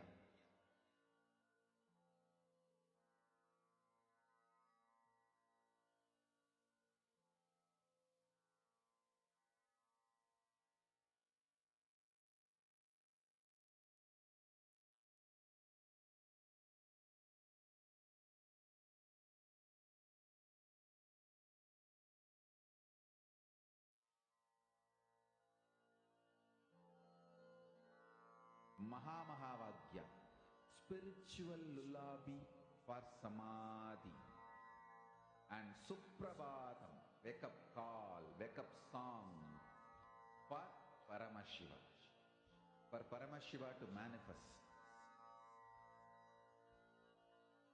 With this one spiritual powerful cognition, chant this Mahavagya. Om Nithyananda Paramashivoham. Om Nithyananda Paramashivoham.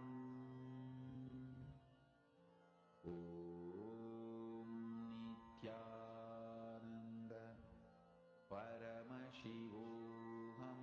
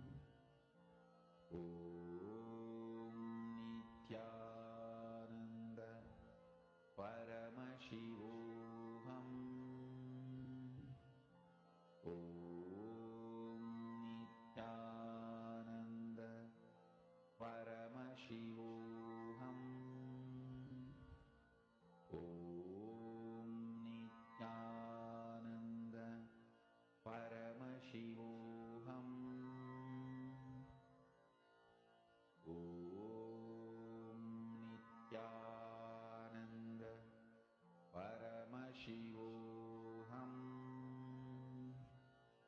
Om Nithyananda Paramashivoham. Om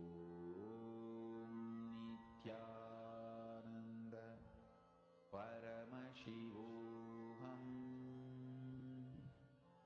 Om Nithyananda Paramashivoham. Om Nithyananda Paramashivoham. Om Nithyananda Paramashivoham.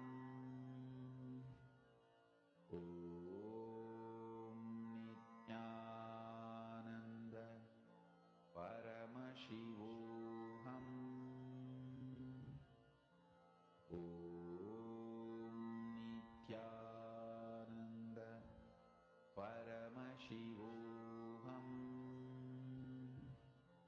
Om Nithyananda Paramashivoham. Om Nithyananda Paramashivoham. Om Nithyananda Paramashivoham. Om Nithyananda Paramashivoham. Om Nithyananda Paramashivoham. Om Nithyananda Paramashivoham. Om Nithyananda Paramashivoham.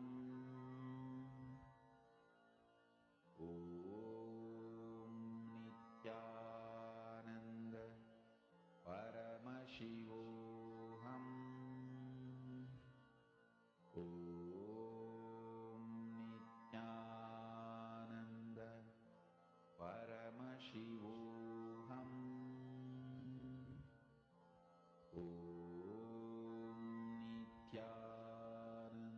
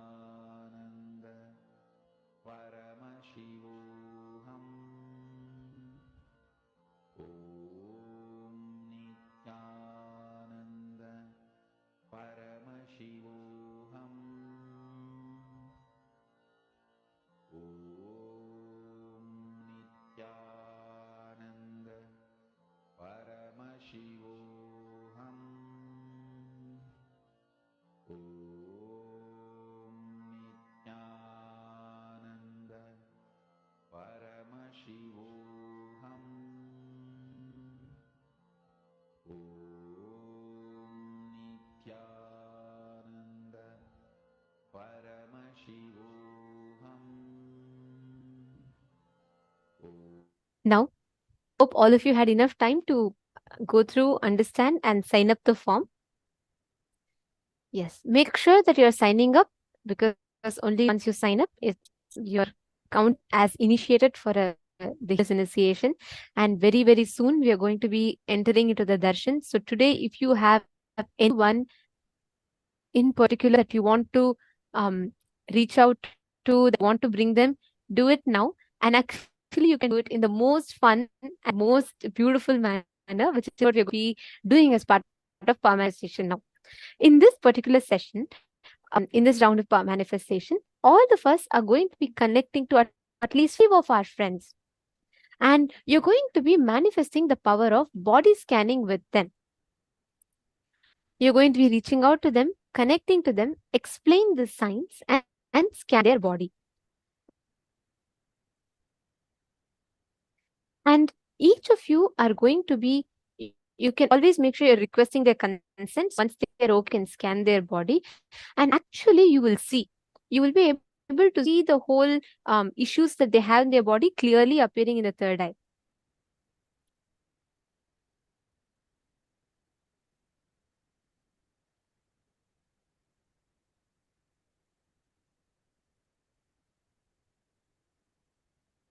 So when you do the part of body scanning, for some, like it comes in many different ways. Like some people say, like for some people, like Swamiji will show the whole body diagram, and the problems will come like spots, like red spots in the body.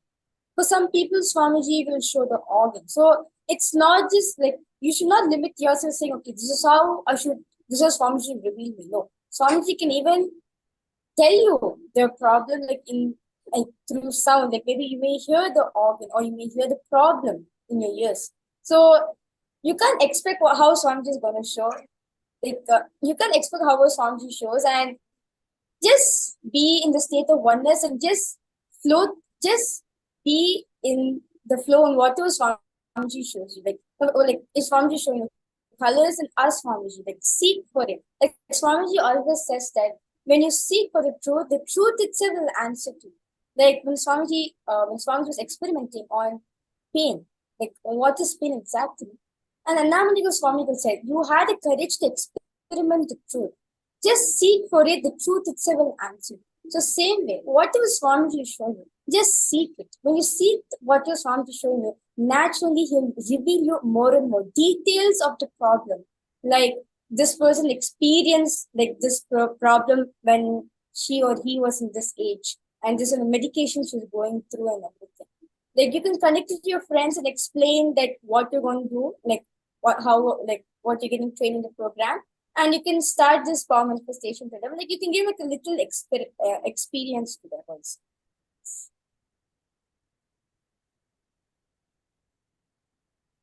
So explain to them that you're manifesting and you're learning now.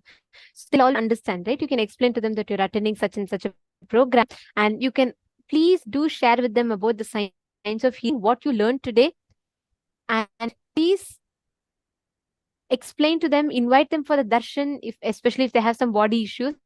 Also explain to them that you're just getting trained, you're understanding the science, you're manifesting, and you're experimenting with it. And whatever comes in your third eye, go ahead and share with them. Understanding? Can I request every one of you? I saw Ma Vinuta and many of you getting excited. You wanted to invite the people, you wanted to welcome your friends, family members, everyone. Please take out this time. We encourage every one of you to reach out to your friends, family members. Darshan is starting very, very soon. So I request all of you to please reach out to your friends and family members, invite them for the darshan. I request every one of you to do it. Take a few minutes. Please reach out. Let us start the power manifestation. See, one thing, make sure you are sharing anything and everything that you see in the third eye. Okay, shall we start? Please chant the Mahavakya. Nithyananda Paramashivoham. Om Nithyananda Paramashivoham. Om Nithyananda Paramashivoham. Om Nithyananda Paramashivoham.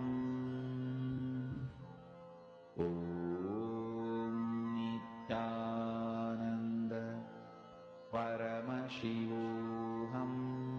Om Nithyananda Paramashivoham. Om Nithyananda Paramashivoham. Om Nithyananda Paramashivoham.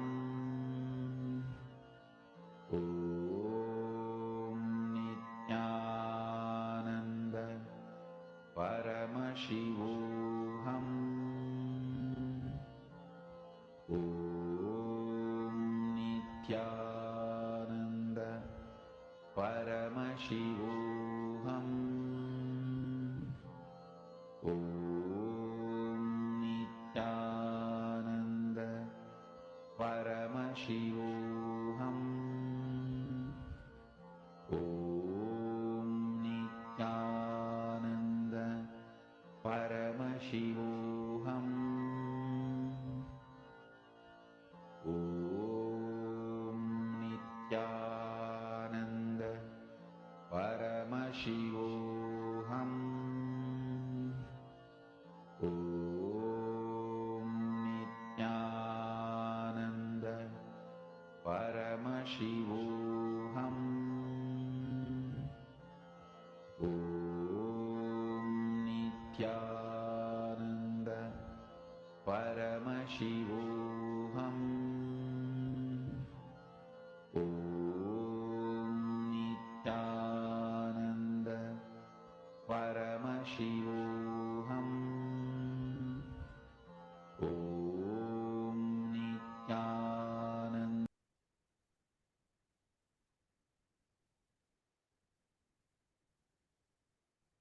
So whatever Swamiji is showing you, do not be afraid about it. This is just a practice round. See, the more and more you spend time in oneness with Swamiji, the more and more you're empowered to be in the space of oneness, to be in the space of you are Paramashivam. So don't, like, even if your friends say it's wrong or what your revelation is 50% or anything, just relax yourself. All matters is you being the space of oneness. It's not about the results. Like in Bhagavad Gita, Sri Krishna says, you only have rights to do the work. do not have rights to results of the action you're doing. So same way, you are just concentrate on the space which you're in, the state of Paramashiva which you're experiencing. Just whatever comes in your way, whether even if your doubts, whether your mind is saying what I don't think I'm connecting properly, I don't think I'm seeing what I don't think Swami is revealing to me properly. Just relax yourself, just unclench. No matter what comes in your way, okay, this is just my mind is saying, let me just connect to Swamiji. You will see that for some people, you guys may have doubt whether Swamiji is actually showing me this or whether it's my intuition. Well, it is only Swamiji who is showing it. That's all. If Swamiji is showing you some problem or Swamiji is showing you some explanation, it is only him. Our mind cannot tell what's going on in other person's body. Definitely. So it's only Swamiji who can reveal us all this thing. Yes. So whether it is wrong and right, just surrender to Swamiji, just relax yourself and experience the space of oneness which you're with Swamiji. Put what Mahavirja explained now was very beautiful. Like she said, if you have a doubt, if it's your mind or if it's a third eye, your mind can definitely never tell you what is happening in another person's body. It is only the third eye, it's only Swamiji that can tell you. So, with that confidence, just go ahead and tell and understand whenever you manifest power, you are consciously empowering yourself, which means you are empowering the existence, identity, and experience of Paramashiva in you, not the limiting cognition of being a human being. So remember this one truth. Every single time you have a doubt, sure whether it's not you're not very sure if it's you, if it's coming for you or not. Just remember one cognition. Manifest this truth as experience in you. That's all. This is a simple, straightforward science. I request every one of you to reach out, and most importantly, especially that is starting just very soon, just around the corner. I request every one of you to reach out to your friends, enrich them. Use this as an opportunity, not just to consciously empower yourself in them. Paramashivoham. Om Nithyananda Paramashivoham. Om Nithyananda Paramashivoham. Om Nithyananda Paramashivoham. Om Nithyananda Paramashivoham. Om Nithyananda Paramashivoham. Om Nithyananda Paramashivoham. Om Nithyananda Paramashivoham. Om Nithyananda Paramashivoham. Om Nithyananda Paramashivoham. Om Nithyananda Paramashivoham. Om Nithyananda Paramashivoham. Om Nithyananda Paramashivoham. Om Nithyananda Paramashivoham.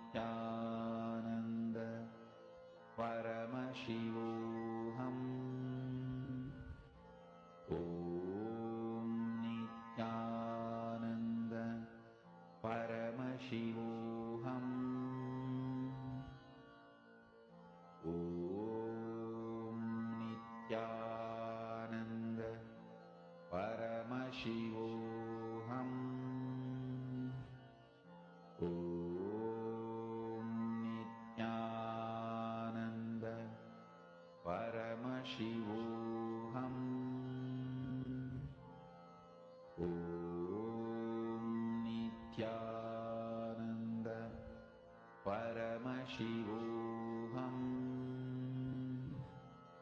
Om Nithyananda Paramashivoham. Om Nithyananda Paramashivoham. Om Nithyananda Paramashivoham. Om Nithyananda Paramashivoham. Om Nithyananda Paramashivoham. Om Nithyananda Paramashivoham. Om Nithyananda Paramashivoham.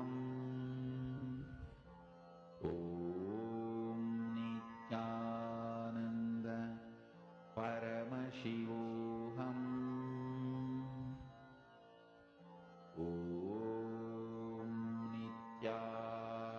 Nithyananda Paramashivoham. Om Nithyananda Paramashivoham. Om Nithyananda Paramashivoham. Om Nithyananda Paramashivoham.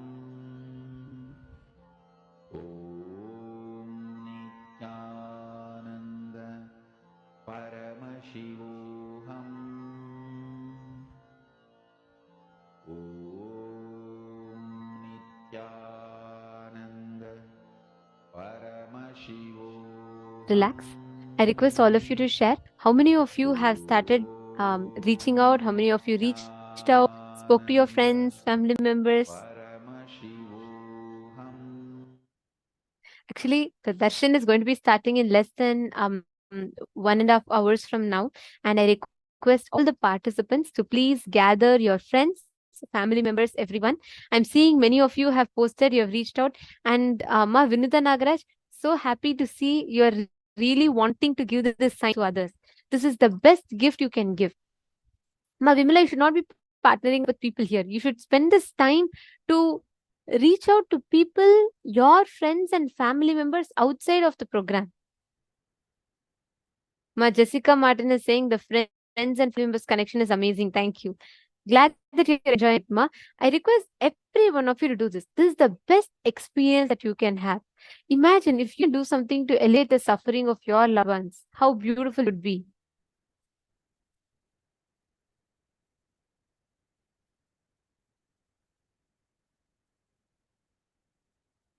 Ma Saralananda, I'll check in particular about this question, Ma.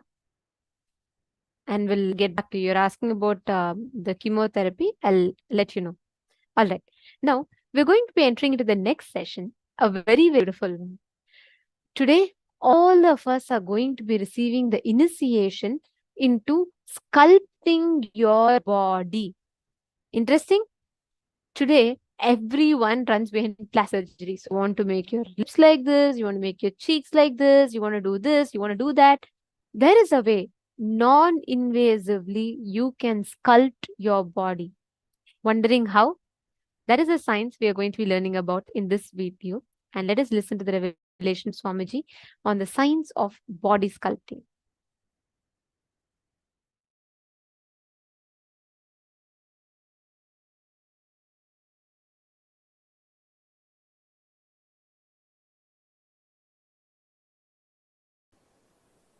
Due to my extreme love for each one of you, my absolute love for each one of you, I am revealing this royal secret. Understand? This is the secret behind all the secrets.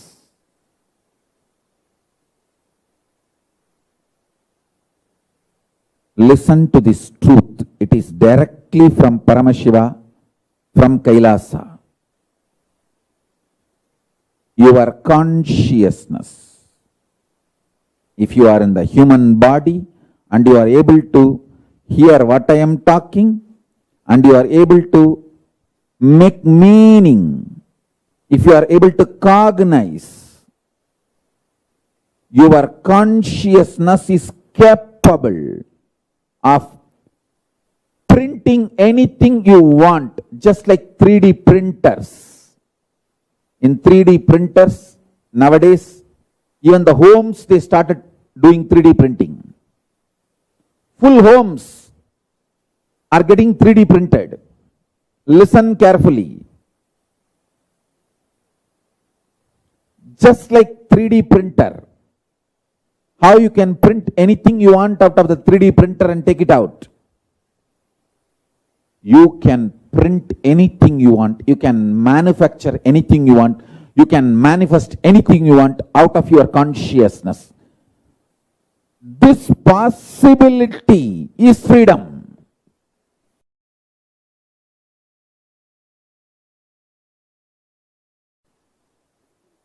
There are multiple reasons why you strongly deny your capacity to consciously 3D print your life and reality and manifest. First of all, you feel, oh, then why did I manifest this kind of reality? Why did I consciously 3D print this kind of life I am having in front of me? And now I have to take the responsibility and redo the whole 3D printing. Listen carefully. Any one day you have to get mature. Maturity is mandatory in life. The good news I have for you is it is too easy. It is not difficult. All you need to do is get out of the impact of the gaslighting done on you by the unconscious.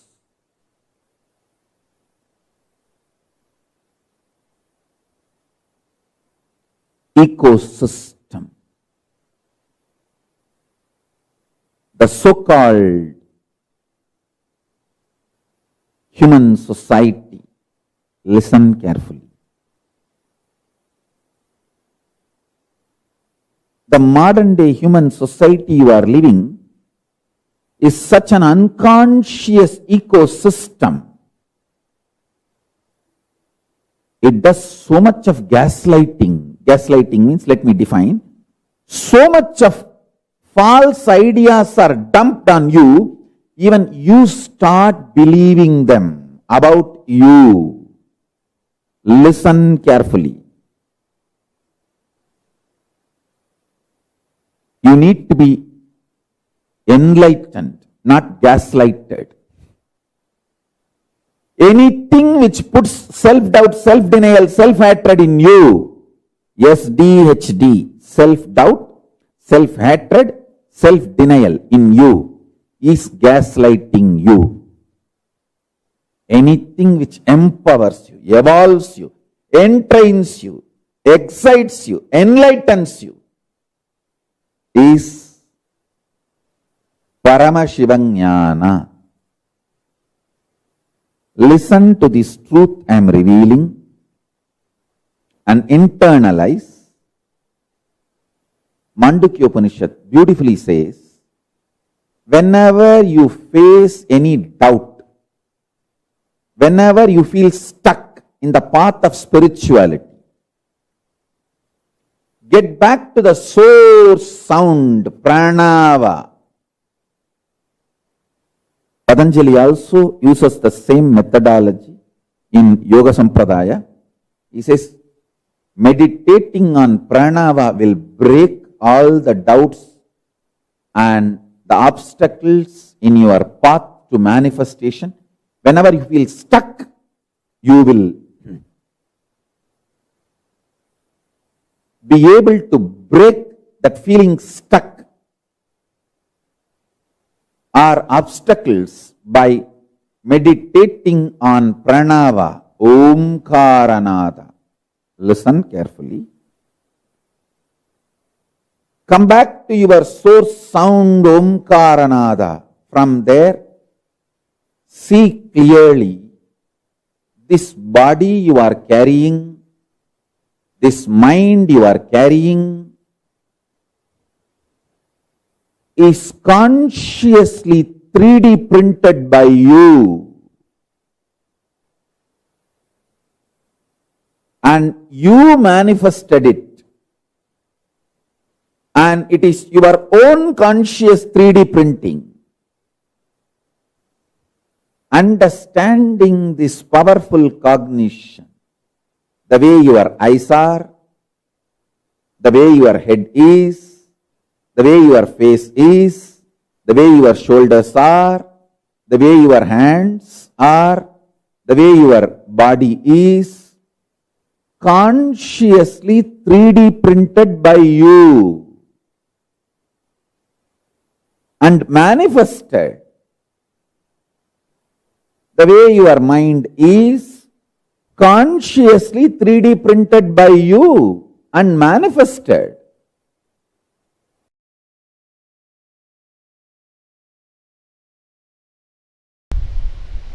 My Guru, Yogananda Puri, listen carefully. He never wanted me to call himself as Guru. He told me, never ever tell I am a Guru, I am your Guru later on. I only recognized you and supported you. That's the reason It is my pride in your mission. You are having me as a part. This exact word I remember. Once, one of his son and another one his disciple. He had many disciples who come to learn yoga from him. Both of them decided to hospitalize him, saying he is not feeling well, he is sick.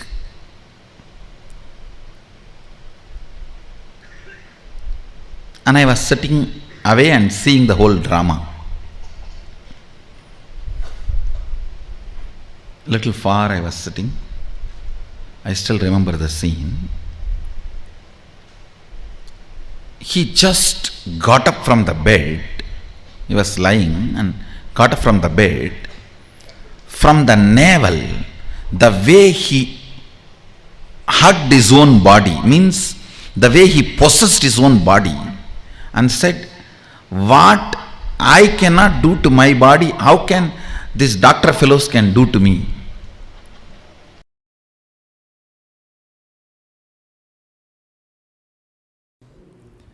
The pure consciousness, if you translate that pure consciousness into your day-to-day life, for example, if you make a statement, the life you are living in your body, which you are perceiving, is a result of consciousness. That is a right way of evolving arithmetic logic of Shruti to Smriti, pure science to applied technology. But if you say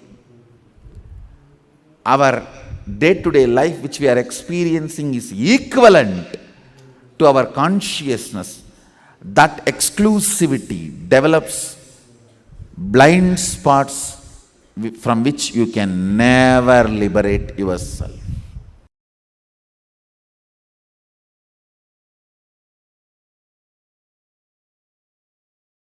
All the jewels you are wearing, anyone can make it for you.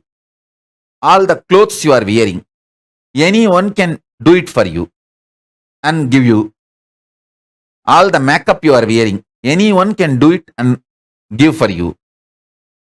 But the internal organs you are having, keeping them healthy, only you can do it for you. building your body healthy, muscled, the way you want. Only you can do it for you. Focus on that which only you can do it for you. Everything else will be easily, freely available to you. This is the core value of life.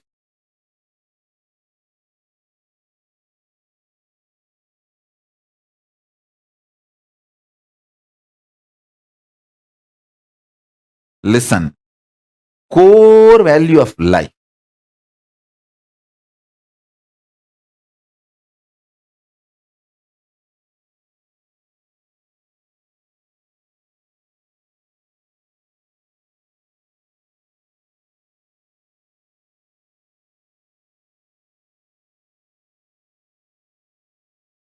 Sharpen your consciousness, your ability to stay in higher states of awareness, your ability to run the life without the drug called fear, confusion. Understand, greed is not a drug actually.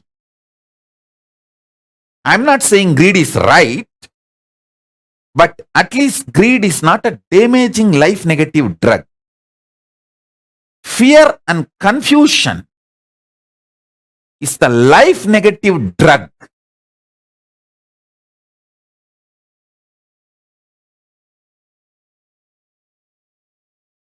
The only priority for all of you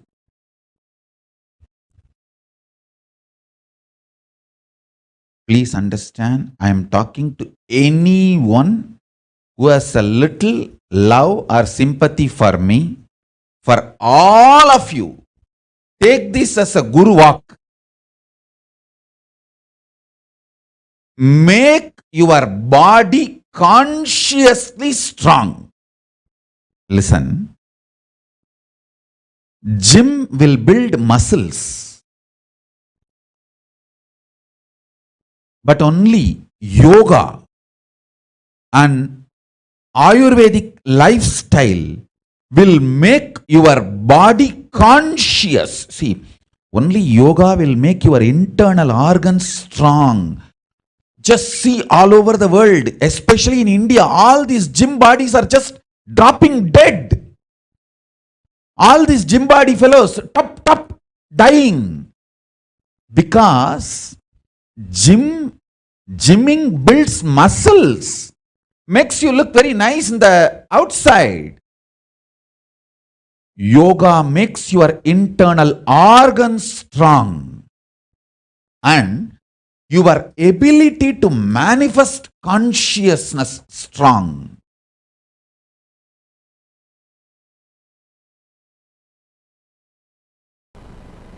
Kundalini is the inner potential energy. Once it is awakened, you will experience extraordinary health, physically, mentally, and extraordinary powers, abilities.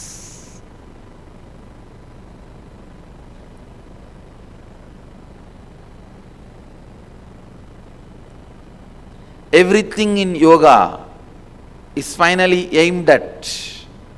It can be as simple as washing your eyes,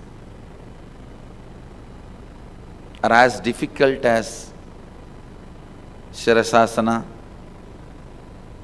Neti or Dauti Kriyas. Everything is aimed at awakening the Kundalini Shakti in you. To awaken the extraordinary possibilities and abilities in you.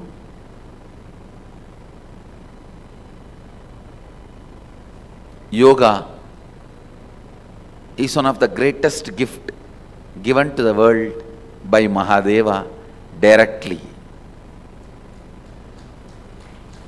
Please understand, yoga is organized by Patanjali but gifted by Mahadeva himself.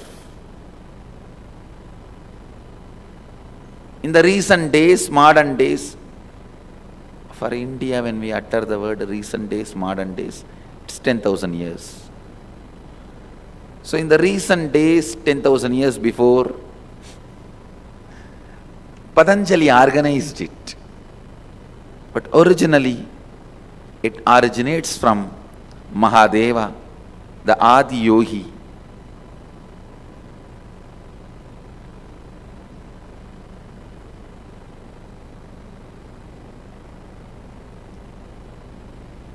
Many people ask me, no, today the asanas, postures, as it is taught, Patanjali is not speaking about it.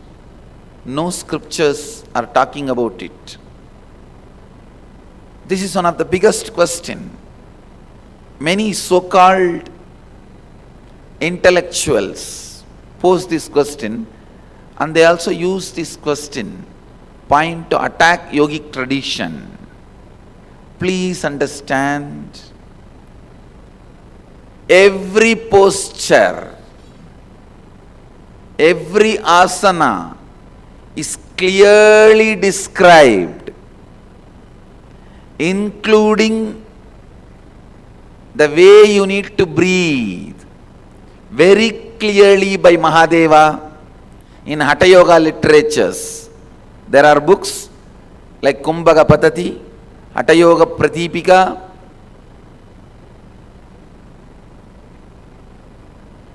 "30 volumes Mahadeva has taught to Devi and some of the rishis. Very clearly, every posture, 997 asanas. I am sure Mahadeva has explained many more, but whatever original verses we are able to get from that 997 asanas we have retrieved.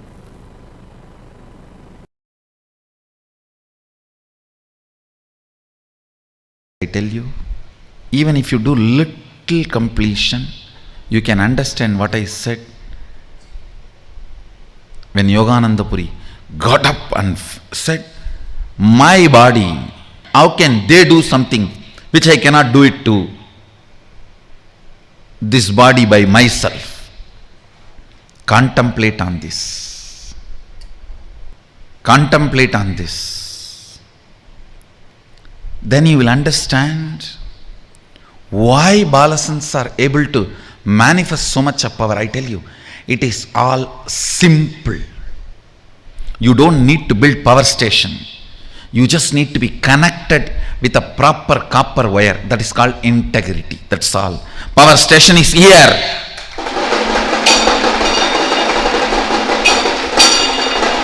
Eternal atomic power station.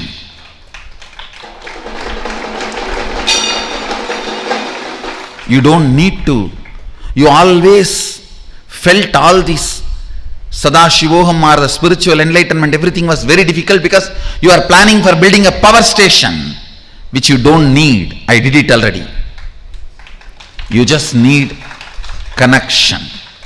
Integrity is the connection. Tangat tagattale tamburan silai seidu Angam vazhukka ஞானாஞ்சனம் தடவி வைத்து செப்பிய வார்த்தையெல்லாம் செப்பல்ல தங்கமடி ஞானப் பெண்ணே.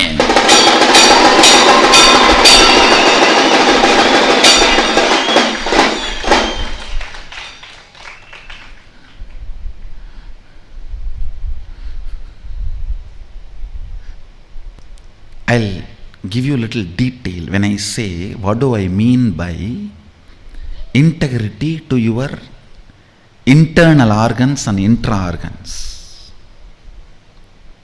When I say integrity to your internal organs, feel all the time you own them. You own them. So whenever there is a food taken which puts you in depression, low mood, do not eat that food again.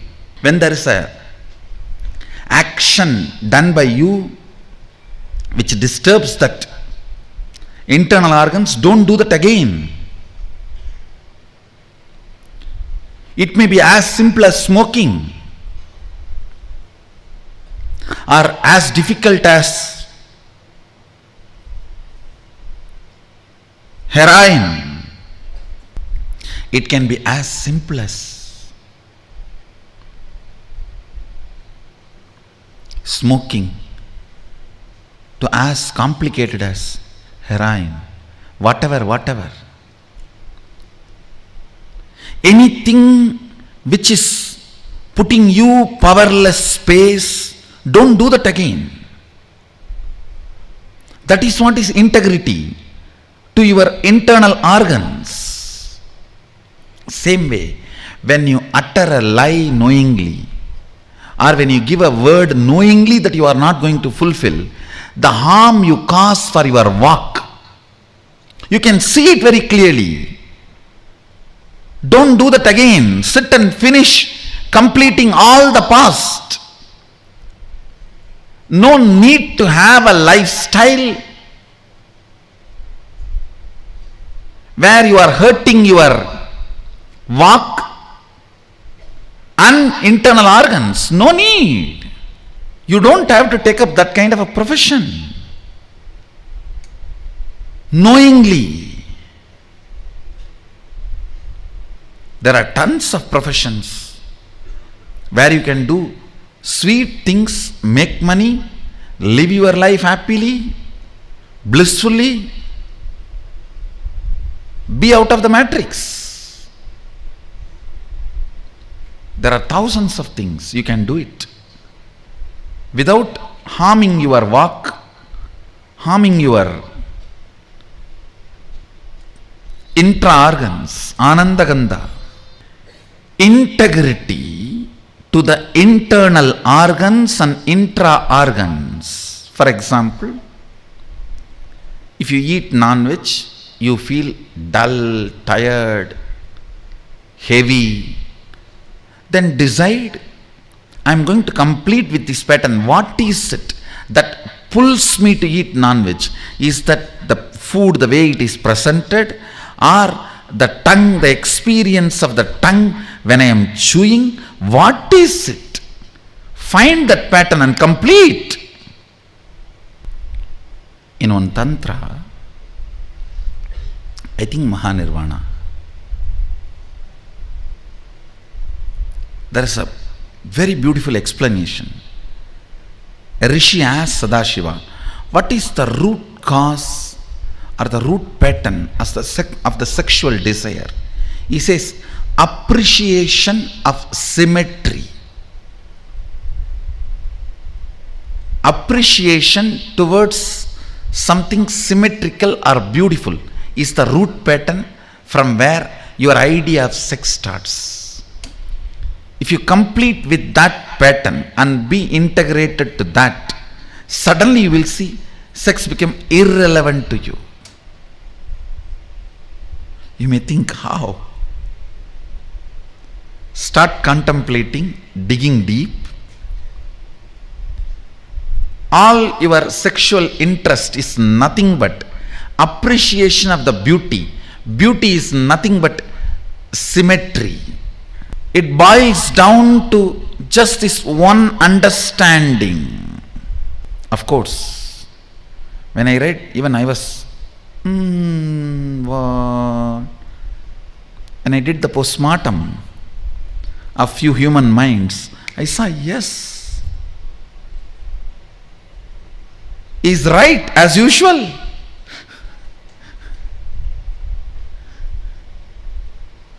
He is right as usual is surrender. With whoever you feel this, he is right as usual. Again, that is surrender.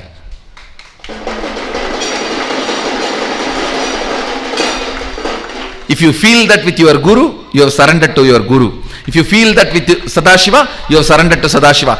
Whenever you feel, oh, he is right as usual, once more.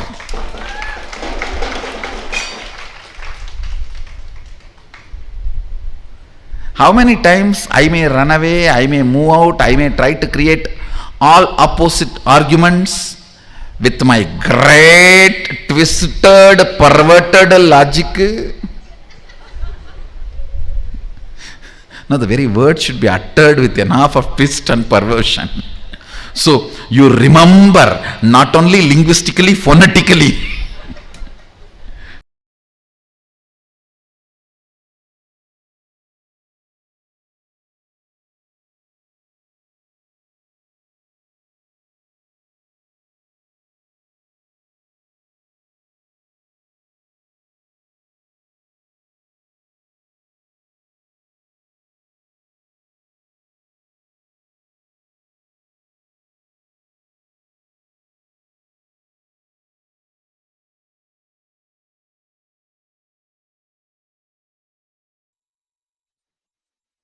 Paramashiva's super conscious mutation manifestations. When he super consciously mutated, his manifestations, 64 manifestations documented in Veda Agamas, which he himself describes. Manifesting all of them in you is the complete manifestation of Paramadvaita. Listen. Paramashiva's own superconscious mutation manifestations, 64 manifestations he himself describes in Vedagamas. Lingamurthy, Lingodbhavamurthy, Sadashivamurthy, Mahasadashivamurthy, Umamaheshwaramurthy, Sukasanamurthy, Umeshamurthy, Somasgandhamurthy, Vrishabhantikamurthy, Natarajamurthy, Dakshinamurthy, Mahakalabhairavamurthy. His own 64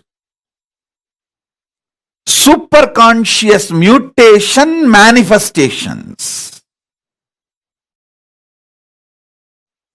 initiating all of you into this, making all of you manifest this 64.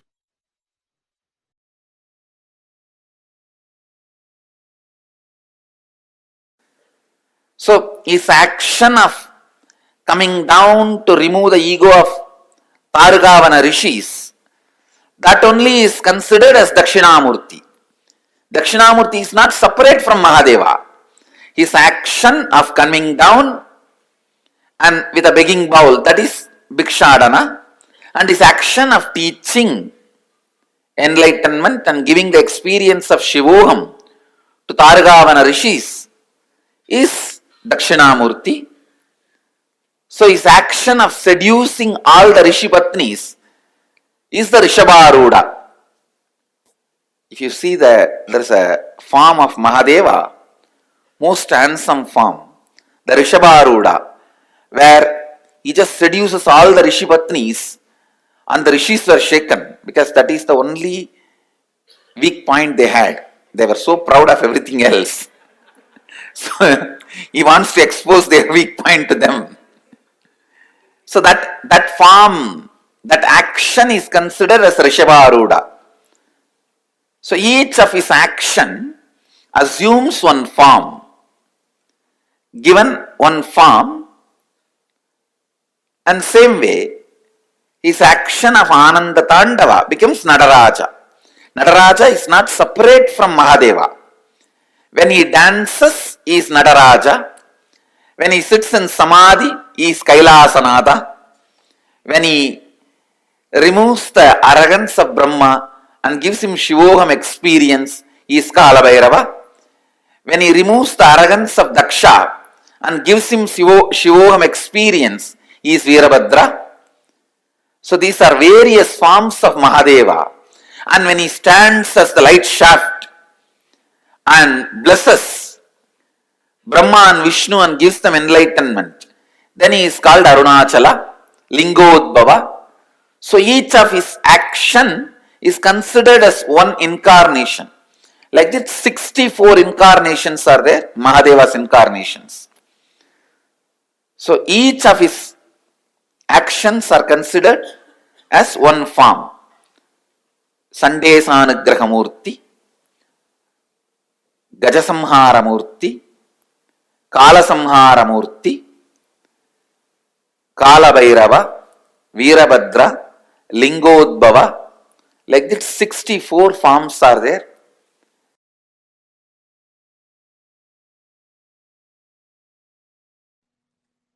Each of the 64 manifestations of Paramashiva is one expression, one superconscious manifestation, one of the superconscious mutation of Paramashiva in his various manifestations. I should say superconscious mutation manifestation of Paramashiva is countless.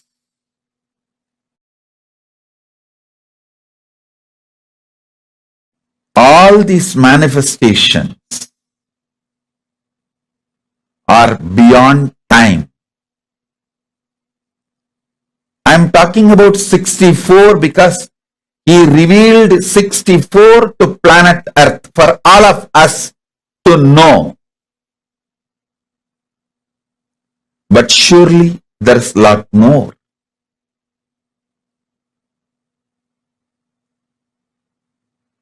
For all of us, what we need to know is revealed. Understand?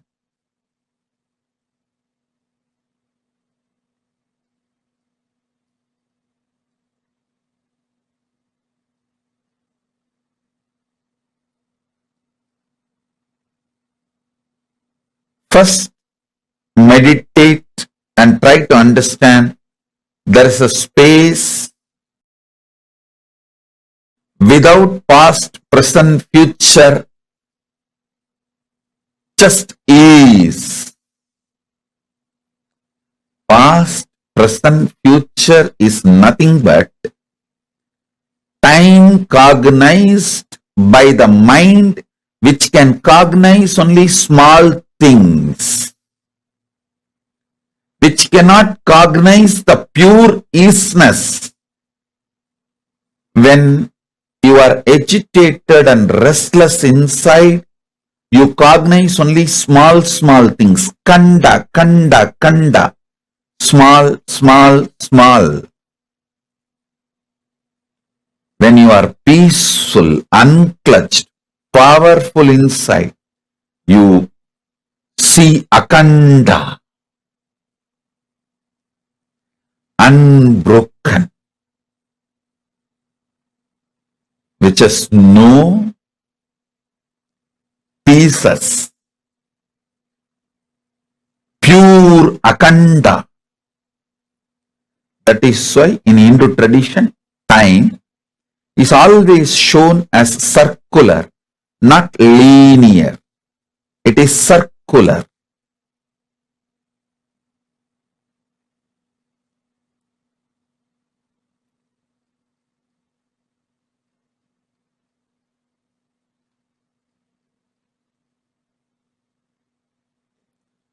soon the world will realize the linear idea of time may be useful for history documentation, but in reality, if you want to understand time, use the time as one of the strength for civilization.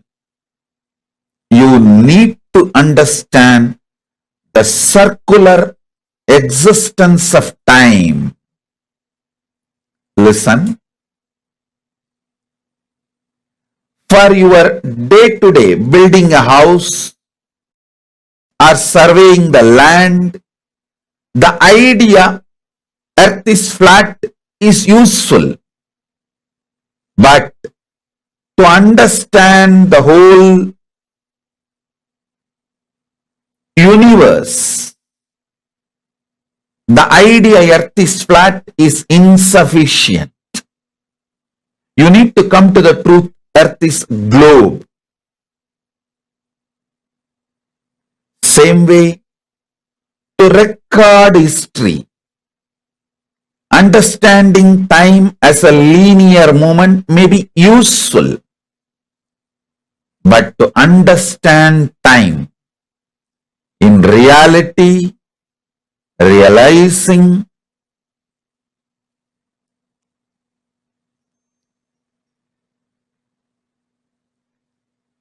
time is circular, and time, there is no was, will, time is. Time is. If you cognize that, you will understand Dakshinamurti is manifesting now. Paramashiva is manifesting as Linga now. As a Linga Murti now.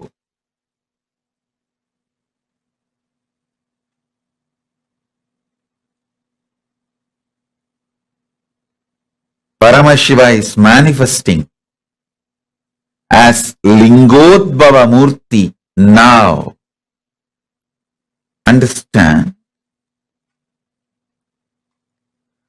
All you need to enjoy the powers and superconscious mutation of 64 manifestations of Paramashiva is to have the right knowledge about all that 64 manifestations. You need to understand Paramashiva as he introduces himself. Listen, if you want to understand me, you need to understand as I introduce me to you.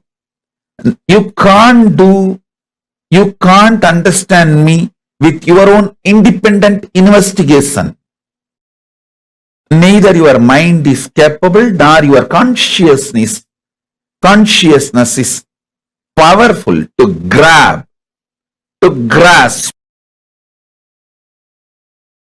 my existence as it is. You can only understand my existence as per my introduction. Same way, you can understand Paramashiva only based on his own introduction. Understanding him based on his own introduction awakens something called Shraddha in you, not faith. Faith is poor word. Shraddha. And Shraddha breeds bhakti. And all the Ananta Kalyana Gunas, auspicious qualities of Paramashiva starts manifesting in you. Powers of Paramashiva starts manifesting in you. Listen, you just need to know what is swimming and see somebody is swimming, then simply your muscle memory starts manifesting swimming.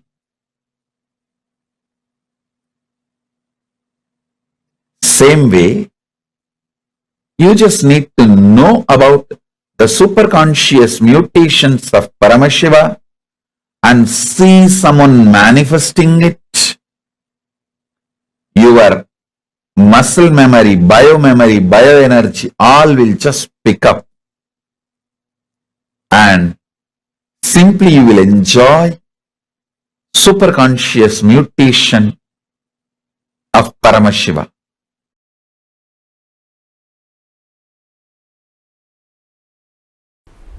Now, the power manifestation, the initiation and power manifestation you are going to have, it is working with people, understand? You are going to be healing others. So the cosmic principle for which you need to be in tune, you need to be integrated. Let me heal the whole universe. Let me enrich and cause the whole universe. Life is for others. Understand? Because whatever you think as you is stinking so badly, it cannot be cleaned now. Decide life is for others. Whatever you think as you which is stinking will automatically dry down. So your idea about you also has become stinking like that. Forget you. Life is for others. With this decision, be ferocious with this decision. Be ferocious with this cognition. Decision to enrich and cause others' reality. Be ferocious with it.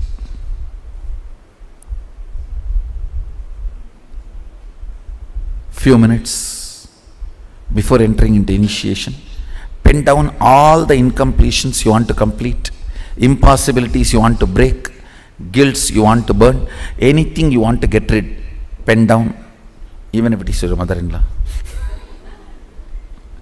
Whatever you want to get rid in your life, pen down.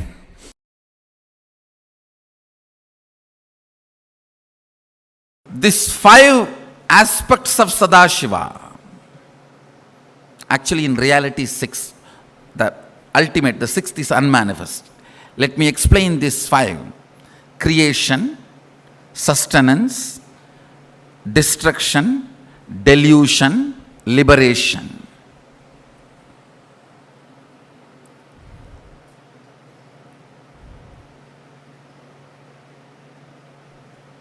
Whenever you are in a destructive mood, feel responsibility. Bring responsibility into it.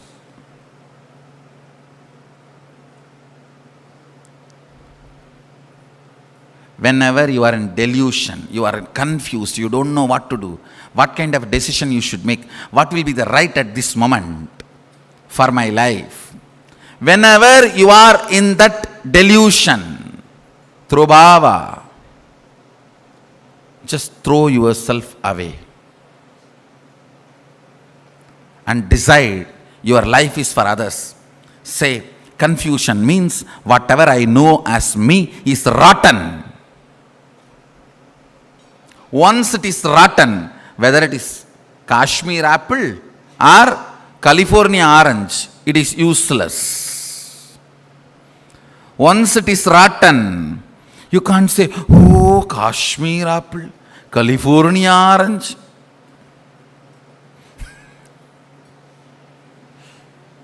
Like Shankara says, nahi nahi rakshadi to krunj karane. When death arrives, Tukrunjkarana, your logical understanding of the language does not protect you. You can't use a straw to float in the ocean. If you think you can, you are fool. Nahi nahi rakshadi Tukrunjkarane.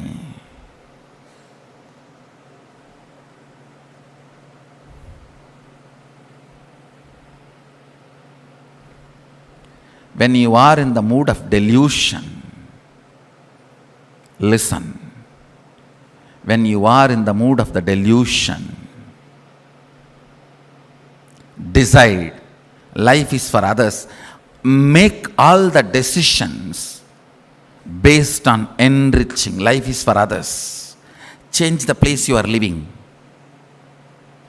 Change the people with whom you are living. Change the profession you are in. If you don't, you will be stuck and wasting the life forever. I tell you, death is much, much better, 10,000 times better than being stuck in delusion. In death, at least you move, go ahead. You move further. Nothing gets lost in death, I tell you. Nothing gets lost. Life will go on running. Neither world misses you nor you will miss the world. I tell you. Many people think, oh, if I die, everybody will miss me. ஊரெல்லாம் கூடி ஒலிக்க அழுதிட்டு பேரினை நீக்கி பிணம் என்று பெயரிட்டு சூரையங்காட்டிடை கொண்டு போய் சுட்டிட்டு நீரினில் முழுகி நினைப்பொழிந்தனரே.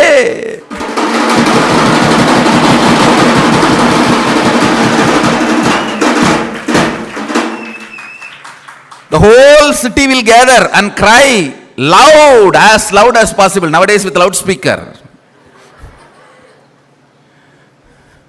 ஊரெல்லாம் கூடி ஒலிக்க அழுதிட்டு பேரினை நீக்கி பிணம் என்று பெயரிட்டு. You may be Padmasri, Padma Vibhushan.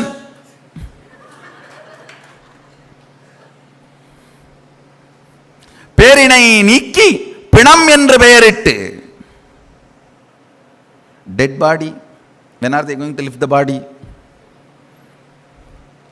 சூரையங்காட்டிடை கொண்டு போய் சுட்டிட்டு.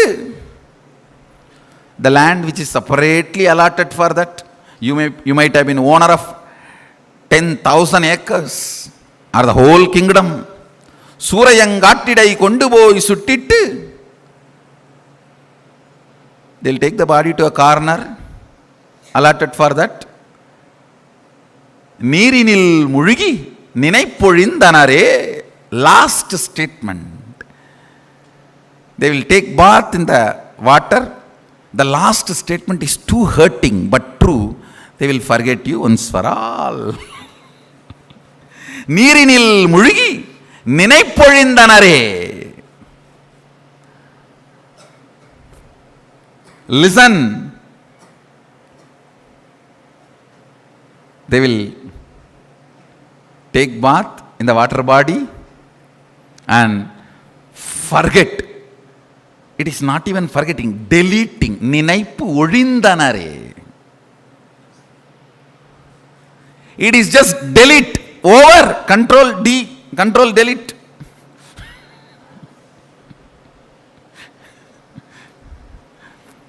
You may think everyone will miss you. No. Everything will be going maybe much better.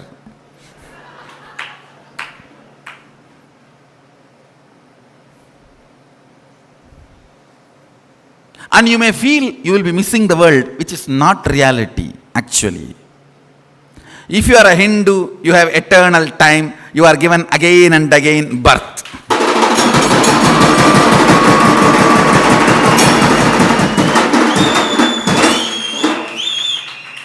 I tell you, be Hindu to be rich spiritually and energy-wise. Son, this understanding, this cognition is important. Listen carefully. One of the fool, sad fellow was talking, saying, oh, whatever you believe, after death, it is all going to be same and all of you will have the next birth. No! Listen. If you don't cognize that next birth is a possibility while you are in the body, even if the next birth door opens, you will be afraid to jump in because it will be overwhelming.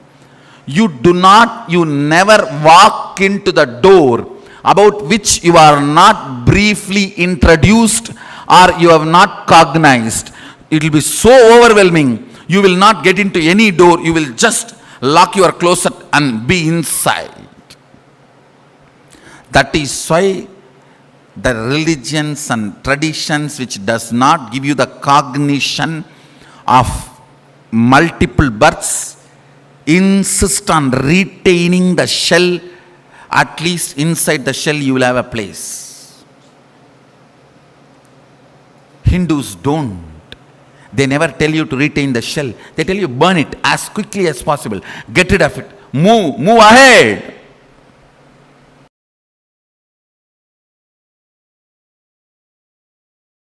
I have the photographs of my guru teaching yoga to his Western disciples and applying Aushadha to heal the person from paralytic attack. The person had a paralytic attack, so he was applying Aushadha. You can see in his hand, he himself personally applying Aushadha and healing that person.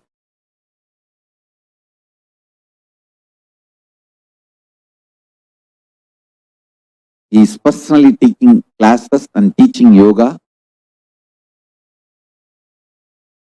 to the disciples from around the world. This is just near Tiruvannamalai temple.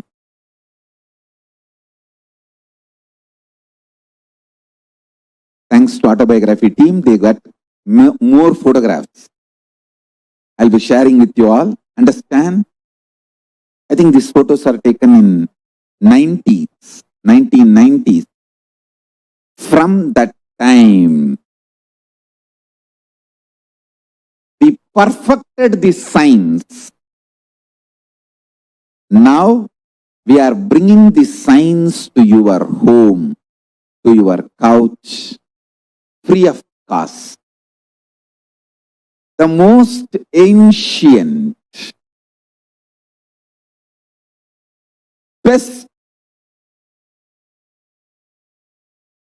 way of life and best kept sacred secrets. All these years, these secrets were kept inside the monastery, handed over only from guru to disciple, guru to disciple, guru to disciple. The secrets kept inside the Siddha Paramparas, Siddha tradition. Now, not only I practice all of that in my life and manifested it by teaching to millions of people last 26 years. We have perfected the science of teaching, enriching and enriching.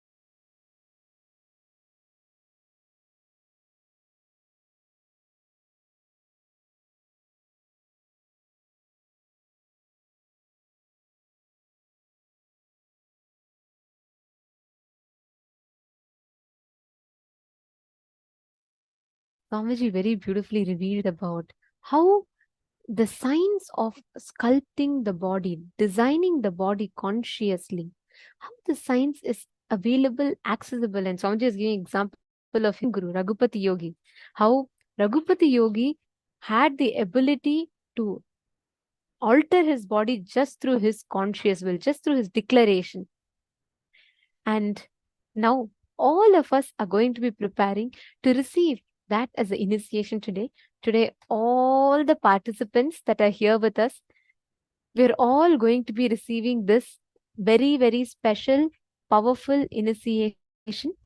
We request every one of you, all the participants, viewers, today's darshan is specifically for any kind of healing of disorders, anyone is suffering from any mental health issues, physical health issues. Swamiji is going to be blessing them with the healing energy. Swamiji is going to be giving them all, literally liberating all of them from their karmas, their healing patterns, anything that they are stuck with. Especially if you have a family member, a friend of yours that is having any disease, COVID, or dengue, or they're suffering with any kind of a disease, mental disorders, let's say they're having depression, something that they're suffering with, please bring them for today's healers initiation. Just through the healing, just through the blessings, this darshan of Jvarabhagana Murthy form of Swamiji's, we will be having the most powerful experience, the most powerful shift, especially even if you have kids who have ADHD or kids who have autism, bring all of them. Just being in the breathing space of Swamiji's, they will experience the healing.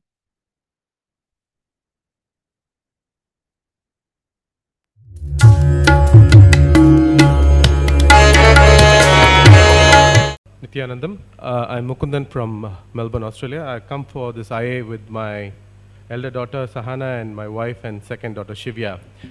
My connection with Swamiji started around February, March this year. My wife prayed to Lord Kartikeya to show us a way to heal my second child who is suffering from autism. And guess what? Kartikeya, the son, has shown the father himself, Lord Shivaya. And as many of you would have gone through various struggles, I did have my own fair share of struggles before I landed here. And the main intention for me to come here is to help my child Shivya, who's 2.5 years old, to get healed from autism and say a few words. When I say a few words, he hasn't spoken one word yet. So I thought of coming up here and get the direct healing from the God himself. And once when we landed here, during the first darshan, Swamiji looked at my face and he told, I will heal your daughter completely. It's my commitment to you. And I was just completely bowled out. I never knew how this is going to happen, but I just trusted Swamiji. After 21 days, how is my daughter doing? I'm happy to say that she has completely transformed all the patterns associated with autism, like anxiety, fear of sound, fear of crowd, and fear of noise as well. She's kind of able to, and no meltdowns when what I experienced before I come here.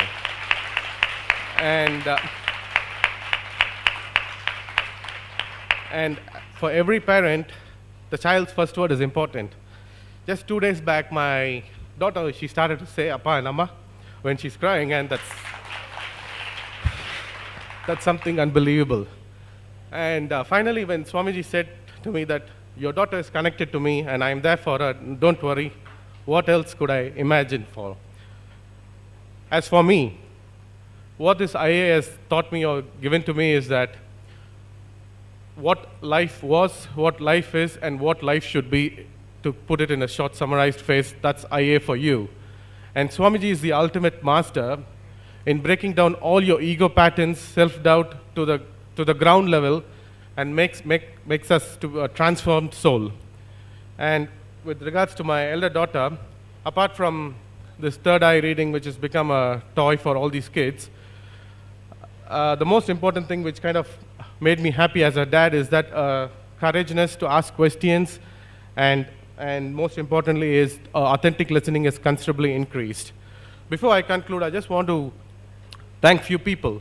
First, I want to thank my wife Babita, who's sitting there, who's the ultimate driving force for me to be here, and going through all the struggles along with me. Then I want to thank Nirbeda and Baladara, who are my brother.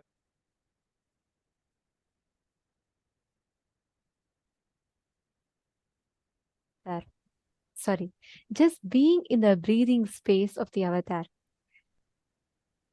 the healing, the intense life energies infused. There are so many parents, and I have had this amazing opportunity as being being part of acharyas. I have had opportunity to hear people share their experience, and that's one of the best thing. Hundreds of people, thousands of people have shared. Especially, I have seen many parents who have children either suffering from ADHD or autism, and just by being in the breathing space of Swamiji, they start manifesting powers. They start completely healing. Not just they heal out, walk out of the autism or ADHD, they start expressing their peak potential. They start manifesting the powers and higher possibilities. Actually, I see some questions asking if you and your family can sit together. Majessica is asking if she and her husband can sit together. Absolutely, yes. This will help a lot actually during darshan, especially all of you sit together as a family. It will really, really help all of you to spontaneously, simultaneously, and synergetically entangle with Swamiji and raise in your frequencies, your whole ambience, the entire ecosystem itself will become such a powerful space. Literally will manifest, you will see Swamiji's presence manifesting in your place. This darshan is a very, very powerful one. That is why we are again and again emphasizing that anyone, whoever is your near and dear one, struggling, suffering with any kind of disorder, diseases, please just invite them. Let them come and join here. Let them be here with you. Request them to come and join right now. You will see what an amazing benefit it is going to do in their lives. What a transformation they're going to be experiencing. Please take a few minutes now and invite them. And actually, today is literally the day 0 of Navaratri starting. And tomorrow would be the day 1 of the Navaratri celebrations. Kailasa is also going to be celebrating. Navaratri is one of the most important celebrations of Kailasa. The 9 nights celebrating the divine cosmic mother, her happening, and how she fills us, fulfills us, showers us with joy, victory, boons, blessings, removing all the negativity and showering us with extreme auspiciousness. We are going to be celebrating Navaratri directly with the physical manifestation of Para Shakti, Paramashiva Shakti, Parameshwari herself in the physical form as our beloved Swamiji. And Swamiji himself has many times told, in fact, how Swamiji actually hails from a rich Shakta Sampradaya based Guru Parampara. Like Swamiji Tiran, Isaki Swamigal, or Mataji Kupamal, Tiruchi Swamigal, all of them, the whole Shakta Sampradaya. Swamiji hails from a Guru Parampara, which is like a strong Shakta based Sampradaya. And Swamiji actually is reviving these Shakta traditions, many of these Shakta traditions. And there are, like, if you see all Kailasa temples around the world, you'll see beautiful deities of Rajarajeshwari, Devi, Paramashiva Shakti. Swamiji literally, as the Nija avatar of Paramashiva and Paramashiva Shakti, Swamiji makes the divine cosmic mother, that energy, not just in the plane where we can connect, but makes it accessible through his own body, where you can actually talk to Devi Parashakti, where you can actually receive the blessings, and you can be sure that every offering of yours is directly reaching her. When you offer to Devi Parashakti in the Nijavatara of Swamiji, you can literally see Devi herself accepting each of your offerings. And this Navaratri, there are various different ways through which you can connect to this cosmic energy. Ratri itself means intensity. Beginning from tomorrow, the 15th of October, the 9 nights of intensity, the Navaratri begins. And this is the most conducive time for you to receive the initiations, for you to experience any kind of power manifestation. This whole time focuses on giving you the best breakthrough internally and externally. And each of these 9 nights, different forms of Devi, Parashakti, Paramashiva Shakti are worshipped, and each night a particular energy becomes available for us to access. Each of these days, each of the 9 days, one particular energy of Devi Parashakti we all connect to, and that energy intensely becomes available and accessible. So we'd like to take you all through different offerings that you can offer to connect with Devi Paramashiva Shakti on the occasion of the Navaratri. I know today many of you who have come here just to receive the healing from Swamiji, just to receive that immense healing energy, healing and blessings from Swamiji, so that you can transform from any of your struggles, disorders, diseases, get liberated from all of those. For all of you, along with today's initiation, you can also sign up for offering these offerings to Devi Parashakti, through which you can experience healing, through which you can experience transformations in your health in an extraordinary way. We also are going to be receiving special gifts for all those who are offering the sevas. You are going to be receiving special gifts directly shipped to you. So this is a very, very, very exciting offerings. We are going to now take you all through the very powerful offerings that are there. Anyone that is wanting to remove the negativity, life negativity from you, life negativity that is there around you, all of you can offer a very powerful offering called as the Chandi Homa.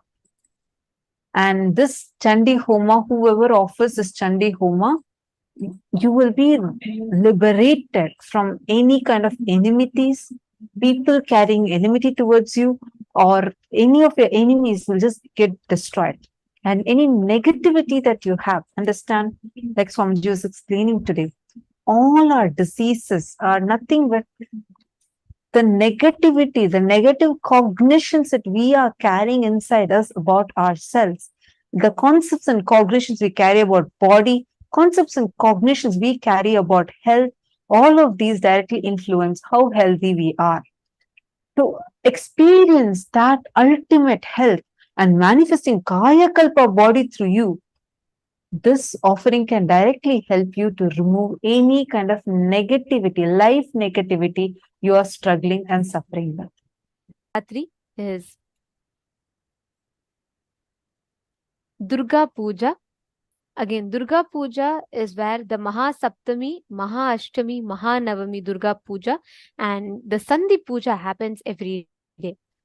Any challenge that you are facing in life, Devi, Durga is power. Durga is victory. Durga is manifestation of that innate inner conscious